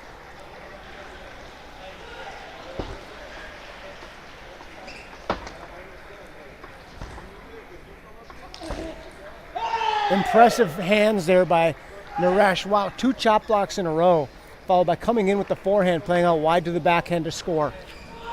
Really good game so far by Kumar. He's got a 5-2 lead.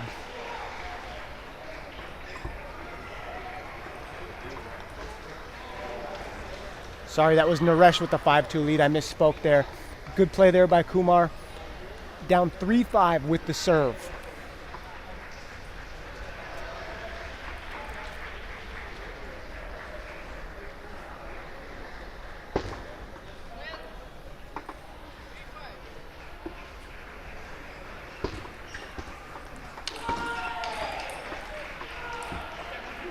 Naresh just playing fantastic table tennis, looking to attack everything this game. A contrast from what we saw last game. This game, Naresh much more positive. Kumar's going to have to find a way to quiet this down.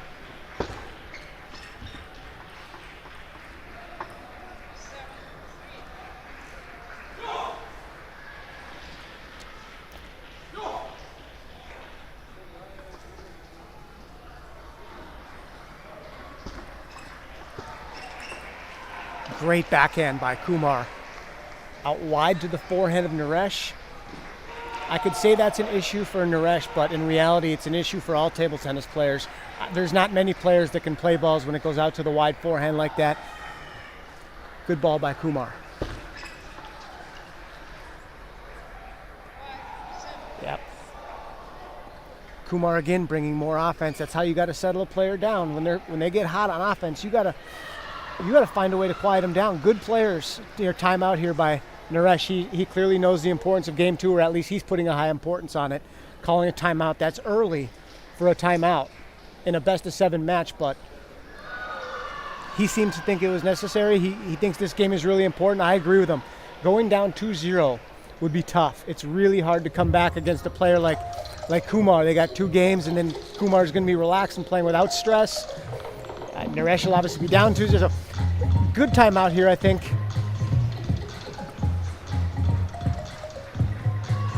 But Naresh has to continue what he did early in the game and keep finding ways to play as much offense as possible. If he gets too defensive against Kumar, I don't like his chances.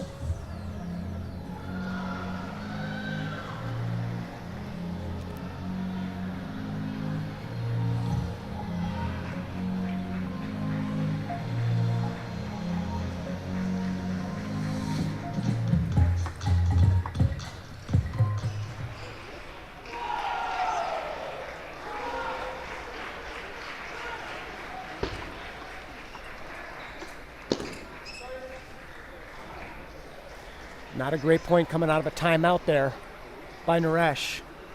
Kumar looking to steal a second point on his serve and tie it up at 7. And does.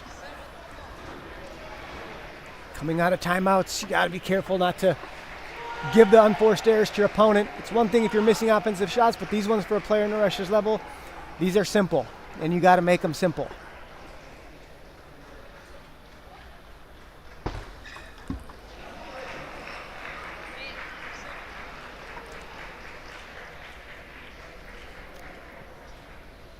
One thing a little surprising so far, I haven't seen any deep pushes to anybody's backhand.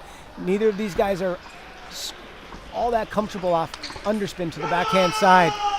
You can see this game clearly means a lot to Naresh, and I agree. This is the kind of attitude and this is the kind of offense he's got to play if he wants to win this match.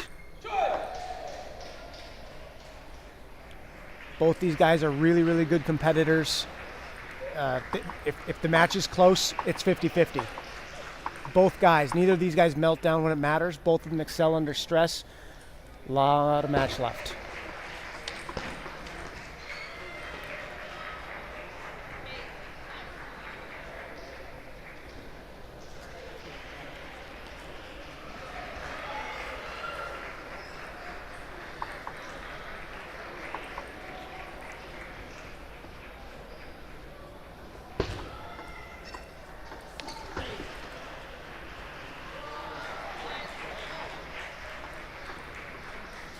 Kumar gets 2 on his own serve.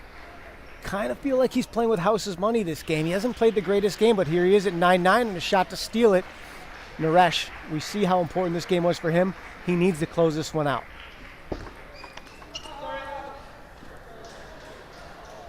Fortune favors the brave. Kumar playing an offensive receive and it hits the edge. Unlucky for Naresh.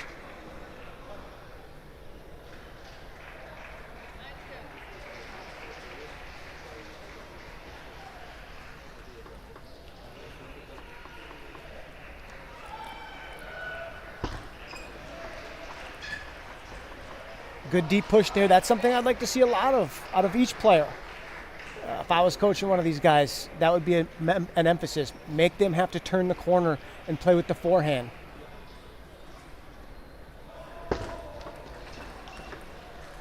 Just like that, but that was from the middle, but great finish by Kumar. Did a really good job of not taking this ball too early. Waited, saw Naresh guess backhand, and he played it to the open table. Smart, experienced forehand there by Kumar.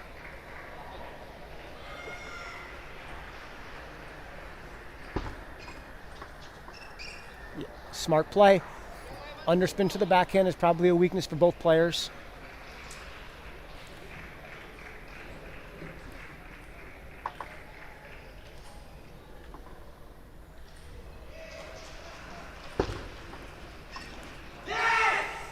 Smart. Smart receive there by Naresh. Game point Naresh. You can tell he really wants this game.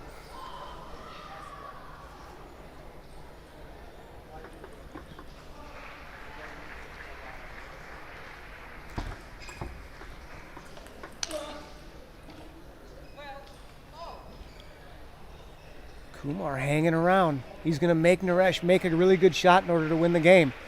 One point of emphasis here. Neither player playing with a coach, my opinion, the advantage goes to the experienced player in Kumar, who's won this event twice already.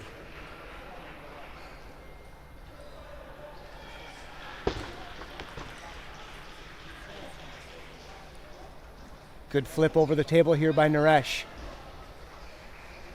Forehand flip comes in a little deader than the backhand.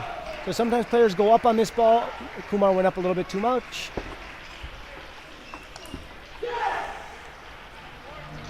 Game 2 belongs to Nandan Naresh. We are knotted up here at 1-1. Missed forehand. Doesn't happen a lot with Kumar's forehand's usually pretty solid. Made an error there. We got a match on our hands, guys. We're 1-1. Naresh has no more timeout, which is a little bit of a disadvantage, but anytime you call a timeout and you win the game, the timeout is absolutely worth it.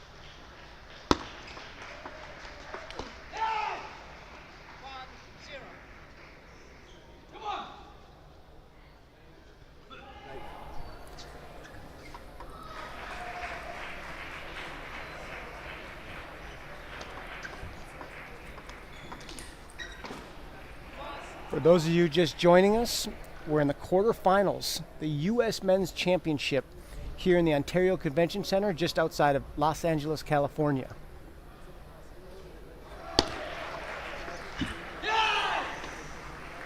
In the blue shirt, we have Nandan Naresh.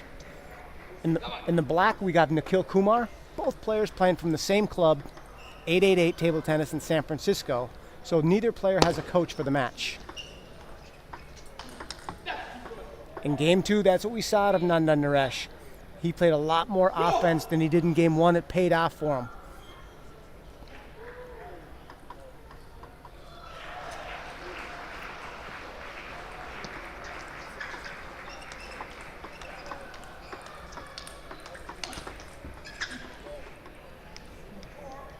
Naresh, great start here in game 3. 4-1 lead. He's got the serve and a chance to stretch it to 4-point lead. That would be huge.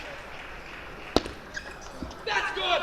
Great serve by Naresh. He's done that a few times. He's not afraid to serve out long, and he's been rewarded for it. Naresh can serve long fairly often. When you play defense really well, you can take a little more risk on your own serve.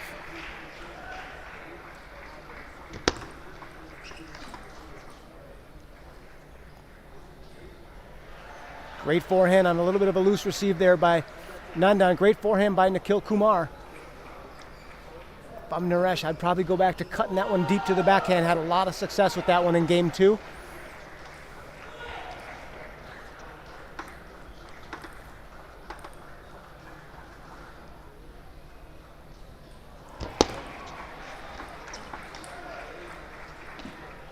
Again, really nice forehand there by Kumar. You can tell he's not playing his best yet. It's still early. He's still kind of feeling his way into it. He just graduated from UC Berkeley. Probably just got back to start practicing kind of recently, so a little bit of shakiness kind of is normal. Naresh does not have that issue. He's been practicing a lot. He just played WTT in New York last week where he won the U19 division. I watched him play. I watched Naresh play in New York, and I'm telling you right now, he's playing so much better than he was then. Even though he won, you can clearly see how much this match means to him. He's really fiery from the get-go, which I think really helps him play well.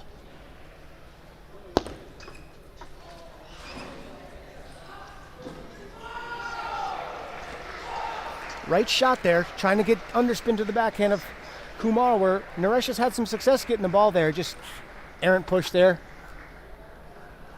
Down 4-6 is Kumar with the serve.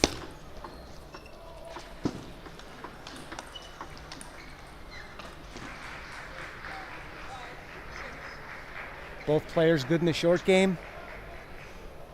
Naresh probably needed to step in with the right leg on the backhand. Didn't. Reached a little bit. Missed slightly long.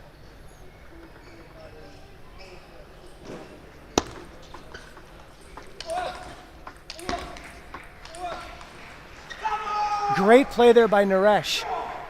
Kumar on that backhand counter loop. It hits the edge of his racket right there. Not that next one. This one, edge of the racket.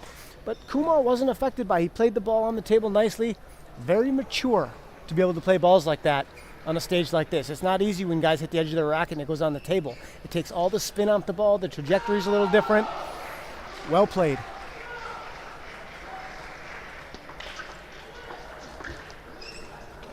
Well played. You see, these guys their offense is really, really good.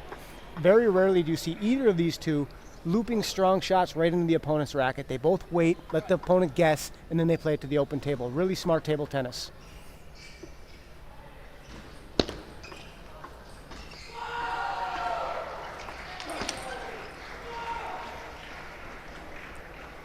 This game, all the offense is by Nandan Naresh.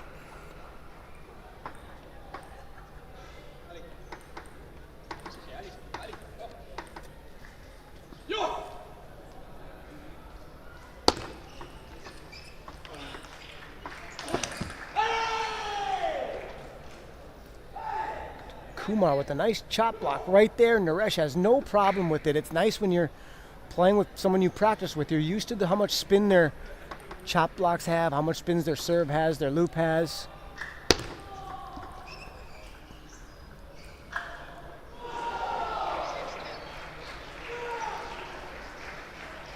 Naresh to serve, up 10-6 and a chance to get a 2-1 lead against the two-time men's national champion.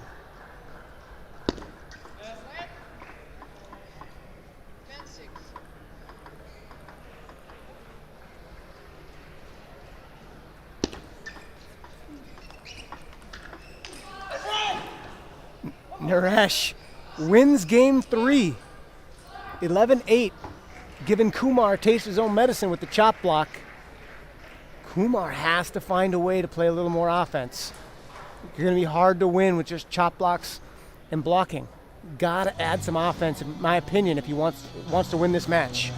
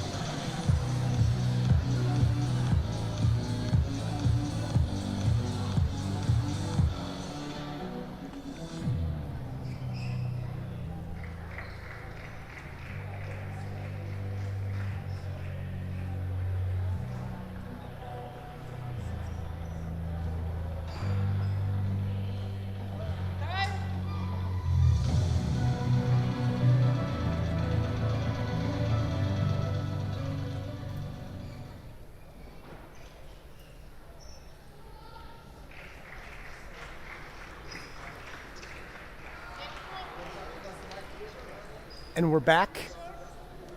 2025 Men's National Championship quarterfinals. Nandan Naresh against Nikhil Kumar. Kumar had a little sweat still on that side of the table. Went and wiped it off for his opponent slash teammate.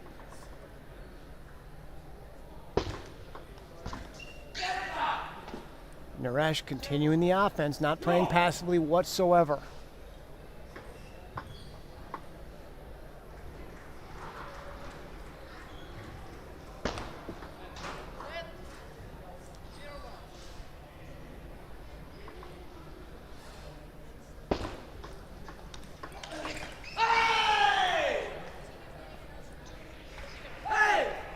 Kumar changing the serve, going to more of a high toss pendulum serve. Naresh with a 2-0 lead. My name's Corey Eiter. I'm filling in for the match for my friend Jimmy Butler, who will be doing the commentary from here on out. He's just in a match right now, so I'm sitting in.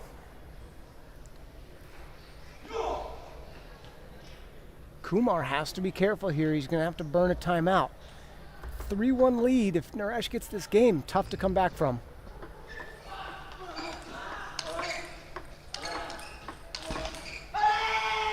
And that's been the story of the match. Naresh playing offense constantly. Every point, Naresh is putting so much stress on Kumar. Kumar has to find a way to get some offense in because Naresh is on fire right now and has total control of the match.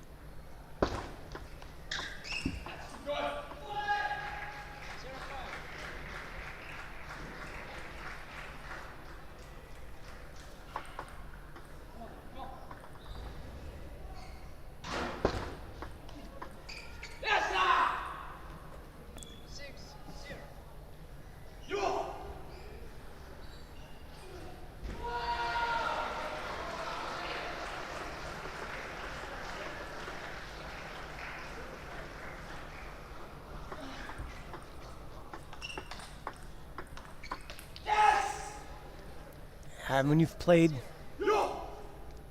this is game 4, and Nikhil Kumar has not played that much offense, so he's not quite in good rhythm offensively. Uncharacteristic unforced errors.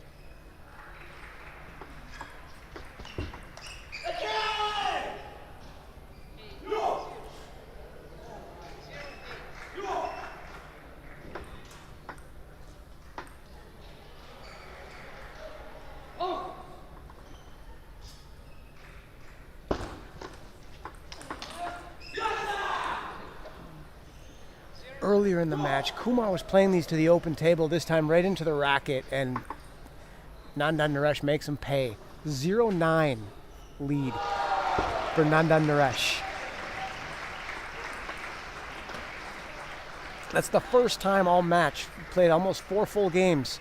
That was the first time I've seen Nikhil step around and use the forehand out to the wide forehand of Naresh. That's a winning play.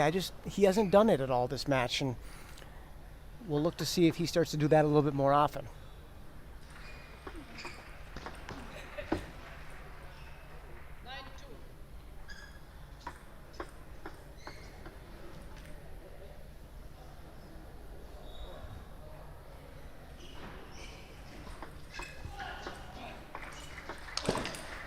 It's not going to work. It worked a couple times in game 1, but you got to do something better than throwing up a loop a foot over the net with no spin on it. Naresh just crushes this ball.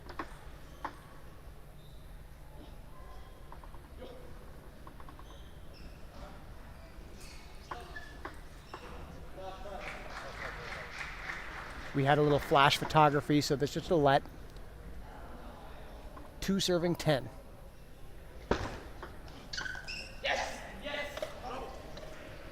Game 4 goes to Nandan Naresh. 3-1 lead for Nandan Naresh. Pre-match, Nandan Naresh probably not a favorite, but nobody told him that because he's playing like the favorite, and this match has been fully controlled by Naresh.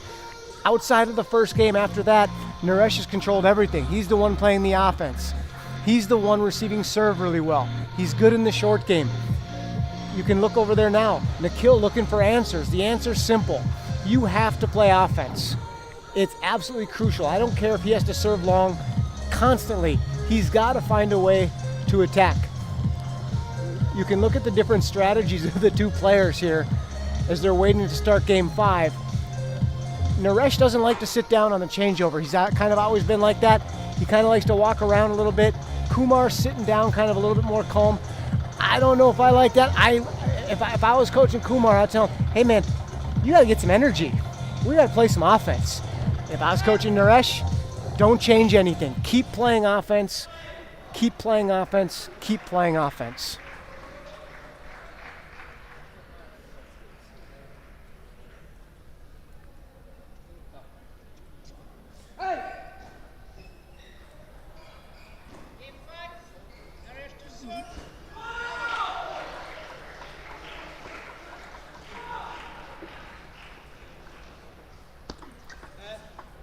Let's serve. Game 5. Men's singles quarterfinals between Nandan Naresh and Nikhil Kumar. Naresh up 3-1. A must-have game for Kumar.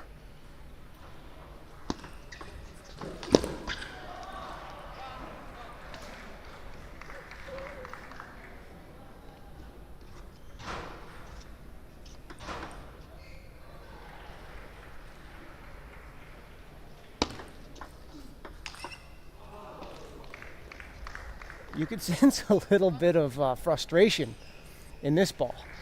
But that's what he needs. He needs to get a little bit angry, in my opinion, if you want to make a comeback. Trying to win 3 games in a row is tough, but that's the task ahead of 2-time men's national champion and 2020 Olympian, Nikhil Kumar.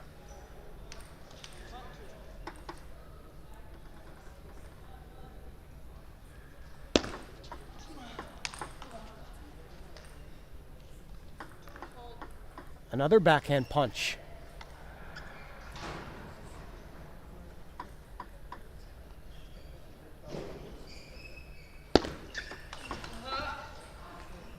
You can tell Kumar this game has played more offense than he has in the previous games. In my opinion, that's why he's got the lead.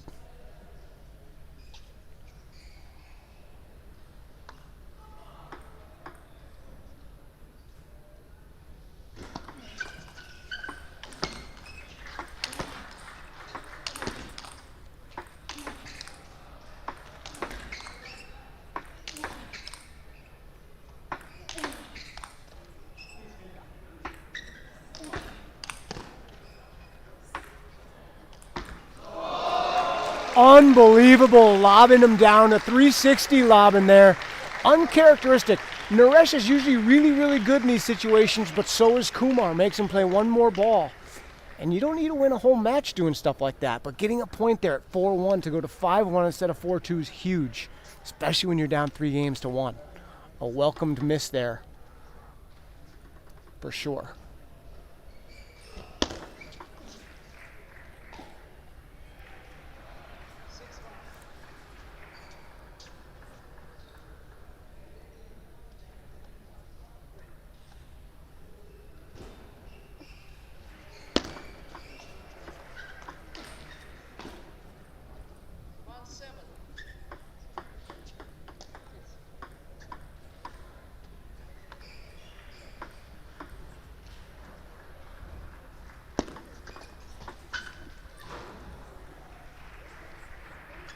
All right.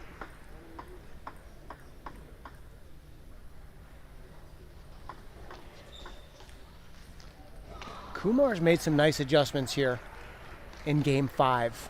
A little bit more offense, and he's moving his serve around a lot more. Before he was serving kind of to the same spot all the time, but now he's really kind of getting it wide out to the forehand side. Naresh hasn't had any success receiving out there all game long.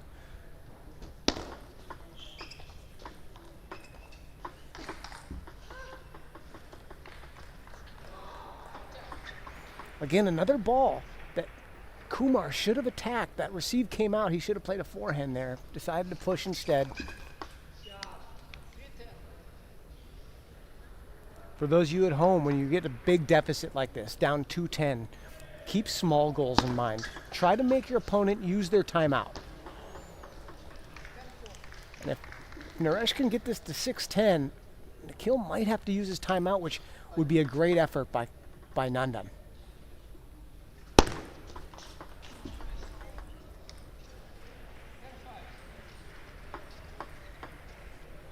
Good receive, flat out to the forehand.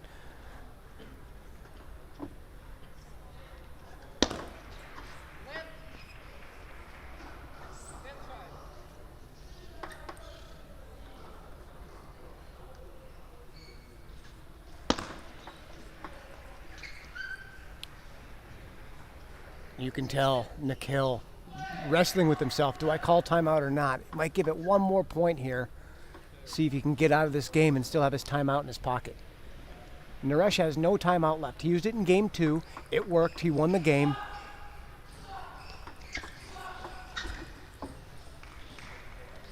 Kumar, smart, didn't call his timeout, so he still has it in his back pocket. Not a good receive. Naresh doesn't normally miss balls like this.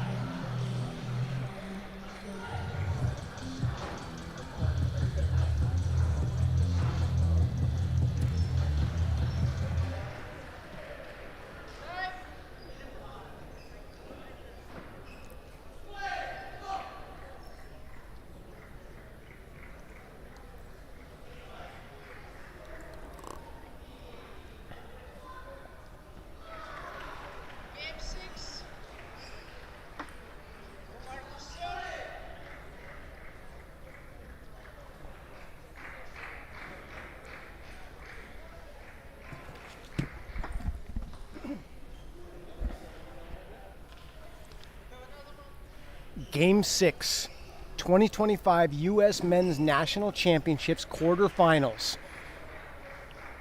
Two-time men's national champion Nikhil Kumar down 2-3 to the young star Nandan Naresh. Both players playing from 888 in San Francisco. That is why neither player has a coach. It's club policy.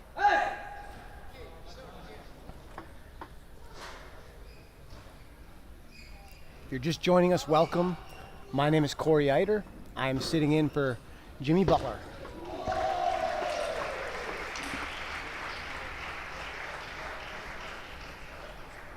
More of the same from Naresh. Starting out on offense, playing offense the whole point. And that's really been the story of this match. Naresh has been supplying almost all of the offense. Smart play by Nikhil Kumar, getting him out wide. Again, I can't say that's a weakness for any specific player. I don't know anybody that's really good in the wide forehand. So no matter who you're playing, anytime you can get balls to people's wide forehand, it's a good thing.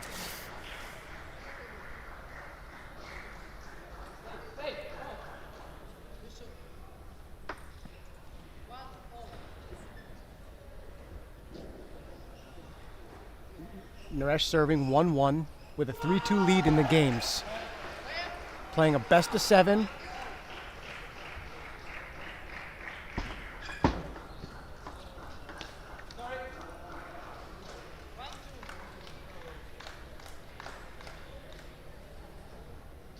I think still, Kumar, if he wants to come back here, he's got to supply more offense. Too much pushing.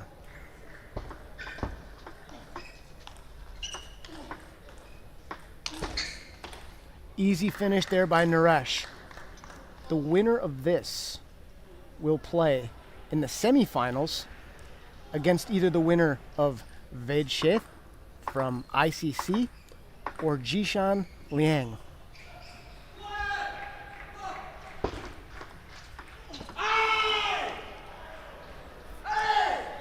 Naresh, he's also supplied all of the positivity and emotion in the match, staying very positive and very fiery from the beginning. Kumar usually is as well, although we have not seen that this match.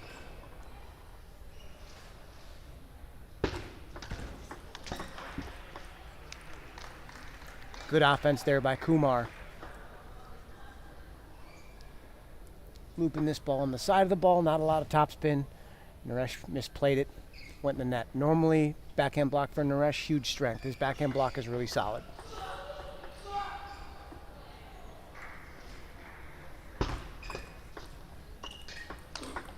Great counter.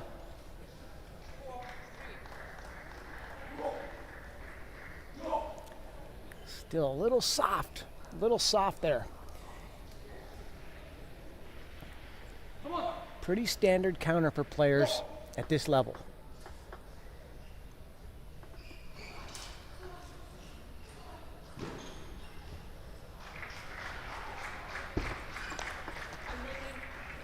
There's some offense from Kumar. We've seen him do that a little bit, stepping over the backhand, playing a little backhand flick to the backhand of Naresh. Gutsy play. Backhand for Naresh is really good. That's why it's gutsy, but it worked out for him there.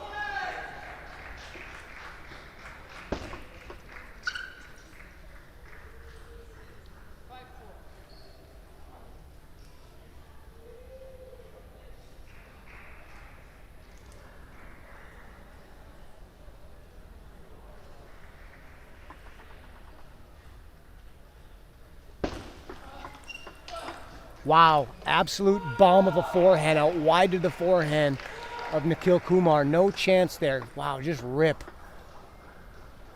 Great ball there by Naresh.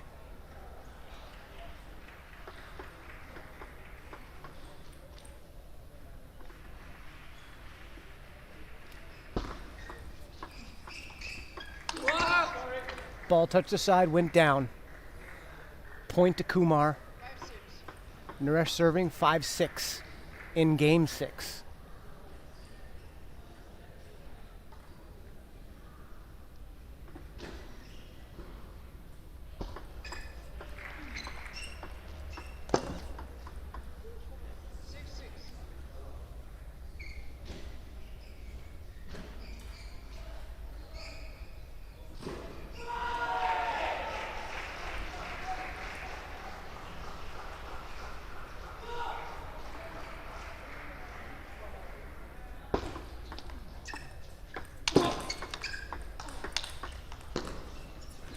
Again, both players, their offense kind of playing into the racket. Good quality on the ball. Location could use some work probably.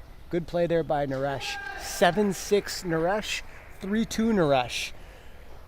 Kumar has some work to do if he wants to get his third U.S. Men's Championship title.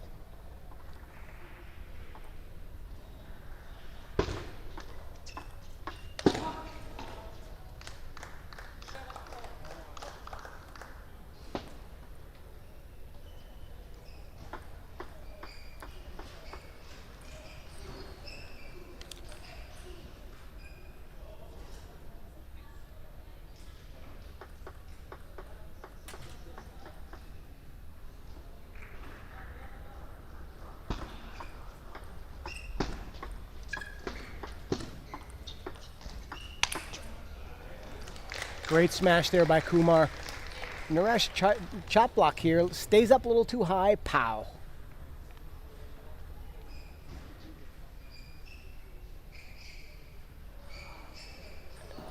These points in the match is when you got to bring your best stuff.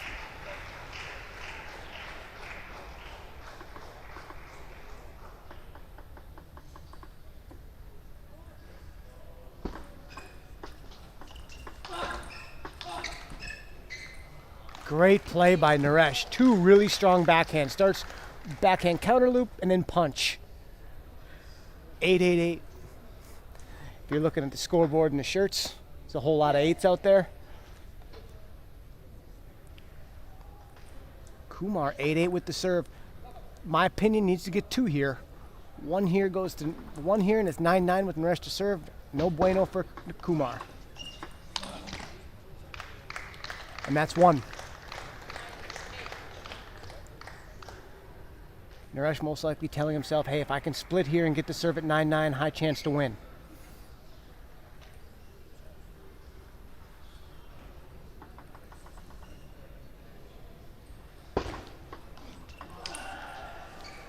Errant forehand by Kumar.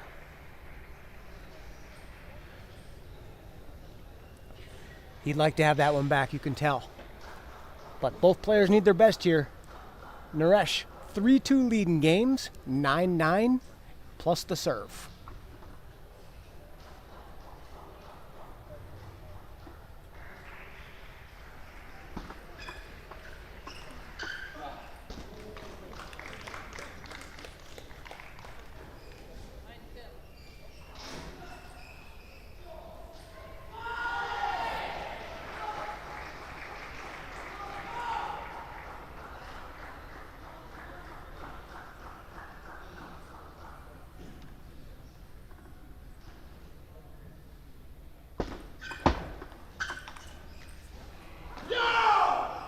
Naresh giving Kumar a taste of his own medicine, kind of a soft opening here. Tries to punch it, doesn't go down.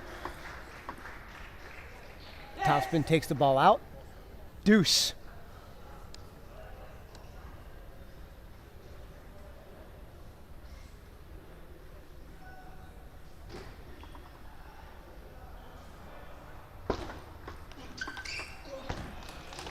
Good ball by Kumar there. That's the offense I've been looking for to see if he's going to start doing more of. He's done a little bit more of it this game. Needs it. Naresh trying not to let this game go 7. He'd like to end this thing in 6.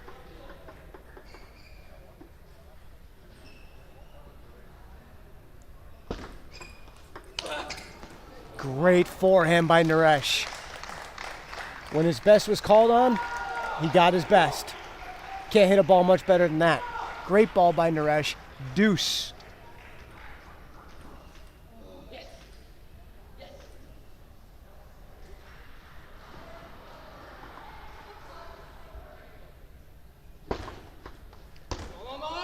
Not a good receive there. No spin serve. Watch this. No spin at all. Got a little too cute with it. Probably just needed to make a good solid flip there.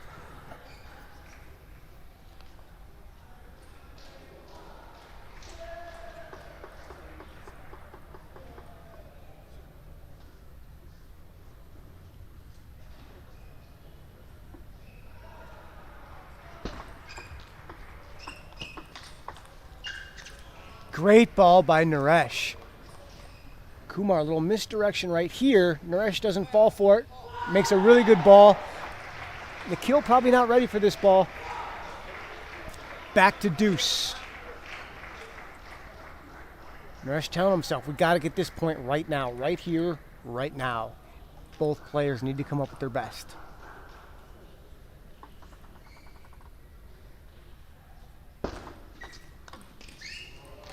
Smart serve. Kumar knew Naresh was going to slide over to flip. Change his mind to last second. Error.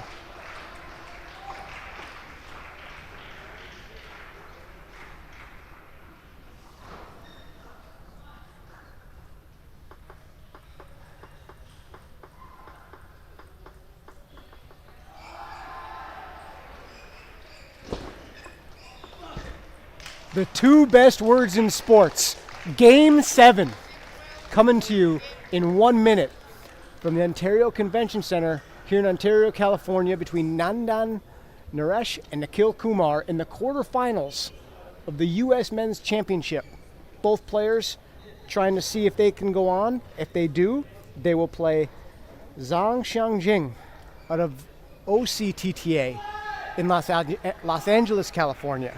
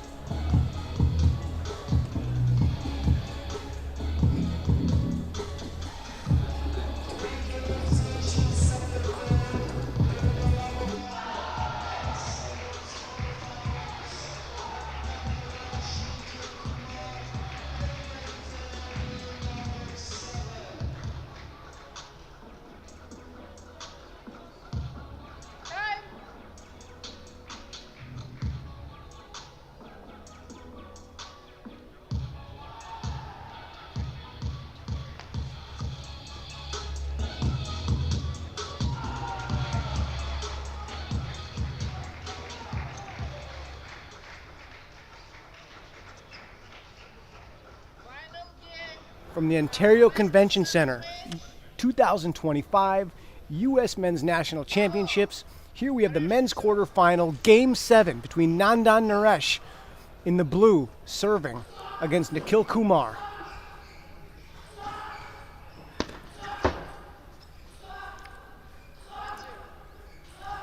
If you're just joining us, the match, Kumar was down 3-1, win the last 2 games. Nandan Naresh has been supplying all the offense.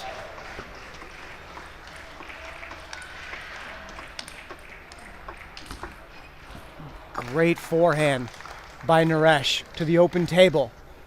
Kumar not getting his feet far enough out of the way, so he has to lift up instead of drive the ball. He needs to move a little further, give himself some room to swing.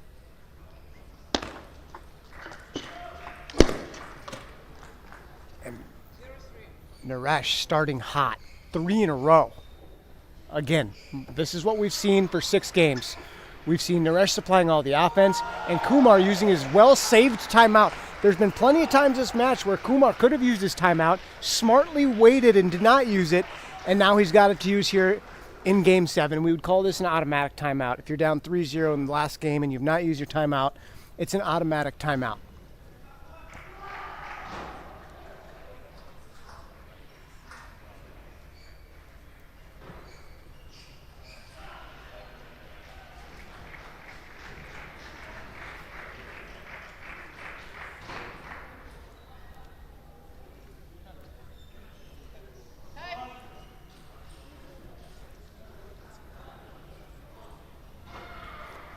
Kumar elects not to take the full minute, feels ready to go, just kind of needs to restart. Naresh needs to change nothing, needs to keep playing offense like he's been doing for 6 straight games.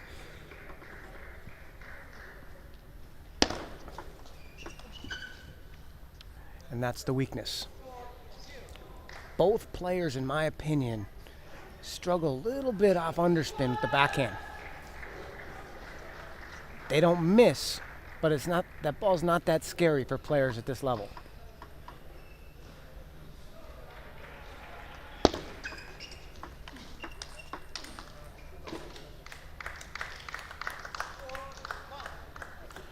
The reason you don't hear a lot of cheering is that these guys are both friends. They play at the same club, so generally you'll have one club cheering against another club, so the crowd's a little muted, and that's why, which is pretty normal. No difference when you're watching the Olympics and you see the Chinese national team playing against each other. You don't hear a lot of crowd.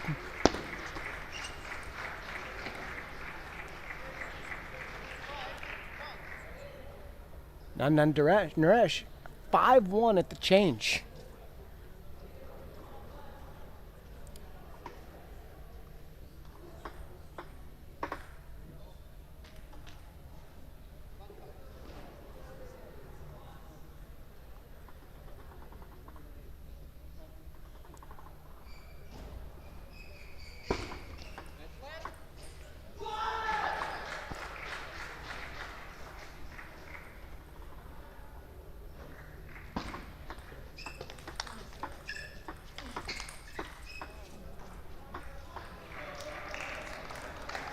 Great playing in and out of the table by Naresh. 6-1 lead. Both players are fighting for the opportunity to play in the semifinal match, which will happen tomorrow against Zhang Xianjing from USATT.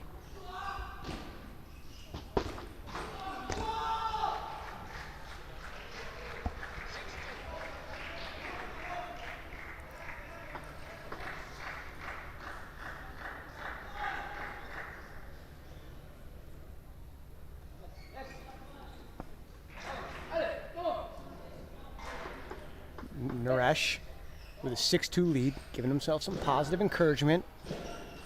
Much needed in stressful situations. And Kumar struggling to play offense. Naresh plays good defense. Some of these balls, Kumar doesn't normally miss these ones.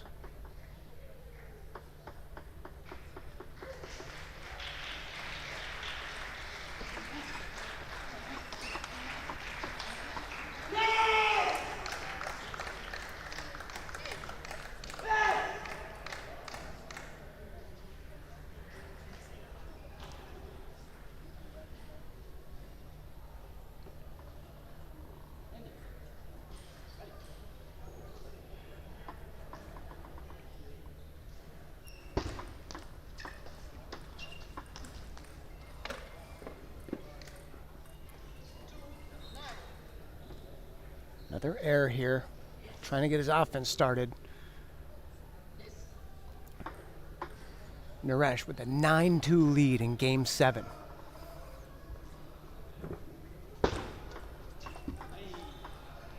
Naresh and the serve. You guys were looking for an upset tonight.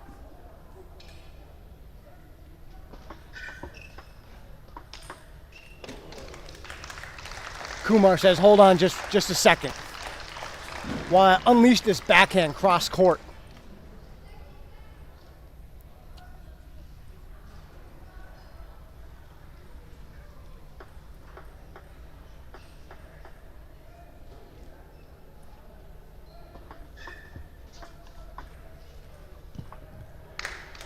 And there you have it, Nandan Naresh, 4-3 win over Nikhil Kumar, and will now go to the semifinals tomorrow against Xianjiang Jing from USATT. The semifinals are set. We will have Xianjiang versus Kenak Jha and Jishan Liang versus Nandan Naresh on men's side.